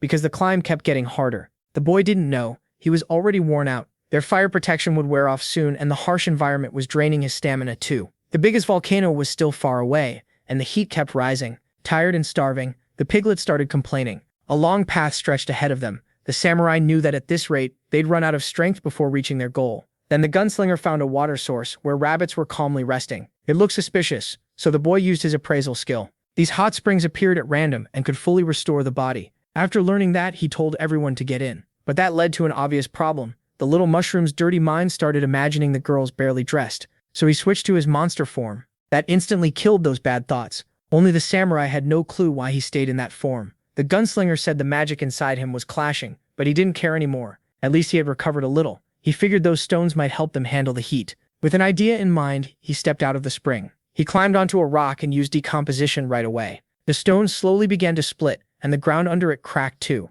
The skill failed. There just wasn't enough material. So he tried the biggest rock instead. The little mushroom climbed up, set on breaking it down. He started the process, pushing hard as the boulder cracked. The system said it worked, but something strange happened. The samurai warned that this was getting dangerous. Everyone jumped out of the water. Something was in there. It looked like a person had dropped into the spring, and the mushroom noticed a mineral inside. With the spring wrecked, the samurai blamed him. Still, the boy had picked up a few small stones. They could block the heat if they stayed touching them. The samurai didn't buy it. Then he stepped on something hot, looked down for a second, and started yelping from the heat. Turns out the mineral only worked when mixed into their clothes. After fixing that, the gunslinger praised him. She didn't feel hot anymore. The piglet, though, was still starving. He asked if the others had noticed something came out of that rock. So everyone checked the spring. There really was something inside. A person, and clearly a very well-built one. It was a woman. She was unconscious, but after a while her staff started glowing, and she woke from what felt like a very long sleep. She was terrified. She thought people from the sacred sanctuary had come. She introduced herself as Marianne, a level 68 priestess. She thanked the saint for coming to save her. Sword in hand, the samurai said he was there to help her go to hell. Realizing they weren't from the sanctuary, she couldn't understand how they found her. Then she felt a strong disturbance in her mind. Seeing hands rise from the ground, she told everyone to run. The undead were coming. A huge horde had already gathered. The samurai snapped that a bunch of corpses wouldn't scare them, and she wasn't escaping. He instantly launched his strongest attacks. The undead were cut apart, falling to pieces as bodies dropped everywhere. Then more undead rained from the sky. They just kept coming, covering the whole area. Among them was a familiar face with the same sword he used before. That creature's hands twitched, and a creepy grin spread across its face. After hitting the ground, it stood back up. Its face twisted into a terrifying smile. That sight shook everyone. The piglet started crying. This was one of the attackers from Mushroom Kingdom. The zombie announced that they had finally found the target. They had been searching for the priestess. Their leader ordered them to capture her alive even if they had to hurt her. He also mocked Gilheim, saying it was a shame she'd been caught. The mage was imprisoned, unable to move despite his high level, watching his sister through a crystal ball. The gunslinger had already drawn her weapons, cutting down several undead. Their remains scattered across the volcano. The samurai charged through and cut down more of them. The worst part was that even chopped off limbs kept moving. Even as a zombie, the ninja could still use his skills. But if he was weak alive, he was worse dead. The samurai destroyed him again. The problem was his headless body could still attack, which the samurai didn't expect. The strike went for the girls, but the gunslinger wasn't getting hit by something that pathetic. The boy summoned a giant mushroom as a shield, and its cap blocked the weapons. Meanwhile, the stronger zombie swung his sword. The boy could track every move easily. He felt no magic from them, but they were still using mana. Marianne explained they had become servants of the guild leader. Their power came from a strange star, so the source had to be destroyed. Her purification magic worked especially well on them, permanently killing one undead. But in her state, she couldn't keep it up. The boy kept holding the zombies back, but soon they were nearly surrounded. Knowing she was the real target, Marianne told them to run while they still could. The samurai refused. She wasn't getting rid of them, and he still wanted revenge. She warned they'd die if they stayed. The boy said there was one way to beat them: throw them into the lava. One zombie started firing a gun, but he could barely stand straight because he was still looking for his head on the ground. At last he found it. He picked it up, put it back on, and finally aimed his machine gun right, spraying bullets at them. The priestess and samurai tensed up. The gunslinger and the little mushroom knew they had to move too. They avoided the main line of fire, but one bullet still hit the girl, knocking her back even though it only grazed her. They had to get those monsters into the eternal fire. Using the last of her strength, Marianne said she'd teleport everyone out with her remaining magic. The samurai said he wouldn't fall for that, but the gunslinger grabbed him by the hair. A moment later, they were all inside the magic circle and instantly teleported away. The creatures pointed where they had gone, and the sword zombie fired off several slashes. He gathered his power for one final move, throwing his broken sword after them. But something intercepted the blade, dropping into the battlefield with crushing force. Even the zombie stopped in surprise. The other undead had no clue who the intruder was. As boots made for motorcycle riding stepped forward, a tough, imposing figure approached them. The perfect delinquent had arrived, and he said he'd help by fighting them all. Meanwhile, the teleport sphere kept moving until the group landed far from the zombies. The priestess was badly weakened from the effort. Right away, she found a sword pointed at her head. The samurai warned that if she used magic again, her head and body would be getting a harsh divorce. He demanded to know why they attacked Mushroom Kingdom and where the fire user was. Hearing that, she asked if he belonged to a guild and what he wanted with Gilheim. With the blade still at her neck, he reminded her that he was asking the questions. She revealed Gilheim had been captured and hidden in a cave under the main hall, near a stone covered in strange writing. The boy asked about the stone, but she only knew it looked like some kind of seal, and the leader wanted it broken. That's why they were chasing her. The gunslinger asked if all this fighting was because of that. Marianne said they knew almost nothing. Everything was kept secret. She only knew the final ingredient was her heart. As soon as she said that, her body began to shake and she started convulsing. She didn't even have the strength to stand. The boy told her to stay awake. He still had more questions. Thinking she was faking it, the samurai threatened to kill her if she didn't wake up. Meanwhile, the boy used evaluation on her. He saw she wasn't just weak, she was poisoned and marked. She had really passed out, so they had to keep her alive for answers. Meg landed near them, and the woman finally woke up. Still stressed, she woke with a start, then realized the undead were gone. The gunslinger told her she was safe with them for now. The boy had given her potions earlier, which likely restored some of her mana. Even so, she was still weak, poisoned, and marked. Sensing she had been evaluated, she said only high priests from the sacred sanctuary could do that. She could use that skill herself, and she recognized the potions the boy had used on her, but she couldn't evaluate any of them. The boy realized this was what being evaluated felt like. Feeling it too, the samurai told the human not to try that again. She apologized. Her skill had failed, and since they all noticed it, they had to be very strong. The gunslinger told everyone to calm down. They needed to talk, figure out what happened and why they wanted Marianne's heart. That would also explain the attack on Mushroom Kingdom. She said it started with that attack. Their leader had two goals: take the king's crown and make a huge number of corpses. That was part of the plan. The boy guessed the bodies were for undead control research. That only left the crown unexplained. She didn't know either, only that it was needed to break the seal. The boy was shocked that both the crown and her heart were required. The gunslinger asked how Marianne had escaped this long. She said she was poisoned the day their leader was confronted about his plan. The fire mage asked what his final request had been. The leader wanted the girl's heart so he could leave that team. Without his medicine, she'd die anyway, so he thought her heart should at least serve a purpose. If she went back to the sacred sanctuary, her fate would be even worse, and that terrified her. The fire mage said he hated bad jokes, but this wasn't one. He needed to hurry and help. His medicine couldn't cure her. It only held back the symptoms. After hearing enough, the fire mage exploded in rage, sending the brat flying. A wall of fire rose around him. The leader muttered that this had become troublesome, so he'd have to step in himself. Soon the whole place was in ruins, with lava everywhere. The fire mage realized they'd been tricked from the start. That seal was the one holding Golem. The leader's body was burned away. He couldn't win this fight. It was the same outcome as their last fight for leadership. The pain was horrible, but then the shell cracked and a healthy body came out. As long as heat surrounded him, the fire mage would not fall. The leader knew that too. That's why he believed the fire mage should have led them. One of his hands began making poison, and he kept making it stronger. Right away, the girl began to feel pain all through her body. Her screams were painful to hear. The mage tried to fight that magic with fire, but it did nothing. He was powerful, but curses were not his specialty. Something was hidden inside those sacks. Snakes quickly burst out of them and bit the fire mage. He was hit, but still used a defense technique.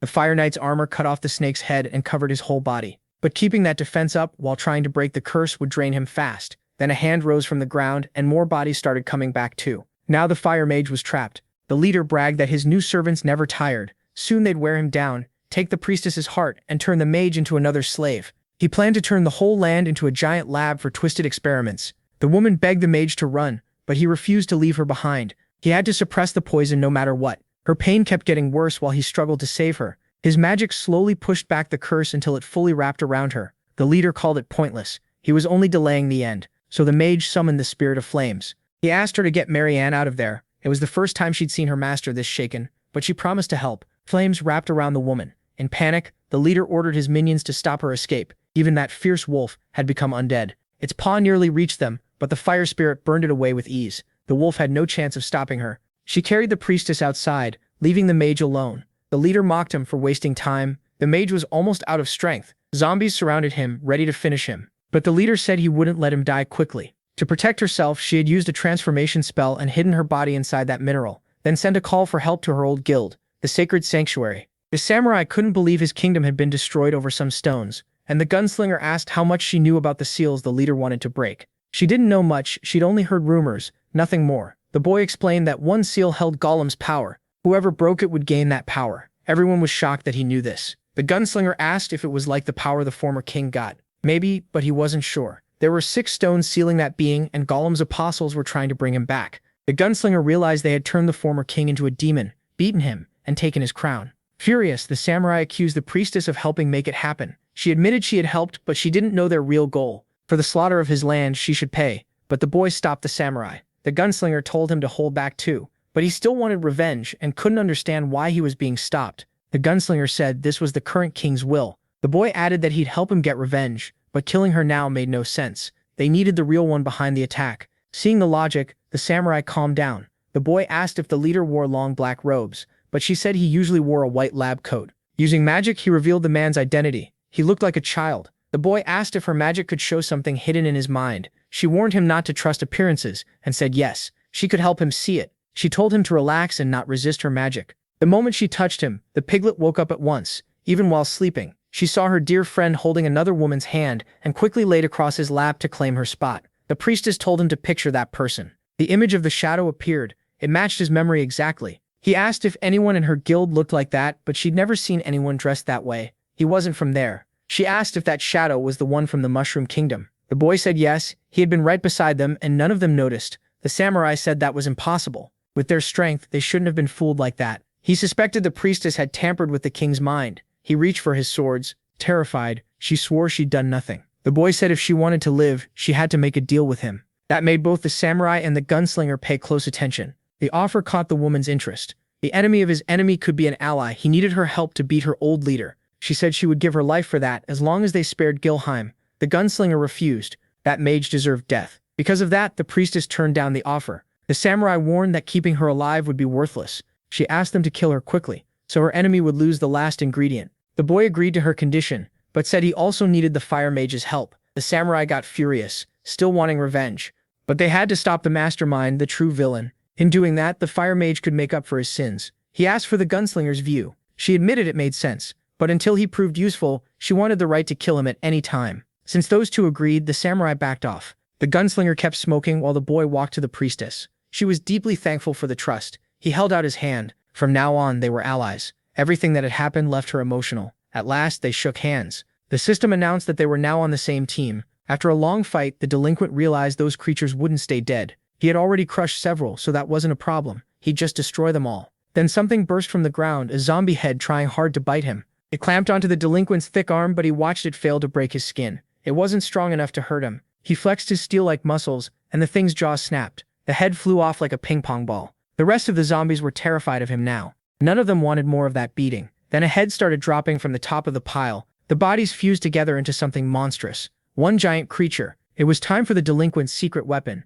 He had just the item for this in storage. A giant speaker appeared. While the monster formed, he messed with the device. He had to find the right button. Then the speaker came on, music blasted out, and his body started dancing. The beat took over, and he began smashing the creatures in rhythm. Then he launched himself up with a huge jump. Now he was face to face with the giant zombie. Right then, the drum solo kicked in. Every drum hit matched one of his punches. The beat got faster, the drumming non-stop, and the song kept building. The sound completely took over his body until the cymbals crashed in. Fired up, he kept tearing the creatures apart with the power of his stylish hair. His enemy was getting absolutely crushed, and the song still wasn't done. Now came the perfect beat. The delinquent danced deeper into the groove like Michael Jackson of violence. At last, the song hit its peak. The zombies grew uneasy at the sound. Through one zombie's eye, the fight was being watched. The girl searched the body's memories and said none of them knew who that man was. That caught the leader's interest. She asked what his next order was. He decided this had gone far enough. It was time to kill the delinquent. Still, the delinquent kept dancing to his favorite song.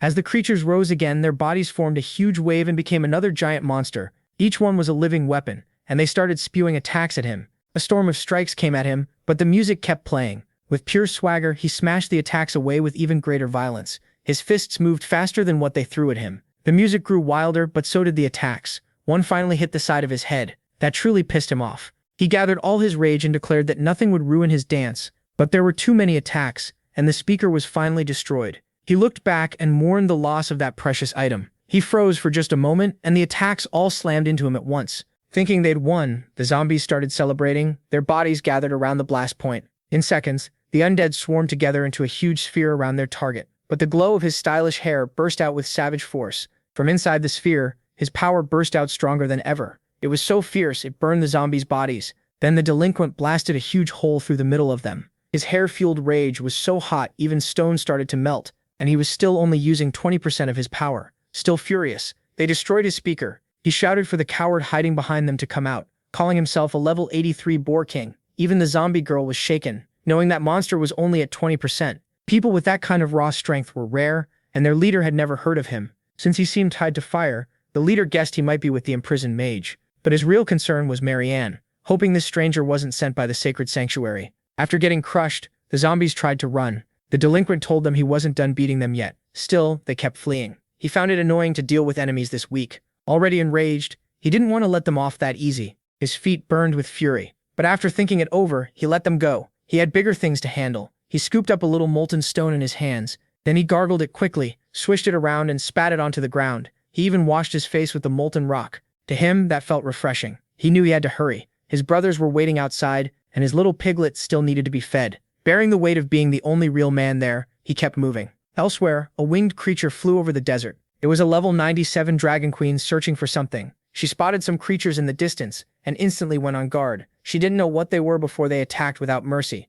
Her weakened body crashed onto the icy ground. After tasting that flesh, the man was disgusted. Those creatures should never have been outside. The bat mocked his companion, saying he was useless and ruined everything. That made him ask the saint for permission to tear the bat's face off. He said that would be satisfying, but the bat bragged he could beat him anyway. Femri shot back that he'd already beaten the bat before. The saint told them both to shut up. This was a golden chance. Marianne could be the perfect sacrifice, though it was a shame her body had been defiled. For now, she couldn't do much to Marianne, but she had sent out a call for help. This was her chance to get the heart she needed. Then a strange portal appeared before them. She immediately ordered her companions to stop. They had been found, and her subordinates wanted to know how. Since the old man couldn't smell anything, he told the bat to check with sonar. The bat said he'd already been doing that, and within 10 kilometers he sensed nothing suspicious. The saint said they wouldn't be able to detect this one, then told them what she felt. A dark figure appeared and ordered them to turn back at once. The saint called him the strangest apostle yet, and said he was the one who should move. Ignoring that, he simply told her again to leave.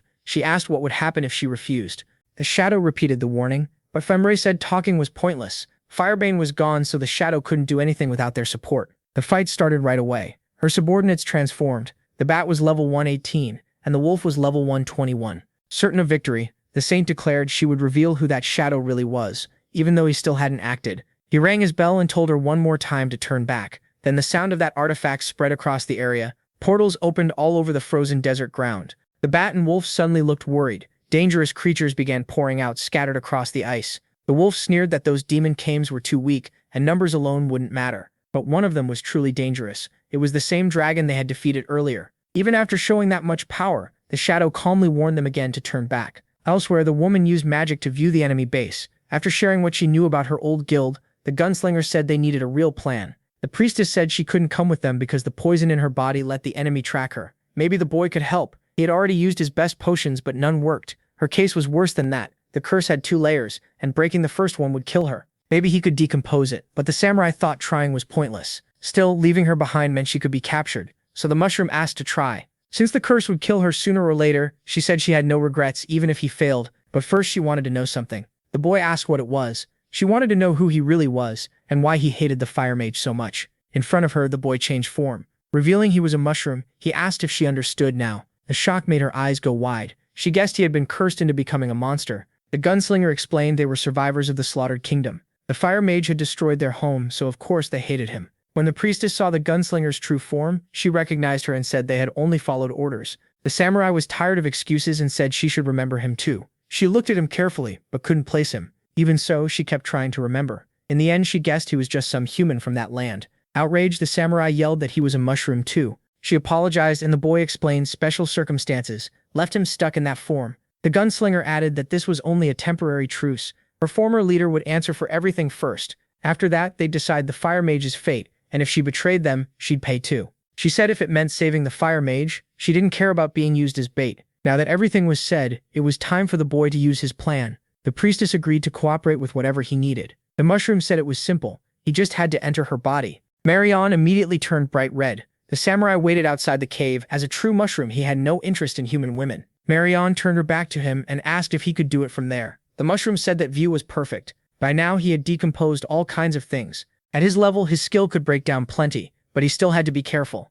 If the curse wasn't immune to magic, he could do something. He used his multiplication spores, creating several more mushrooms. He sent them toward Marianne. The tiny creatures were ready to decompose. They piled onto her body, and the process was about to start. She could already feel it happening. For it to work, she couldn't resist much. The main mushroom was moving in. He pictured the route he needed to take. While his clones started decomposing, the priestess felt the effects more clearly. Then the mushroom entered her mental world and unlocked a new skill, Spore Link. Inside, he noticed something strange. Rings surrounded her inner self, and he knew those had to be the curse. If even one circle touched her, her life would be erased. Using spores to propel himself, the little mushroom moved closer. He tried to push through the barrier, but the curse was incredibly tough. The system said it was unique magic, and without the right method, there was no way in. That didn't scare him. Clapping his hands together, he decided to use another miracle move. He released spores around the curse and ordered his tiny mushrooms to attack the barrier. They latched onto it until almost the whole surface was covered, and all he could see were mushrooms.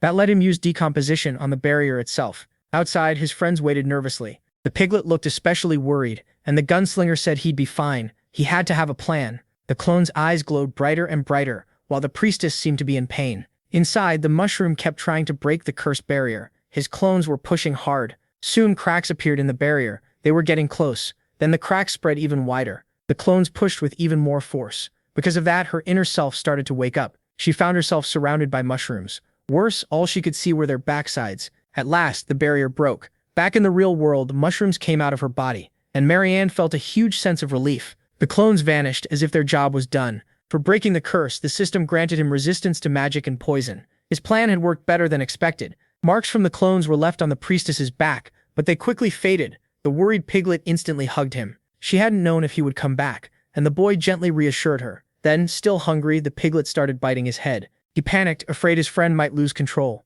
While he freaked out, the priestess rose to her feet. The little mushroom had removed both the poison curse and the saint's curse. Now much stronger, she had all her mana back. The mushroom hadn't expected that. That sudden surge of power caught everyone's attention. The samurai got worried, while the gunslinger realized the woman had been hiding something. Or maybe the curse really had sealed part of her strength. The gunslinger asked if she thought being stronger now meant she could beat them. She answered no at once, but then cast a spell on the piglet. Seeing that, the samurai became sure humans could never be trusted. He lunged at the priestess without mercy, but she said he'd misunderstood. The gunslinger told him to calm down and at least hear her out. The little mushroom focused on the piglet, who now looked satisfied. Her hunger was gone. That spell could block every bad effect on the body, and that's where this video ends. Turn on